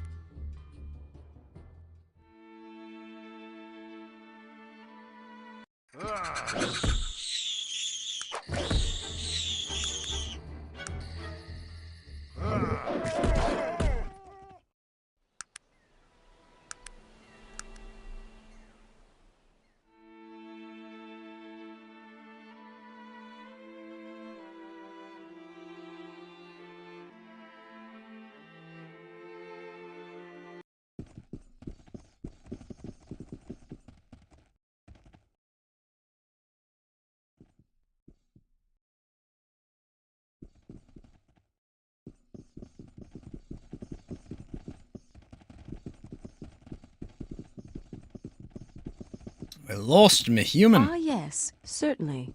How can I help you? I'm so very glad you've returned to us. Did you find the village of the Dark Elves? What? So, Mingarad. Mingarad is a woman. I'd very much like to meet her. I hope you get the chance. So do I. And what did you find out from this Mingarad? All right, but return soon. Hello again. It's so... Certainly. How... Yes, I believe we need to speak on this. Where were we? Aranax. What would he have to do with all of... Yes, and now Mingarad says that you can't stop it, and mentions Aranax. Perhaps this is more grave than any of us know. The story of Aranax is an old one. He was a powerful elf who lived in the Age of Legends. Back then there was an elven council who ruled over the land, and Aranax had defied them. There was a great struggle between them, and Aranax was banished to the Void. The story, of course, is much more complicated than that. The Void is where people go when they are banished. Don't ask me about it. I don't know what it's like. In fact, no one knows. Because The Age of Legends refers to a time in Arcanum's history when things were much different than they are now. There was an elven council that ruled over all of the races, and magic was a large part of everyone's lives. It was a time of heroes and great good, and also of great evil. A time before the rise of technology, before the Dwarven clan wars, before the mages left for Tula. I don't know as much about the history as others. The Panari religion is very concerned with Aranax. The prophecy of his return comes from them. If you have questions about it, they have temples all across Arcanum. Any priest would be able to give you the particulars. The Void is where I don't know as the Void. My mother will know the course we should take. Alright, let's go speak to the Silver Lady. Hello again, traveler. Hello, Silver Lady. I have more Yes, questions. I knew you'd return to me. And it seems that you still walk the shore. This gladdens me. It Why? means that you've chosen the right path, traveler. At least, right in the way that you see things. I am happy for you. Of course. Ask. What is the question? What am I to do next? Lady? Answer lies with Nazarudin. How is that possible? You have your answer, traveler. We won't be speaking again. Wait, who? Fuck! Hello again. It's certainly. How can I help you? You did. And what did she tell you? My answer lies at very Nazarudin. odd, because Nazarudin has been dead for more than 2,000 years. Seems to make things Yes, difficult. It would seem so. Yes, I know. At least that's the story. As I've said, I don't know the details. Oh, well that puts me in a pinch. I'm looking for a dead Yes, man. it is very strange. My recommendation is that you travel to Caledon.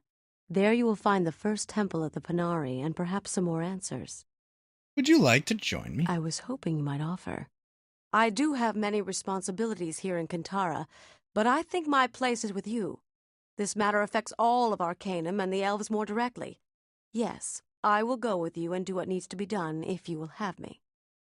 I will. And it would will be my my honor to be associated with someone of such obvious courage and integrity. Shall we? Oh, God, that's loud. I apologize.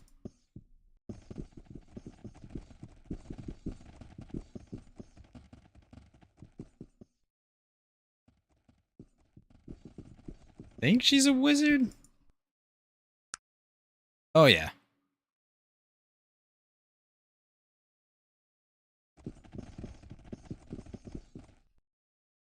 Why did I do that? It happens whenever someone joins my party. I'm sorry.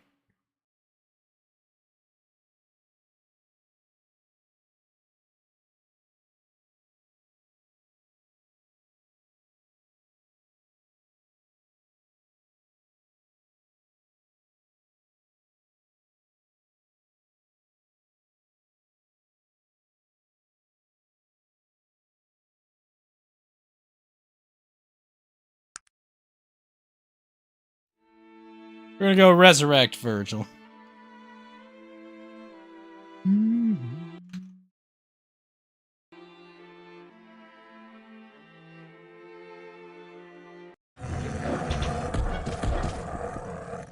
Oh shit, bow user.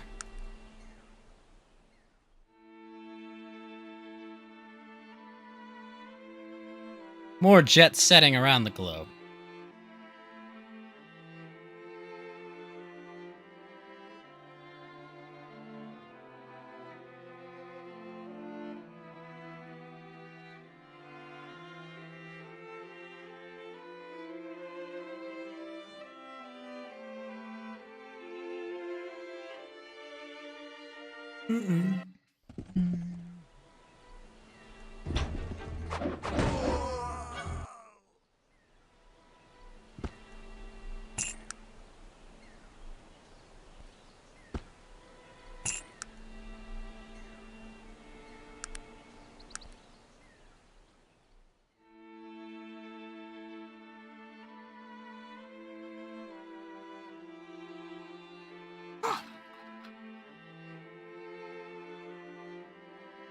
I've definitely got to say, Tony, this really big Yeti water bottle I got is pretty excellent, man. No condensation. The ice is still there from 3 days ago. And it's made of a nice material. It's awesome.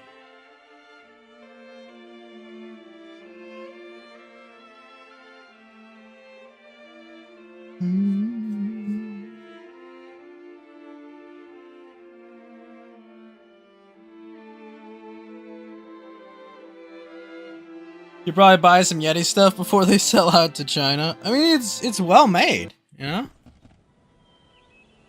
I dig it.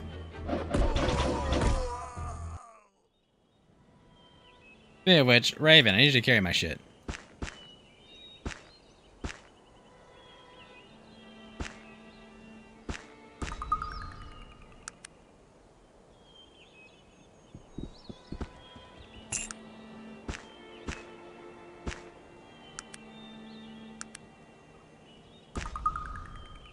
Onward to Caledon.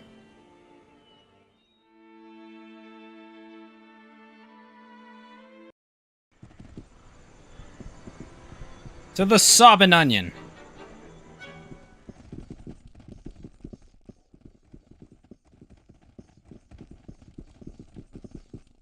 The Mushroomin.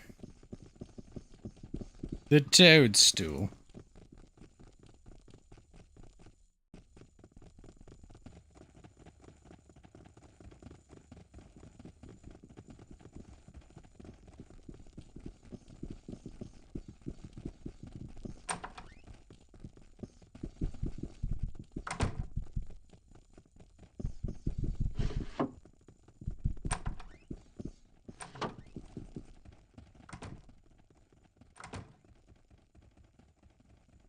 Better off asking one of those Panari fanatics. You've been most generous.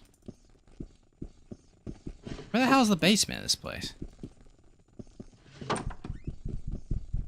There it is. Virgil, no! What the fuck?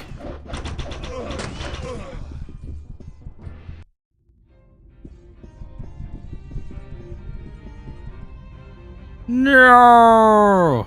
My friend!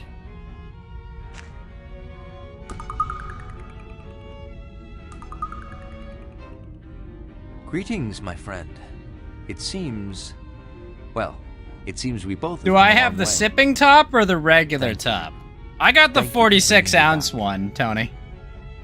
But it's got like the, It's got like an inner lid, right? That's like a narrower one, and on top of it, it's got like a handle.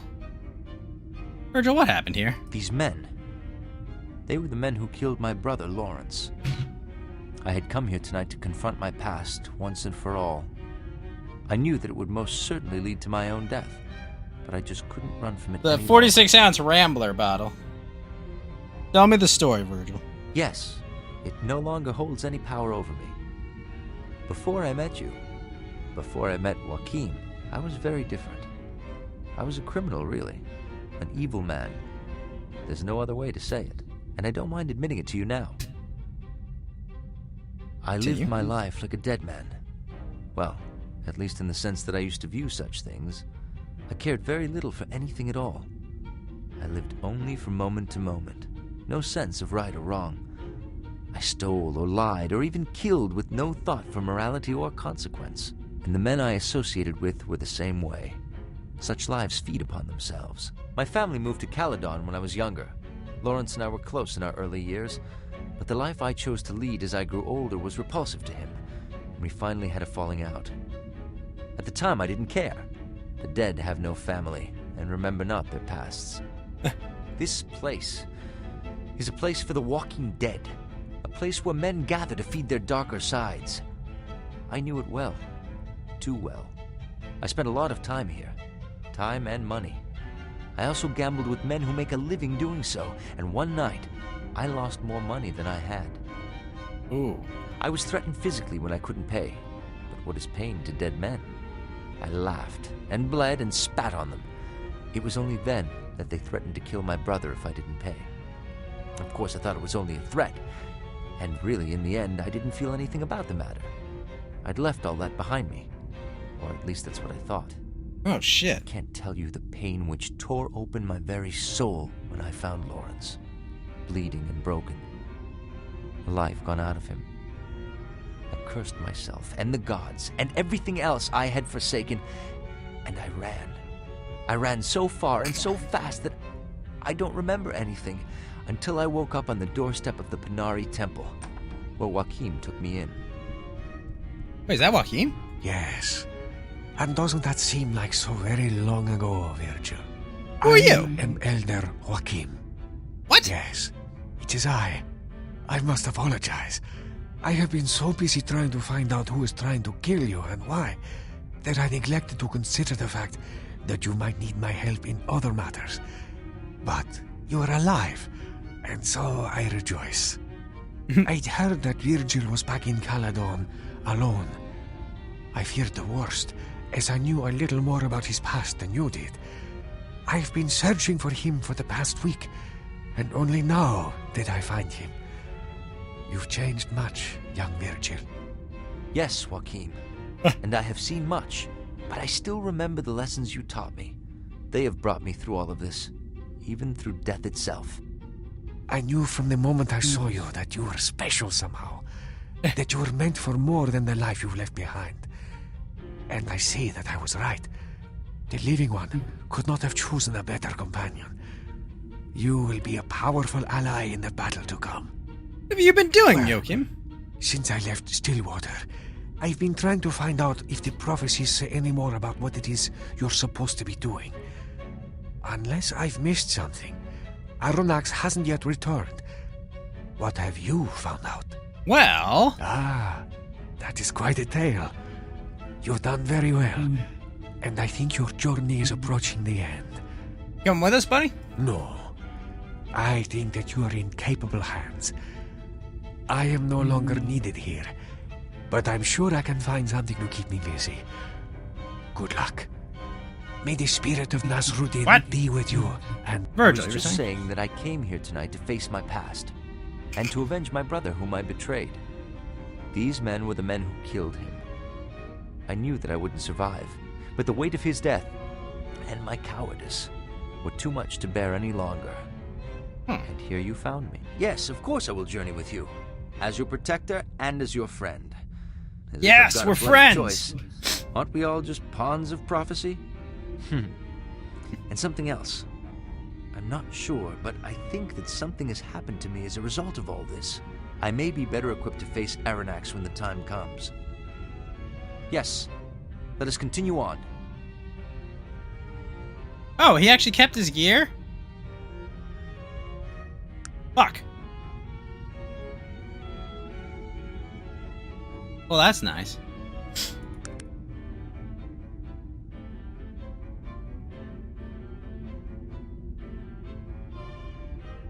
Still has only 3 magical affinity. How does he do that?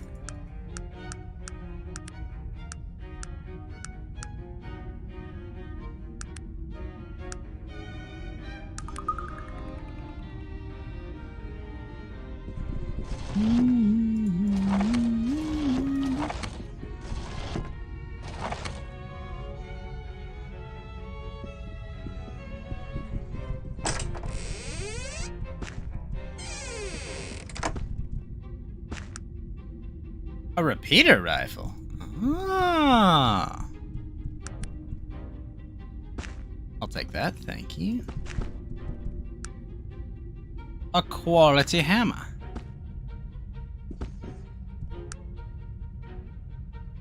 A balanced sword. Hey, you. You broke your armor already? What the hell, bruh?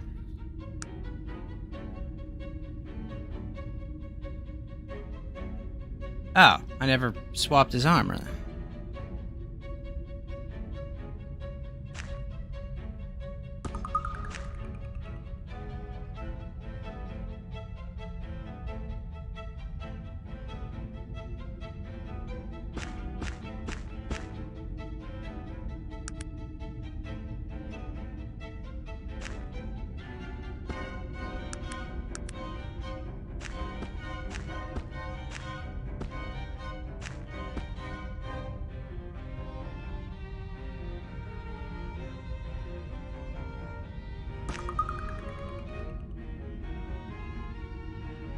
Alright, Chukka.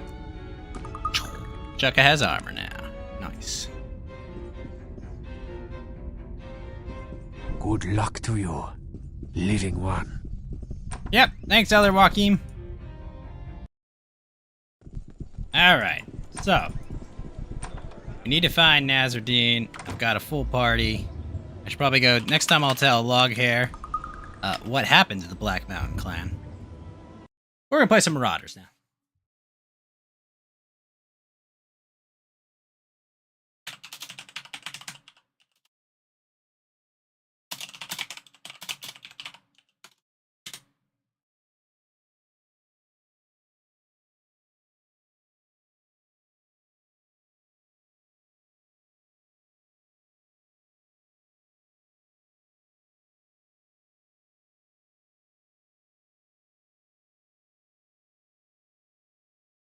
Shoop-de-doop.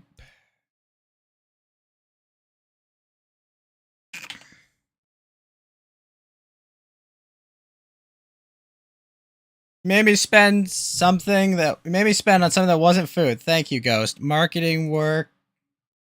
The Ghost marketing word is good.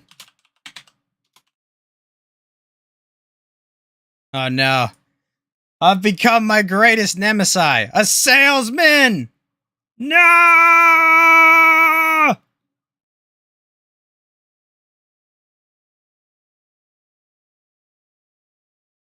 My god. Just don't recommend Raid Shadow Legends? Nah, I'm good. I don't need that juicy, sweet mobile money. For 70 years, we've lived in the shadows of the Great War. A war that destroyed Earth and forced humanity into the cold void of space. Those three great warring empires have taken our homes, our families, and forced us into a life of raiding, fighting each other over the scraps from their table. Well, no more. They thought we would just roll over and die, but we survived. We owe no loyalty to any king or country. What we do now, we do for ourselves. We come from the darkness. We hit hard. We hit fast. We are Marauders.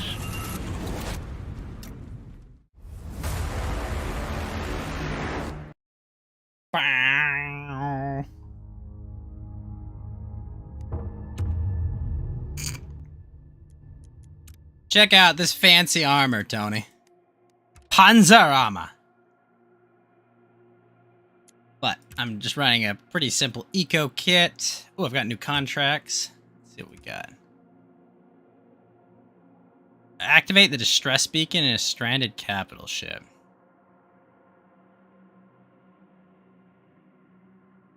Kill 8 raiders.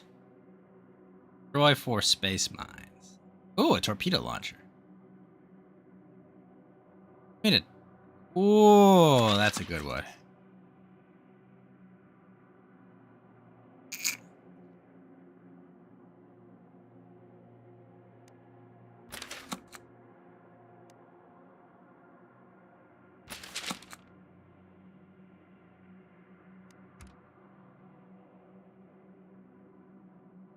It looks the same, to be quite honest. What, the armor? Oh, it's pretty cool. Heavy armor.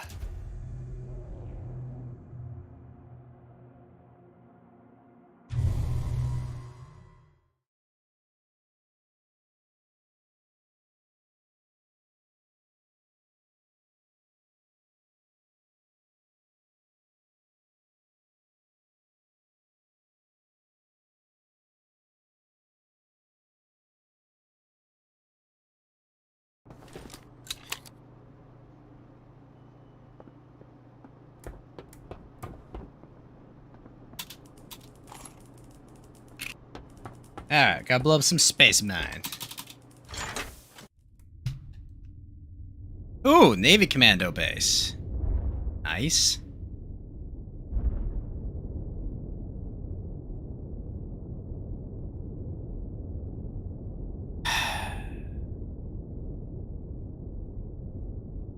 That's a merchant ship.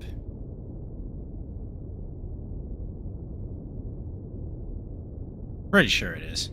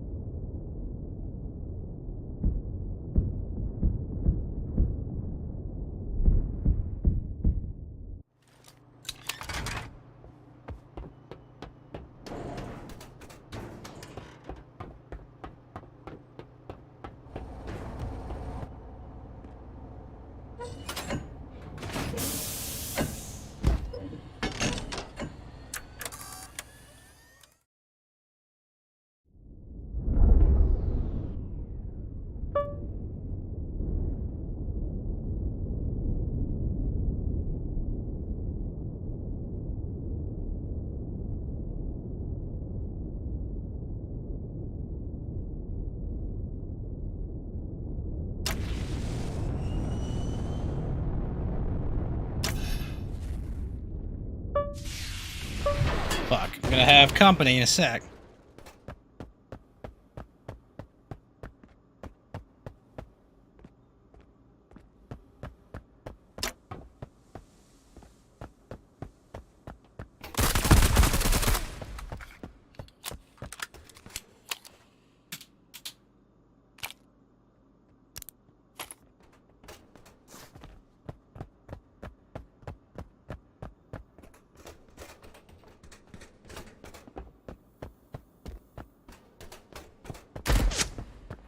Fuck!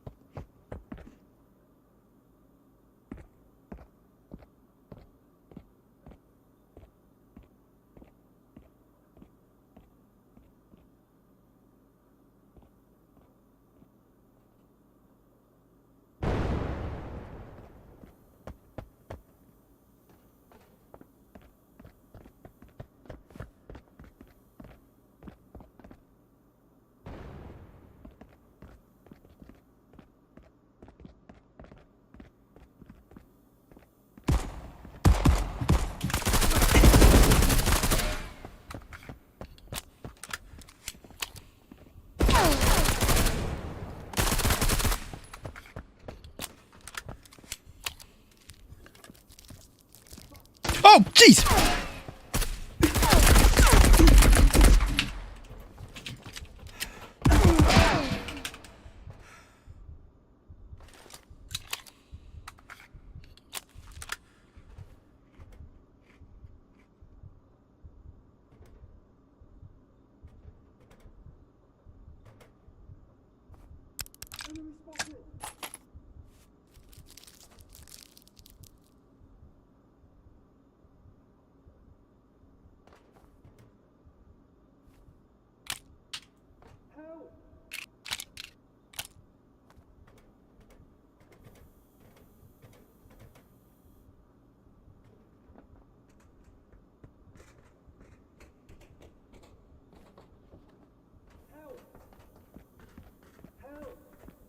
Fuck you!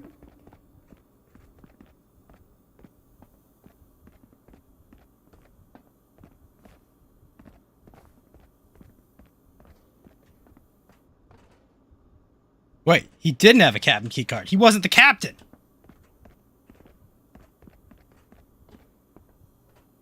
Fuck you!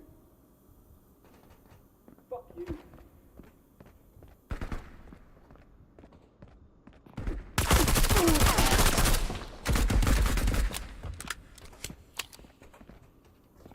Fuck. Fuck!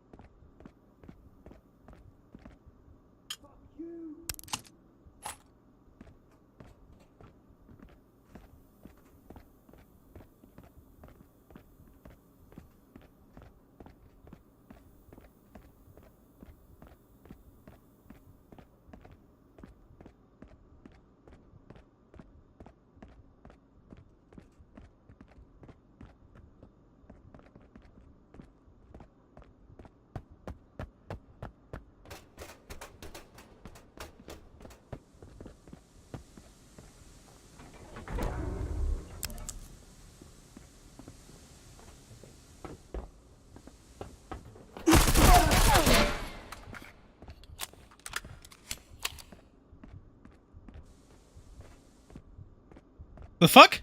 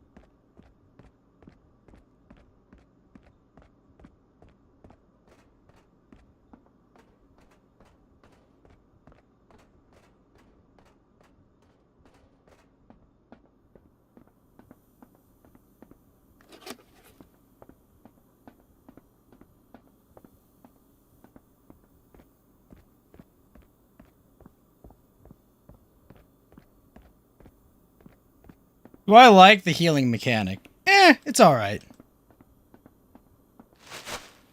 It's not perfect, but it's alright.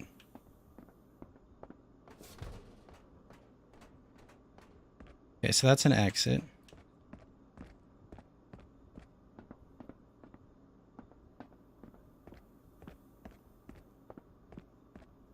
Be nice if that staircase was still there.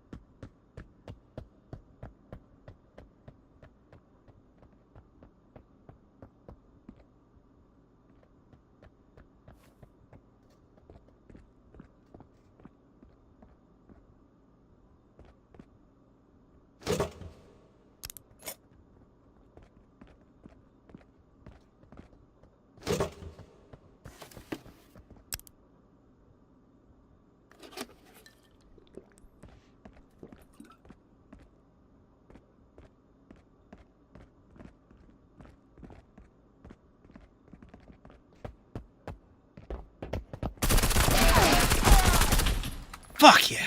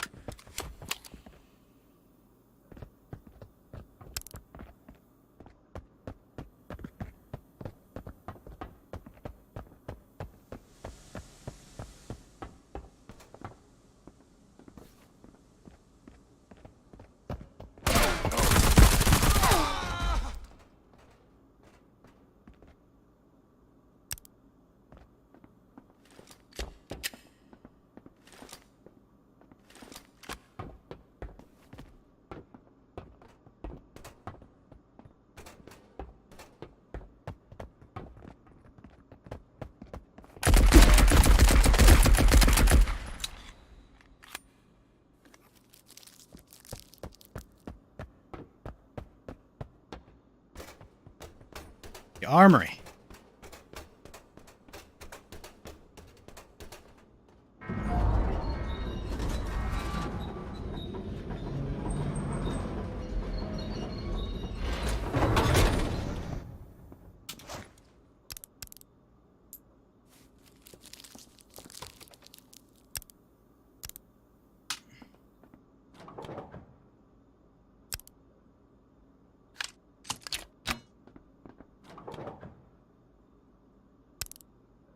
Shield.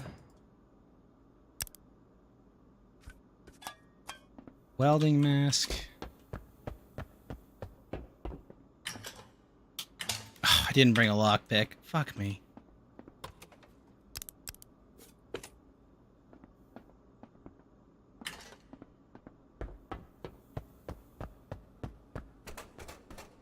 I just gotta find an escape pod and get out of here.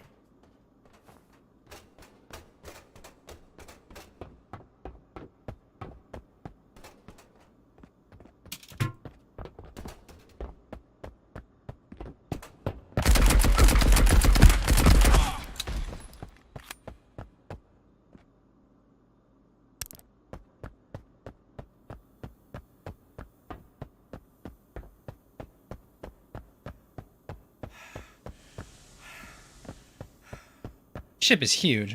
I would never have time to explore it all.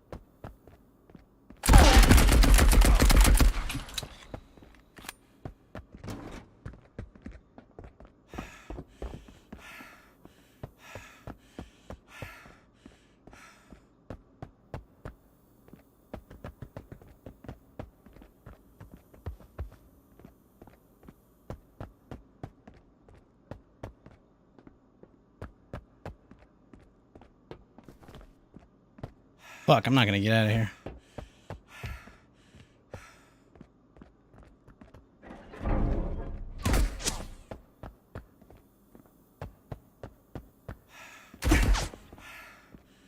They're above me?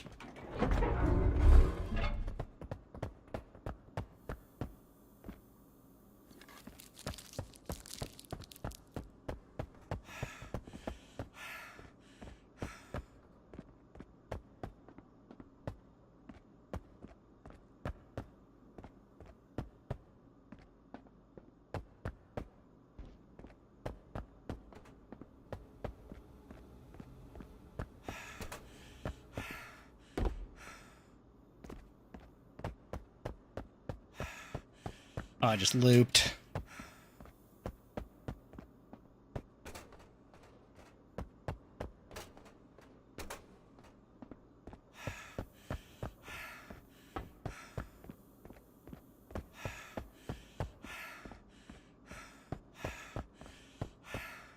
Oh my gosh. I might make it out.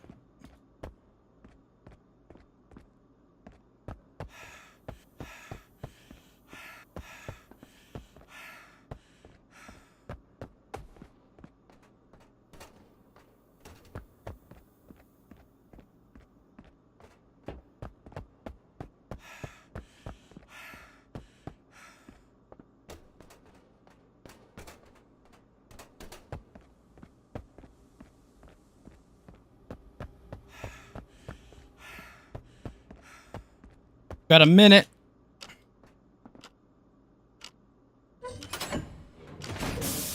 Oh, it's gonna take so long.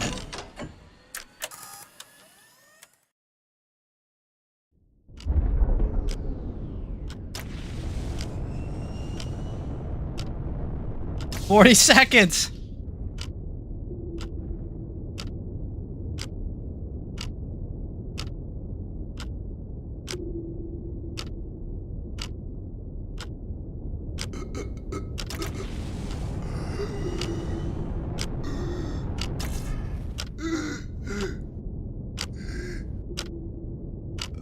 So close. Oh.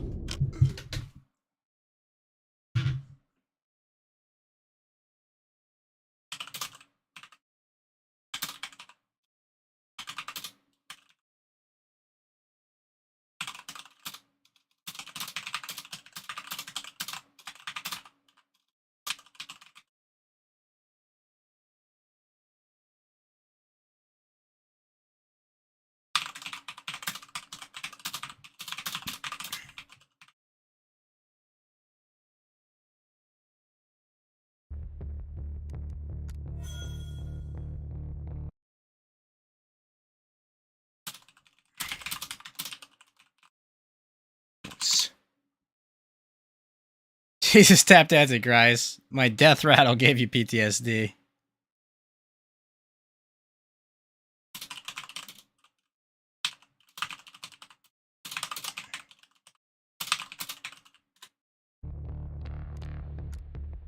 "15 seconds. Holy shit.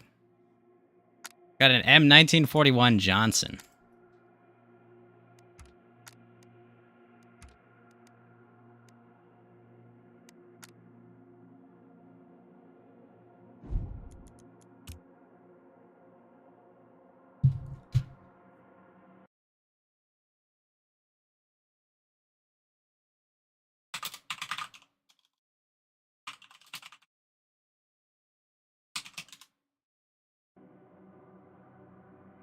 I can't believe I got away from that. I spent my entire Uzi. Dropped it. Was like, I gotta go.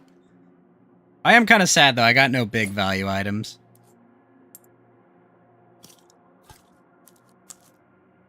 But I got out, which is what mattered.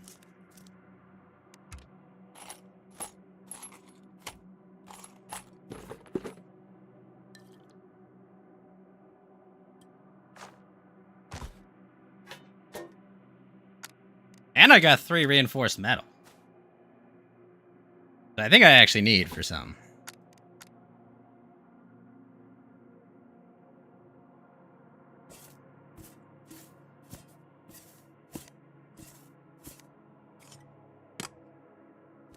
What I'm really sad about, though, Tony, is there was something I needed to research, and I did not succeed at researching it. That ship is so fucking big.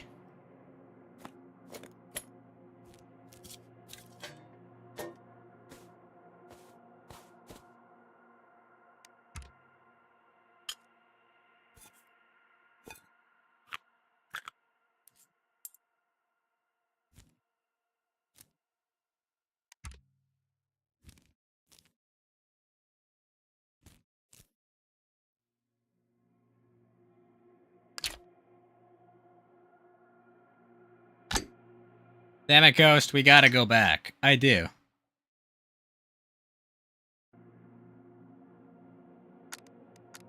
I do, Tony.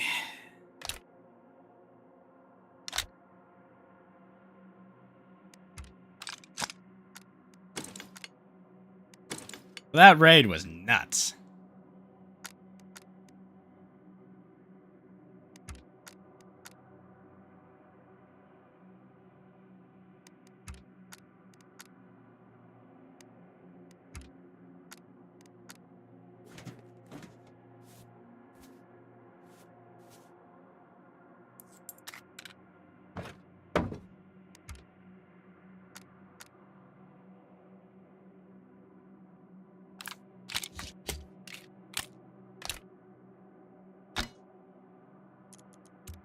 Got gear there.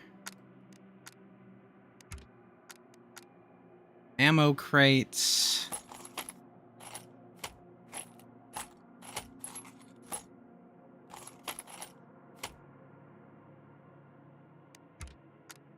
Where are my lockpicks? There they are.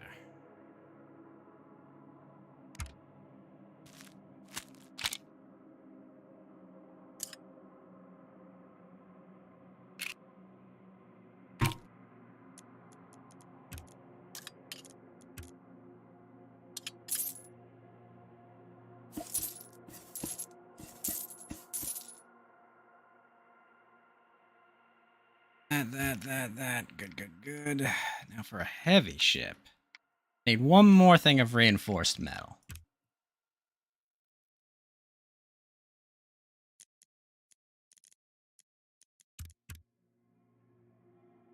None of those guys counted as raiders.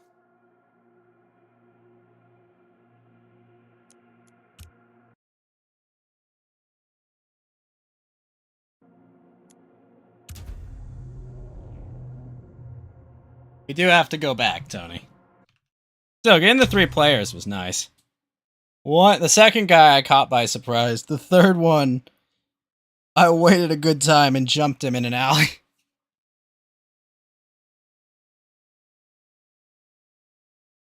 Patience defeated him.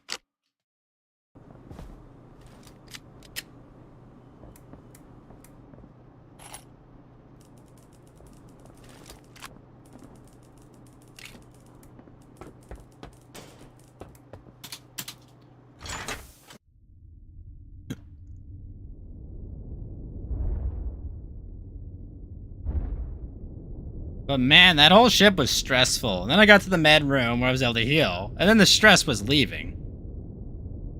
Ah, Rebel Space Station.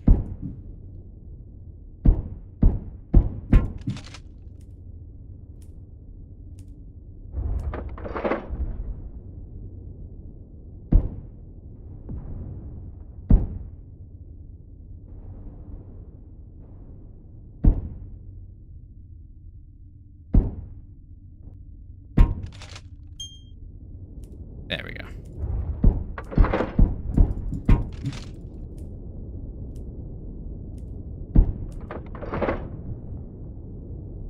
See if there's any ships around. I'm near certain they've raised the spawn rate on those ships too.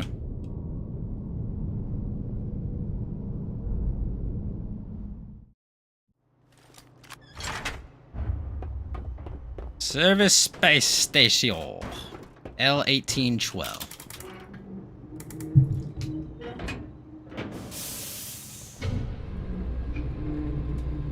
Full clip of MP40. Get in there.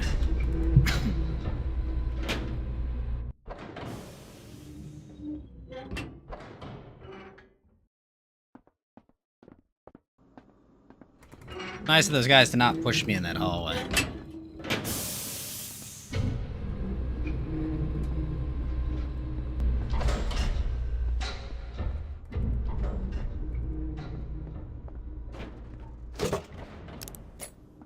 Nice.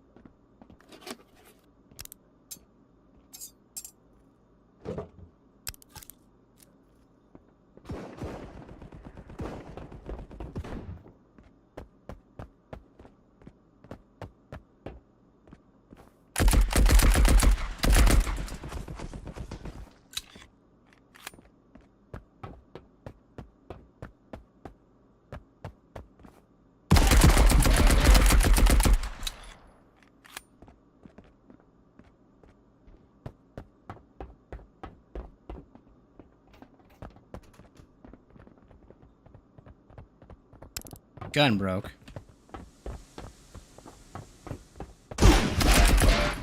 The fuck?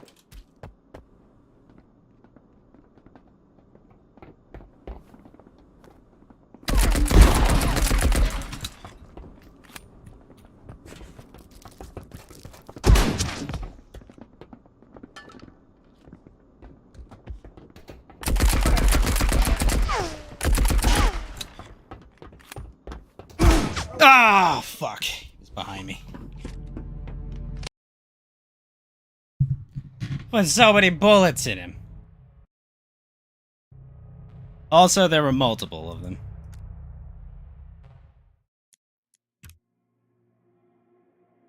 Did not see the rest of his squad.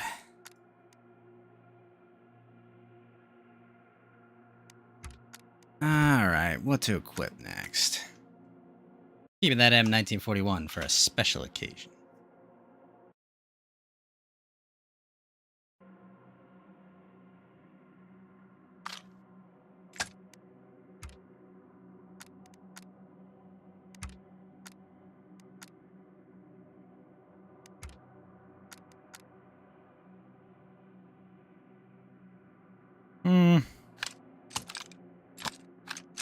Bring the 9mm.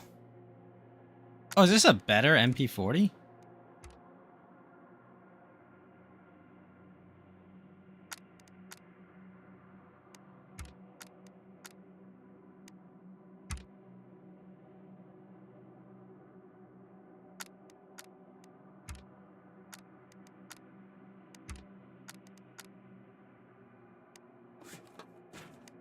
Bring that.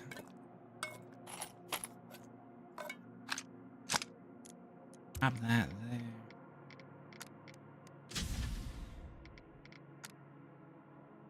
Plenty of fabric now.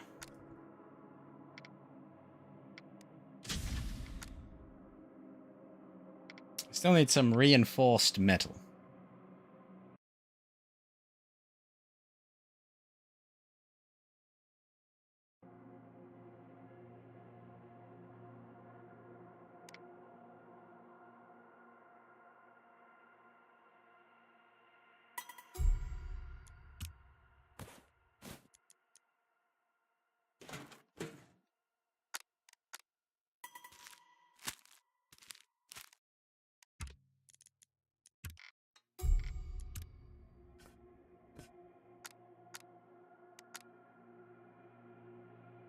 Oh shit, do I have no 9mm left?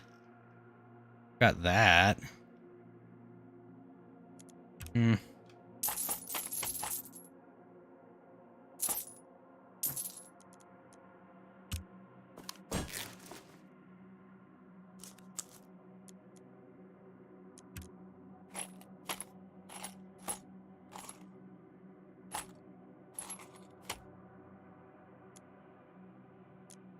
Sweet, I could trade for this backpack.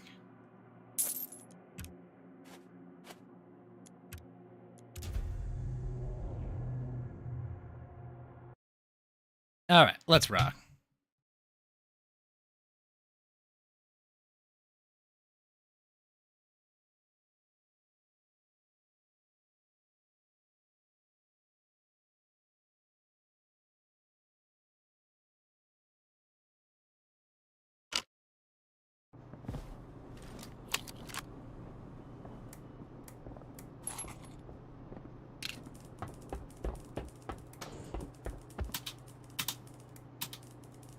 Man, running into squads as a solo is rough. But man, is that gonna make running squads awesome.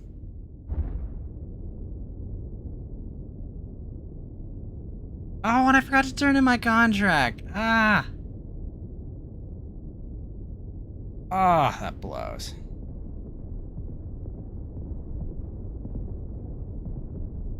Oh yeah, Navy Command Post.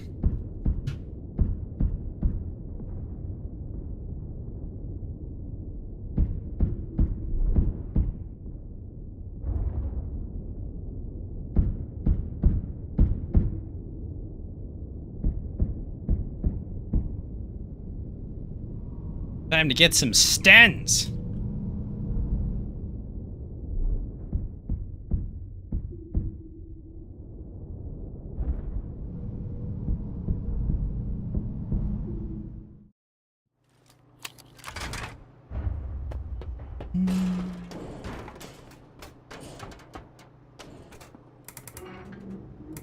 Man, I hope this gun is good. Oh my gosh, I forgot to reload it.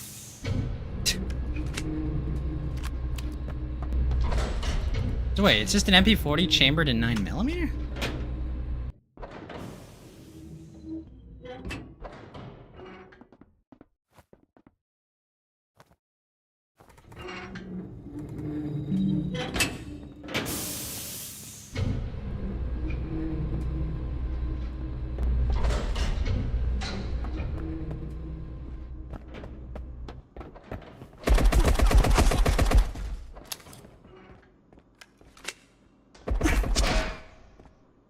Fuck's sake, there was a guy to the left, too?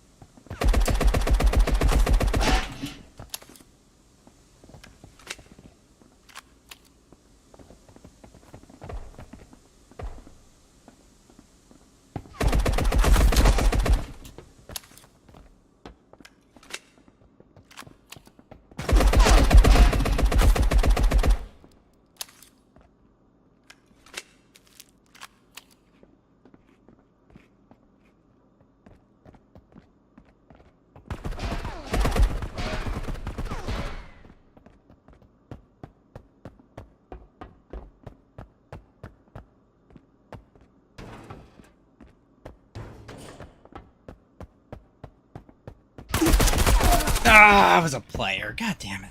He got across that quick. Fuck. Thought he went right. He went left.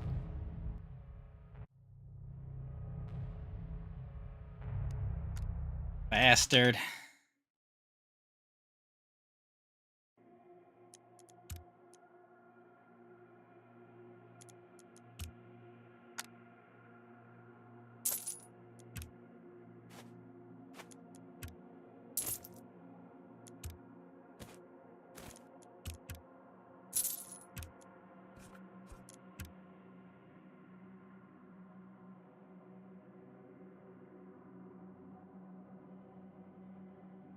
No, I don't want to pay $4,500 for that.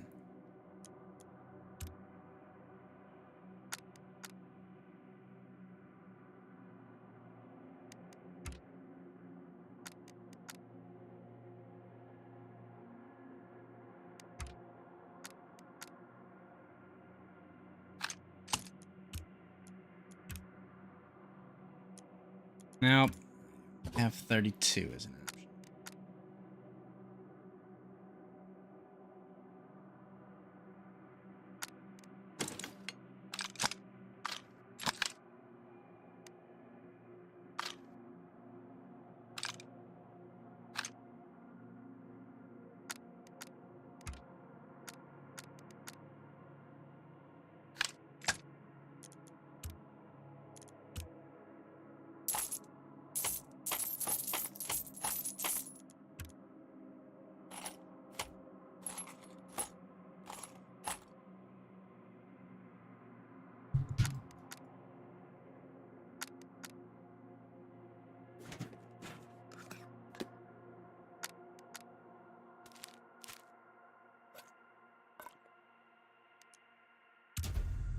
Let's go survive this time. Oh, wait, no.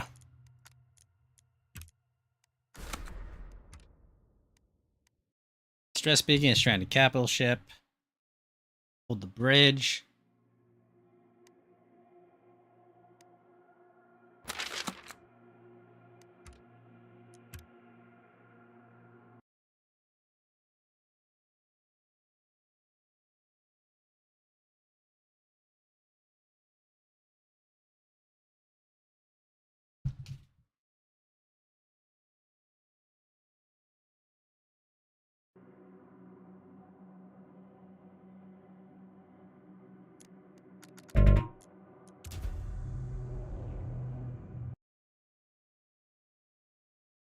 Do.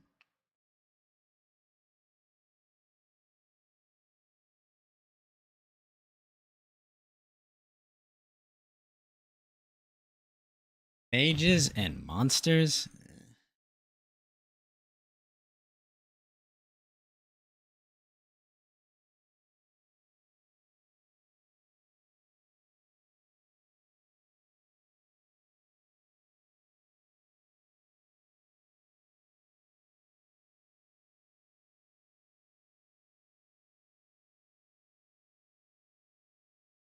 Asteragos?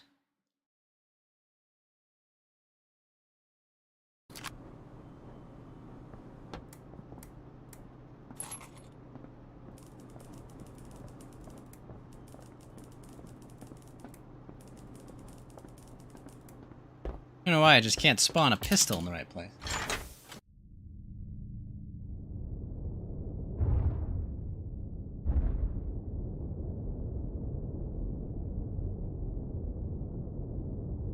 Ah, Navy mace again.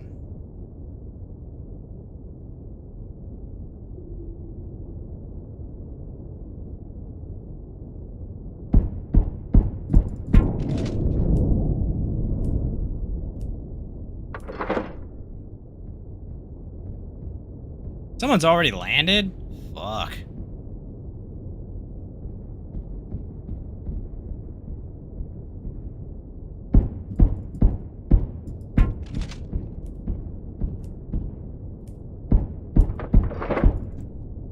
Well, at least they're fighting.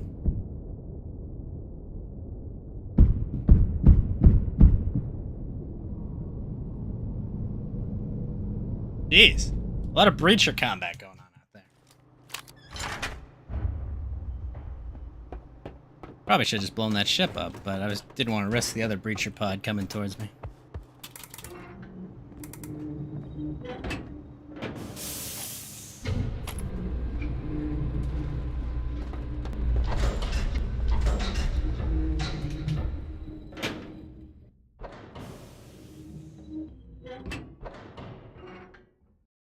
How you doing, Slenderman?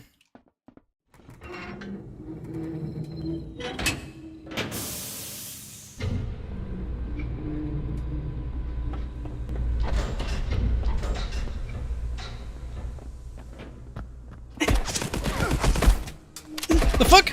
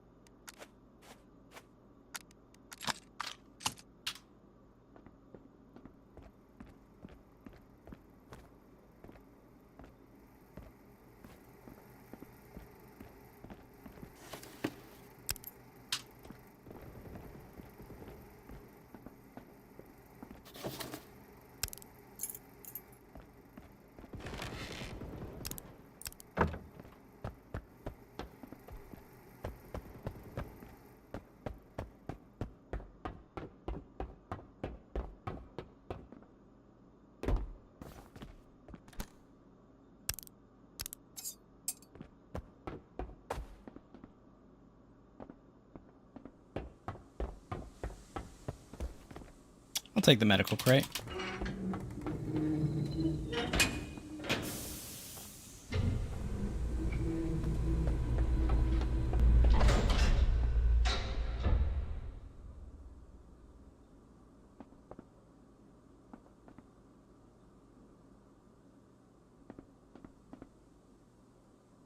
Yeah, you know what? We'll go back.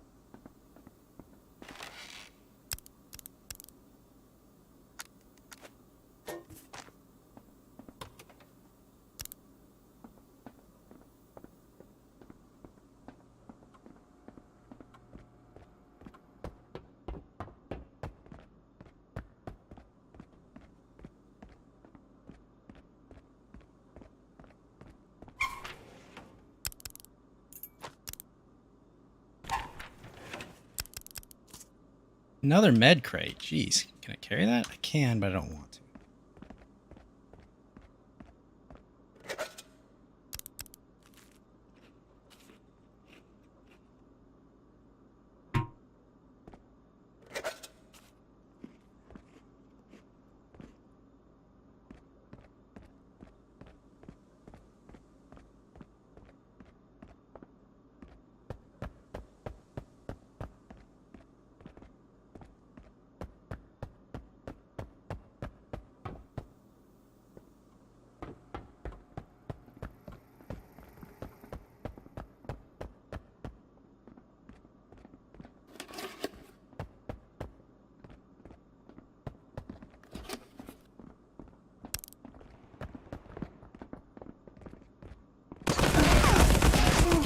Are you fucking kidding me? Is that full health?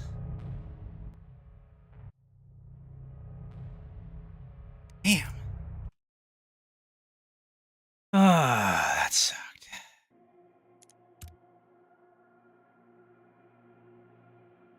Oh, I got a torpedo launcher. Sweet.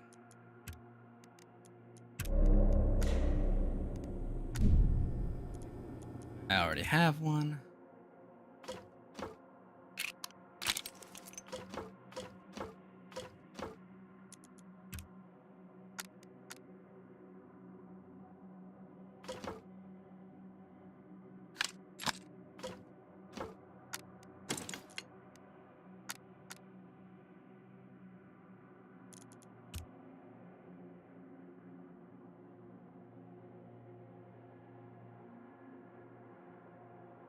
Don't have any 10 mil, do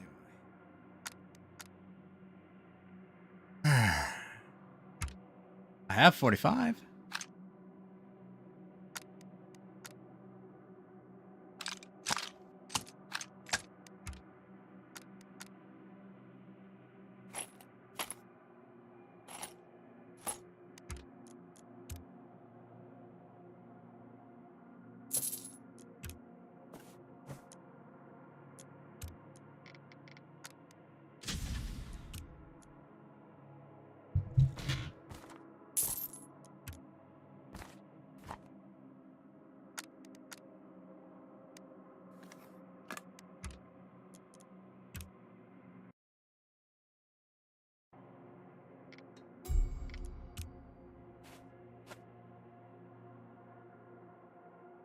Got that, got that.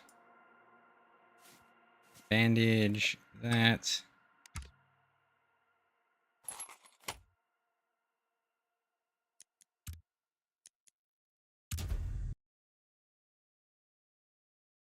Hopefully we can get a better run than that.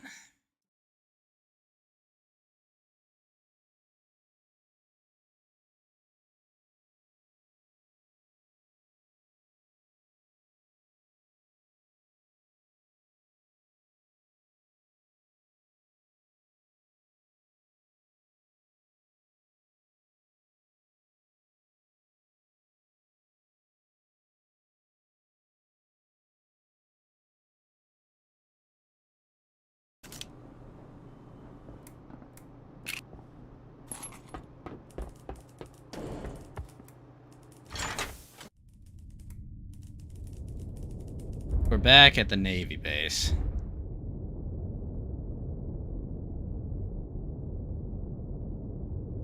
Yep.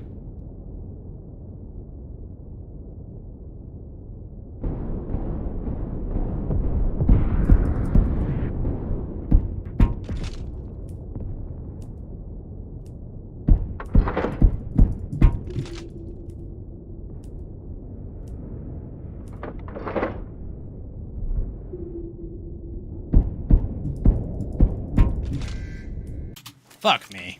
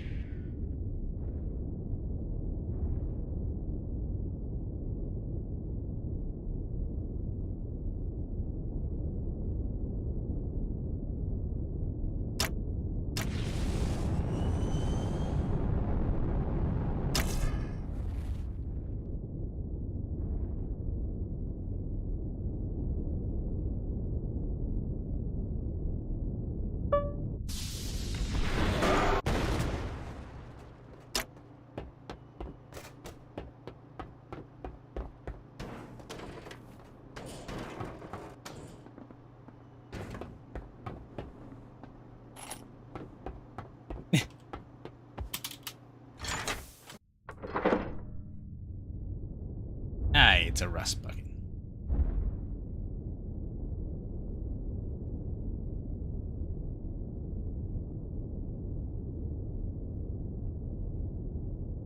Surprised. I thought there'd be a capital ship or a frigate if running around in a breacher pod.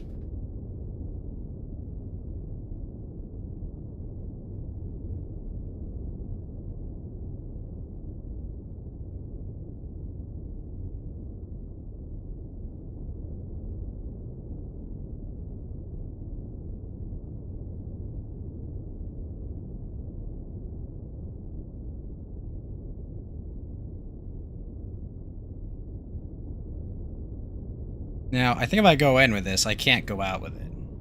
Which sucks, but we'll find out.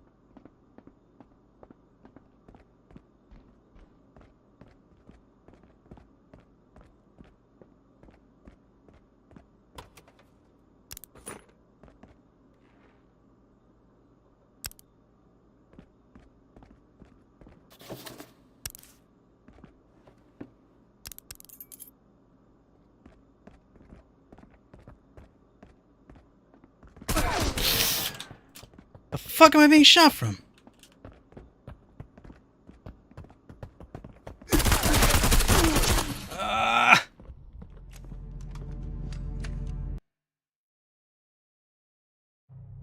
Where the fuck was that guy?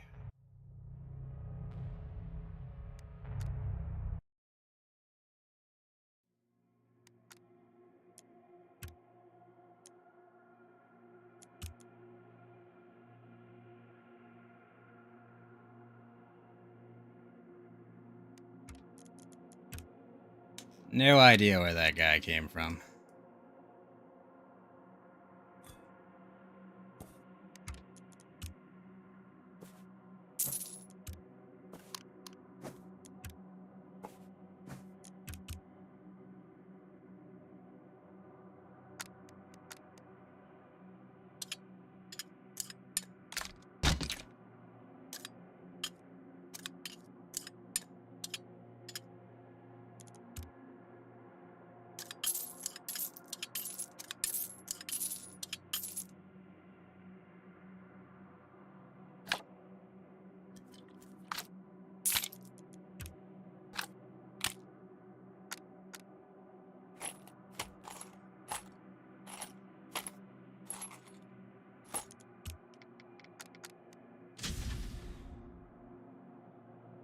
I need a partner to watch my back.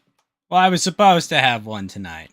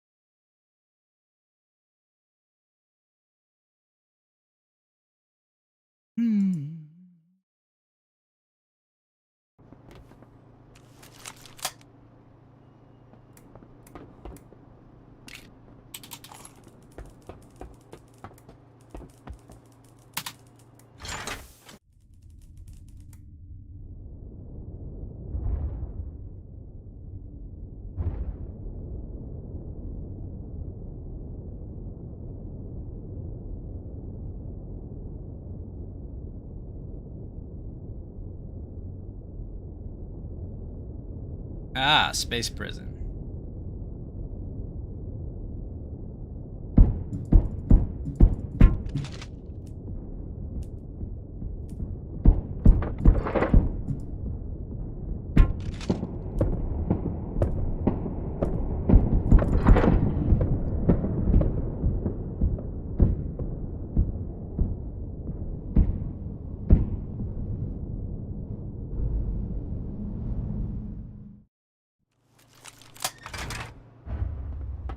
Penal Colony, Beta 5.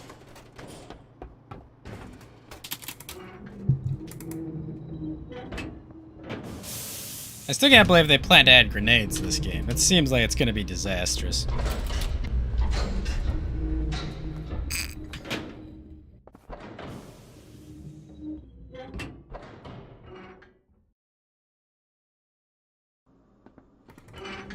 Especially throwing them in space.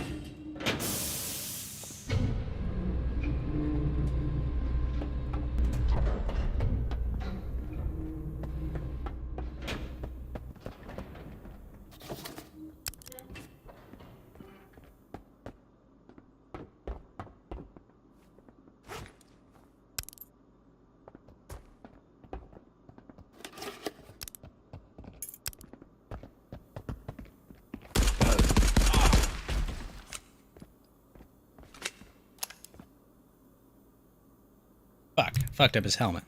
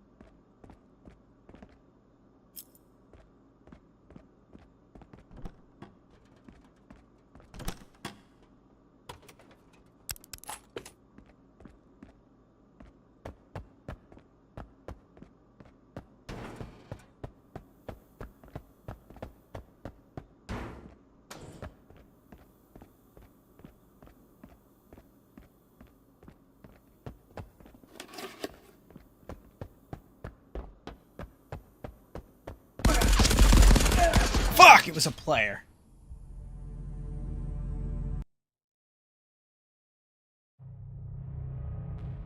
I was not ready for that player.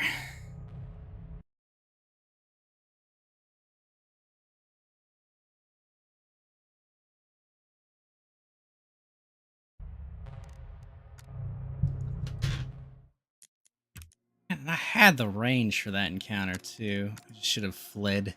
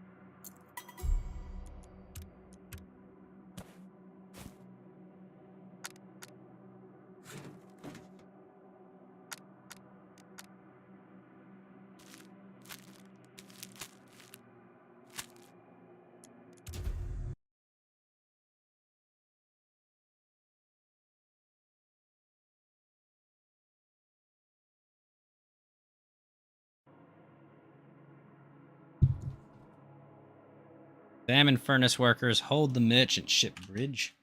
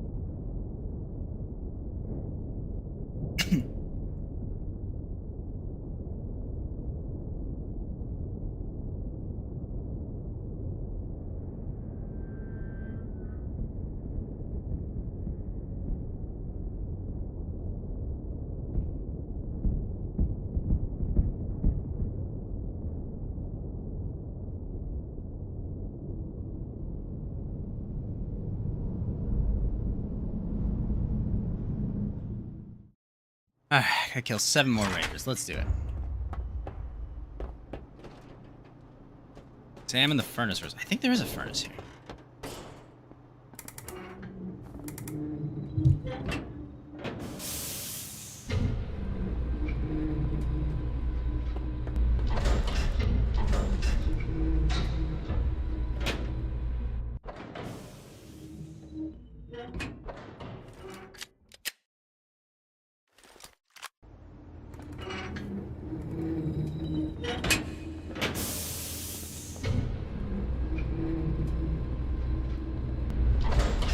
Dock 1A, okay.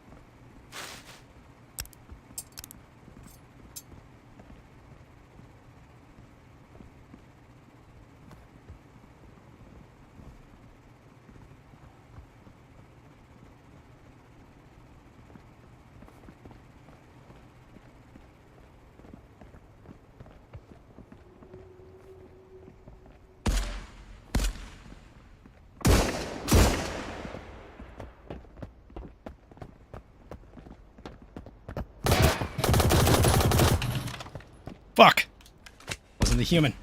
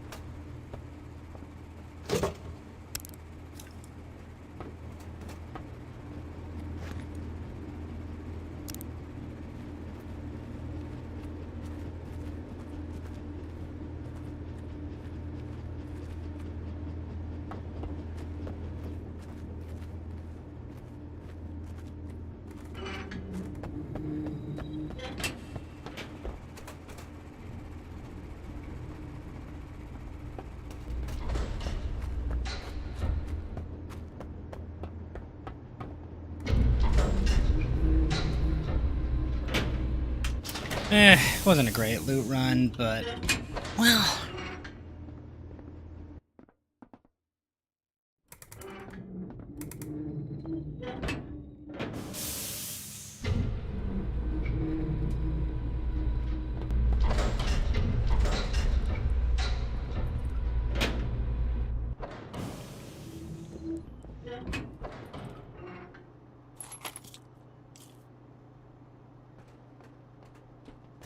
Yeah, fuck it, we're going back.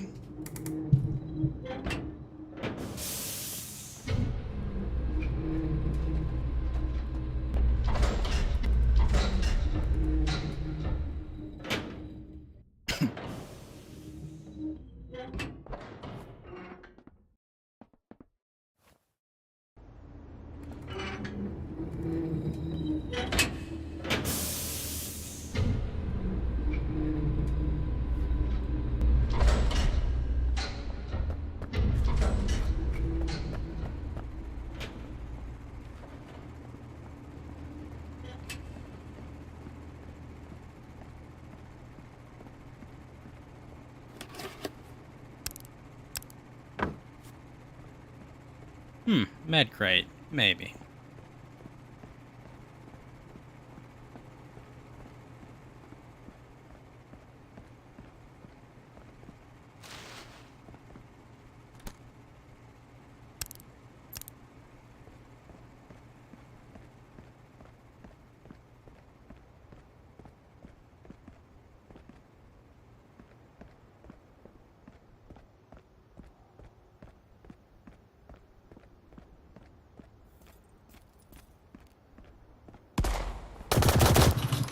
Fuck! He was already dead.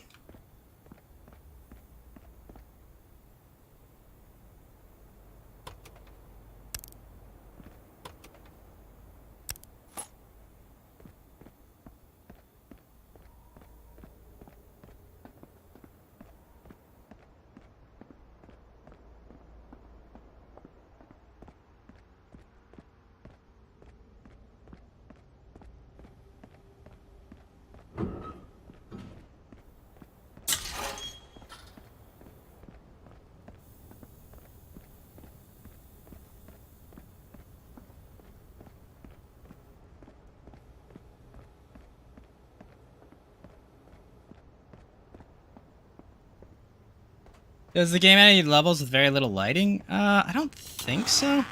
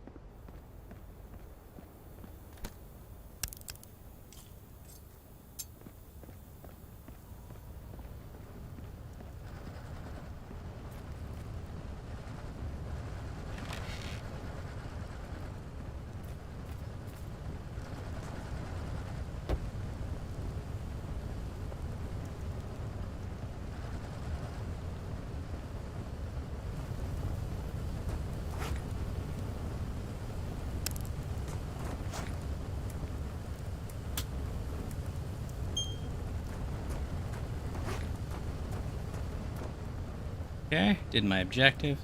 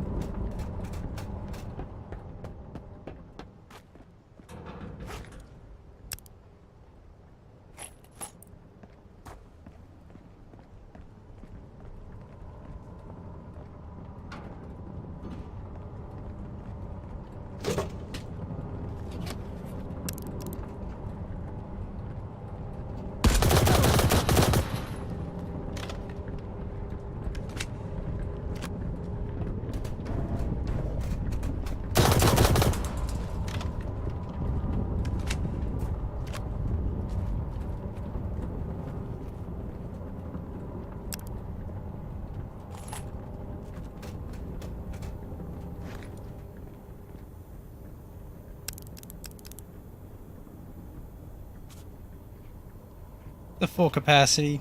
Oh, jeez!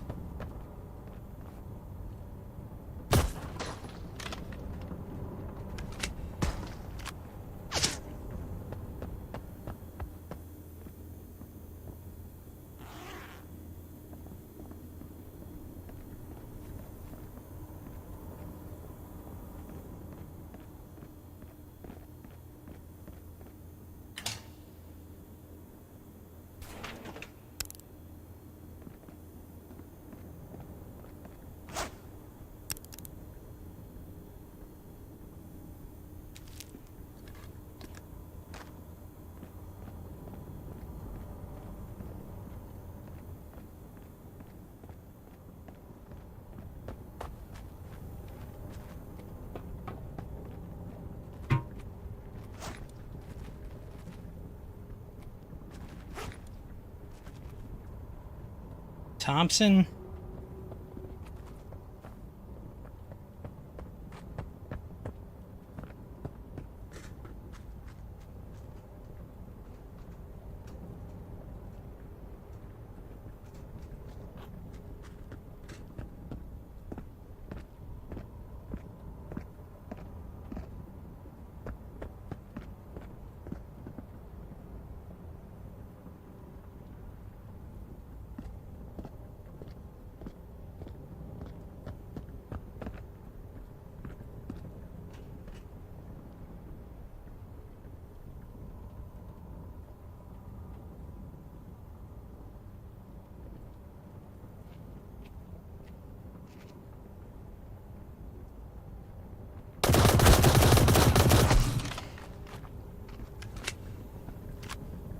Fuck.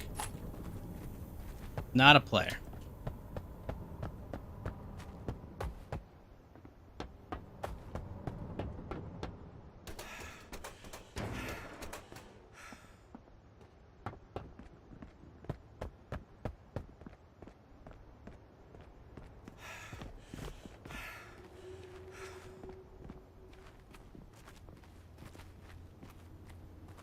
Three C.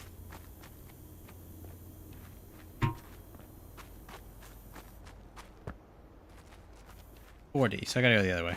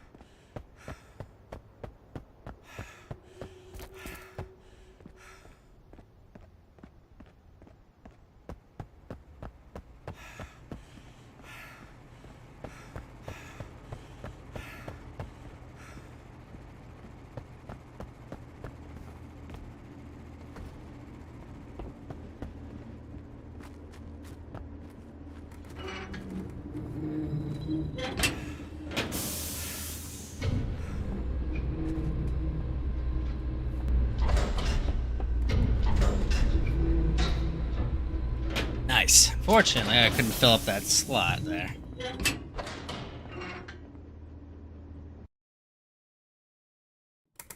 Honestly, not that great a raid. That gold coin definitely pays for the risk, but I don't know. Could have been better.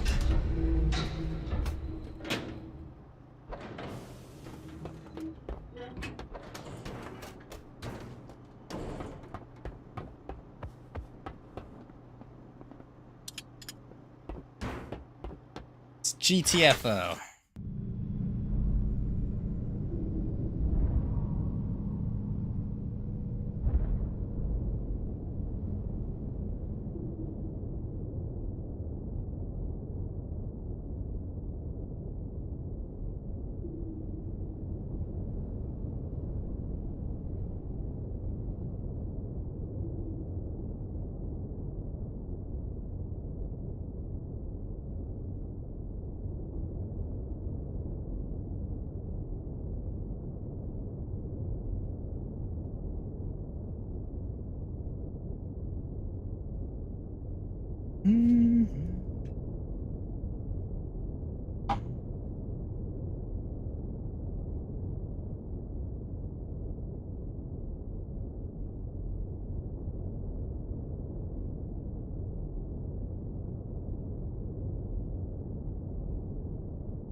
All right.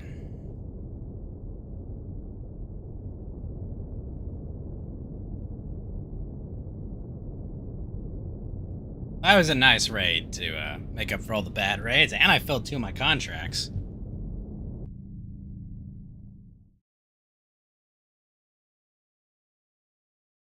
Yes.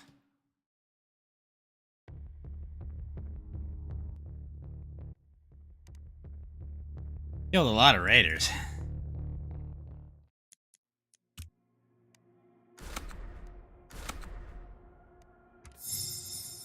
Got to level 23. Do you want me to get kills with a Mauser, eh?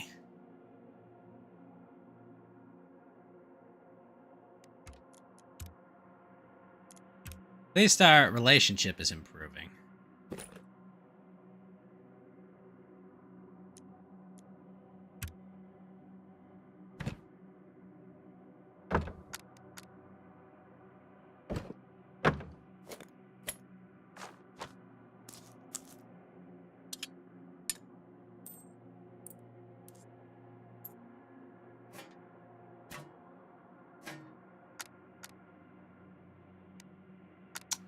Three reinforced metals. Bada bing, bada boom.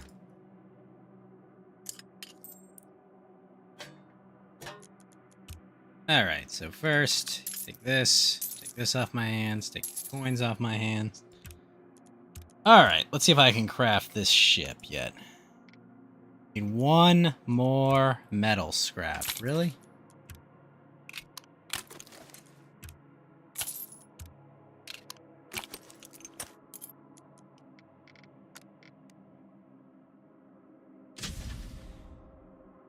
Alright, making a heavy frigate.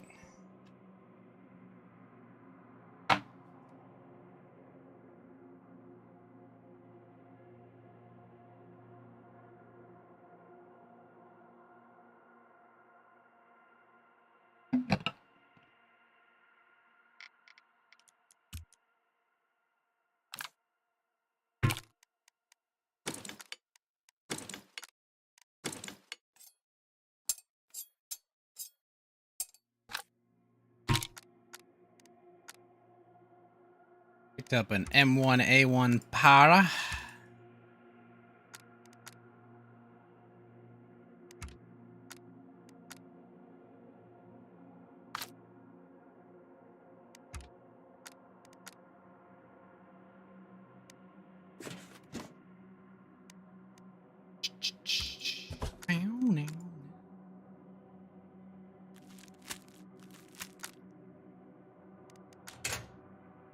Ooh, there's only 7 rations in that one.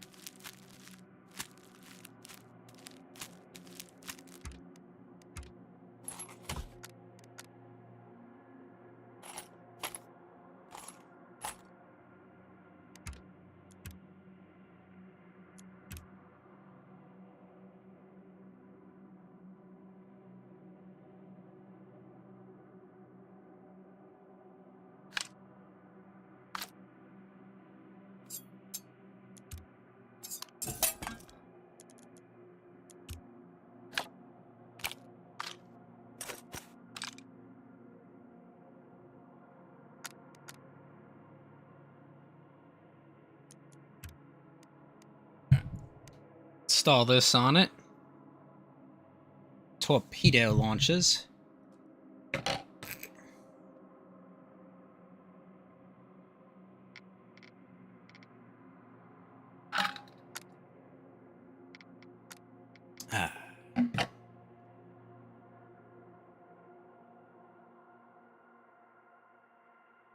Hello, Bang. What's up, Uchihan? How you doing?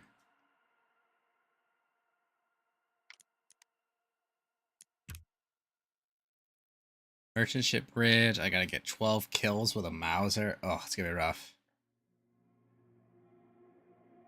Hello, Akmal. How you doing?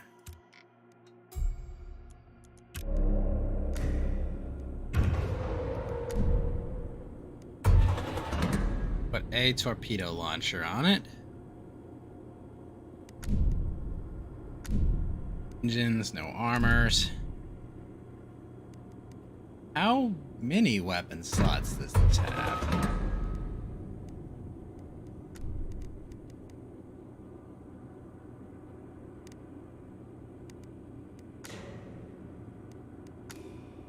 We'll take the rust bucket. Since we're gonna go run in and try to pistol some shit, I suppose.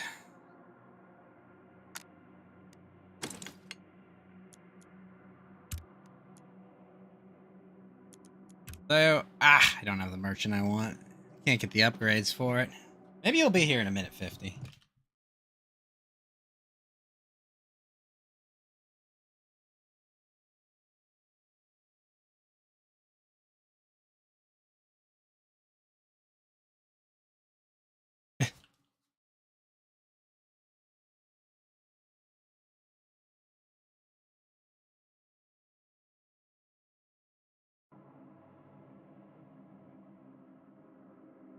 The Central Empire guy is next. That would be good.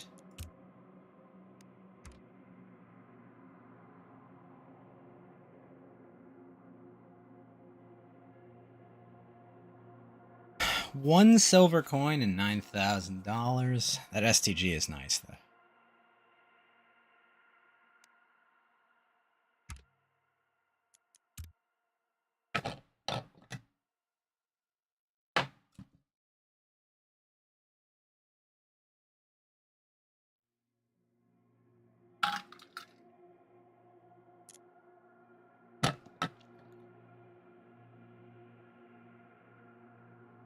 Come on, any second now, Overlord. You need to go. I don't see why they don't just have every merchant available always. It's kind of silly.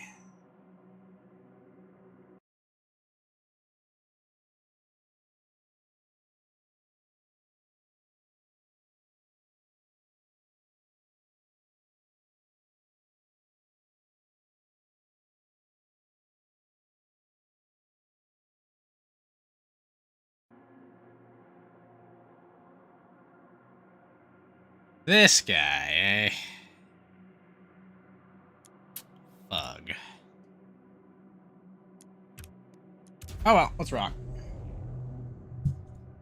This is a good long raid. It'll be last one.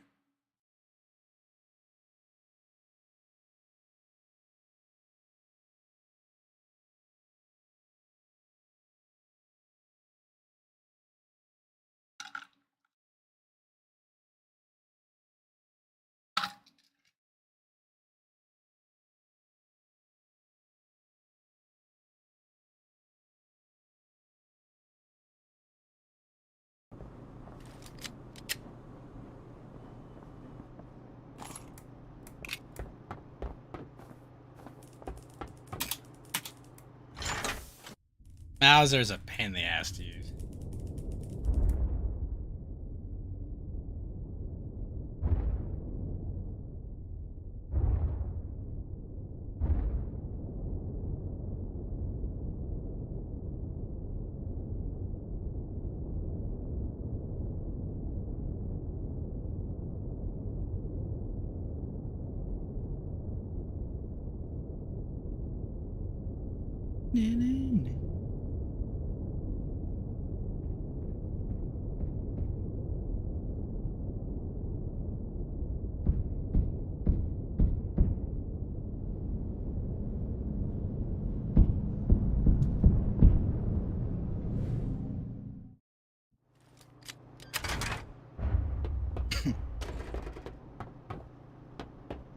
Oh, jeez, I did have a Mauser extended clip. Ah!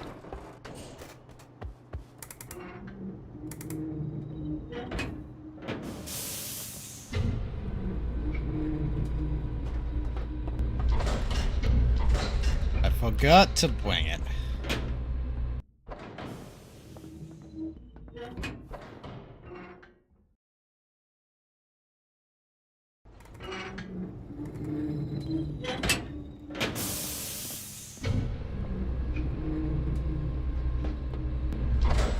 Main A, okay.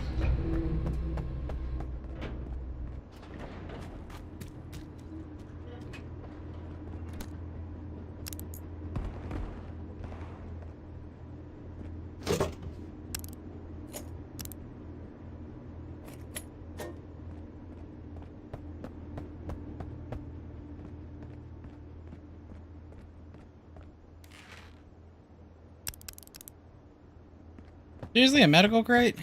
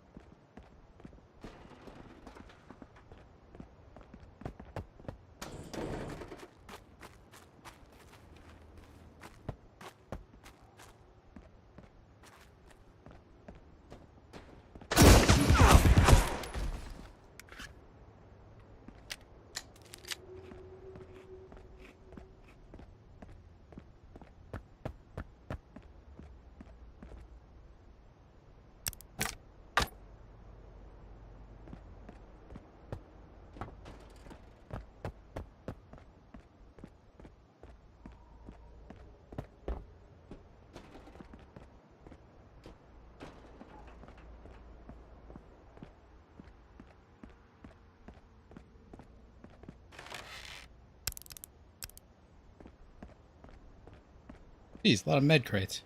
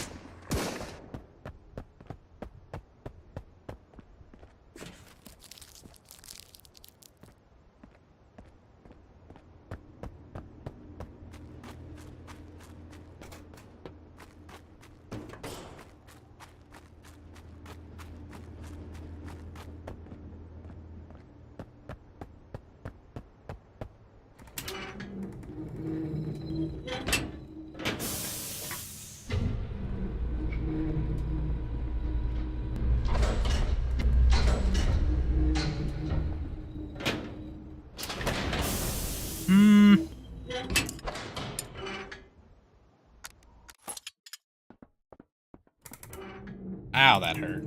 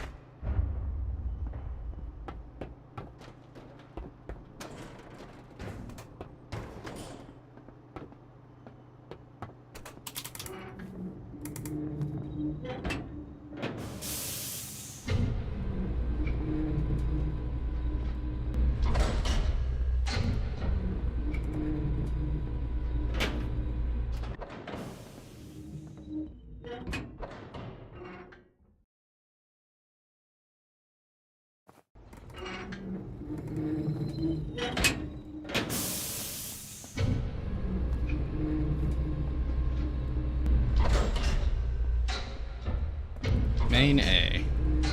Wait, isn't this where I just came from?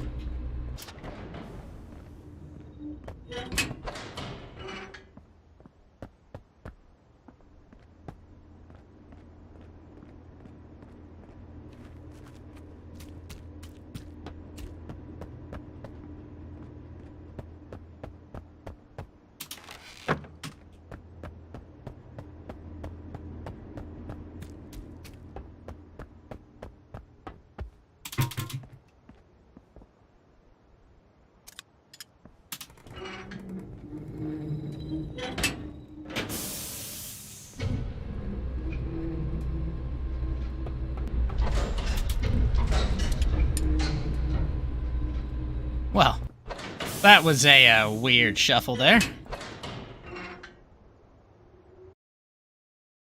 I came back, got the medical crate.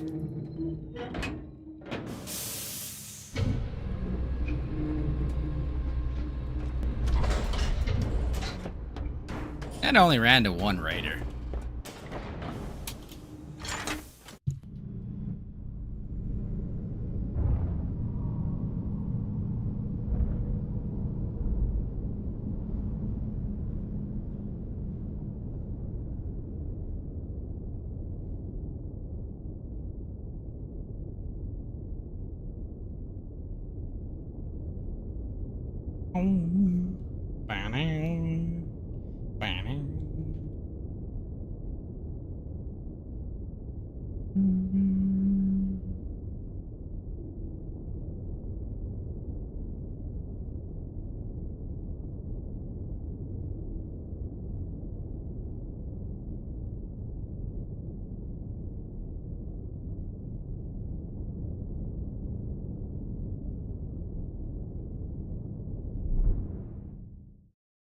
I don't understand though. I went all the way around and it took me to the same place.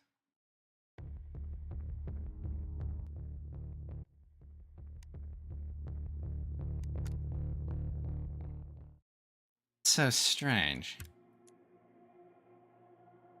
Alright, nicely enough, we got a new med crate. Oh, God dang it. There it was. There was the extended mag.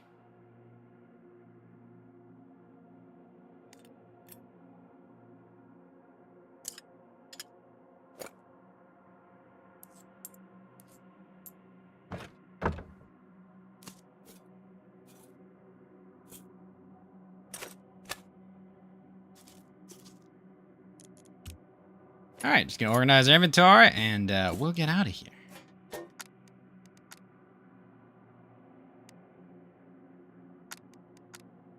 Crafting. Ah, yes, this goes here. 10mm bullets there. Good. The Deutsches aren't here. Now it's Rosie's back. Oh, Uzi extended mag? Hey, yo. Hello.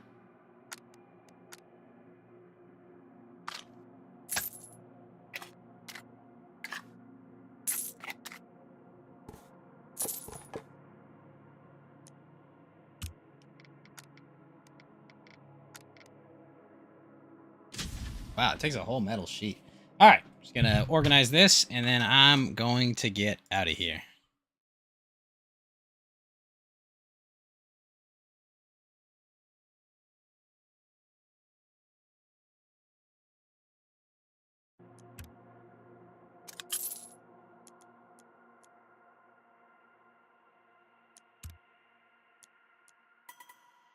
Still need to examine the merchant frigate engine, but that ship is freaking huge.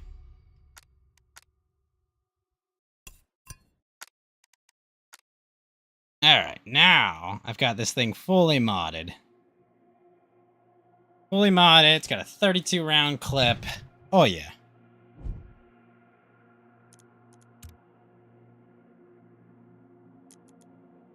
Very nice. Alright.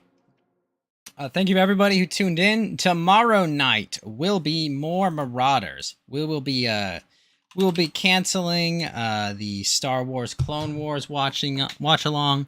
We'll push that to next week as Yellow Lantern is sick and Kaz was unable to make it. So, without further ado, I'm gonna leave you some wise words, and I am going to get out of here. みんなキルここ今日は夜はもう遅いから良い子はゆっくり寝てくださいね Good kids should go to sleep now Good night motherfucker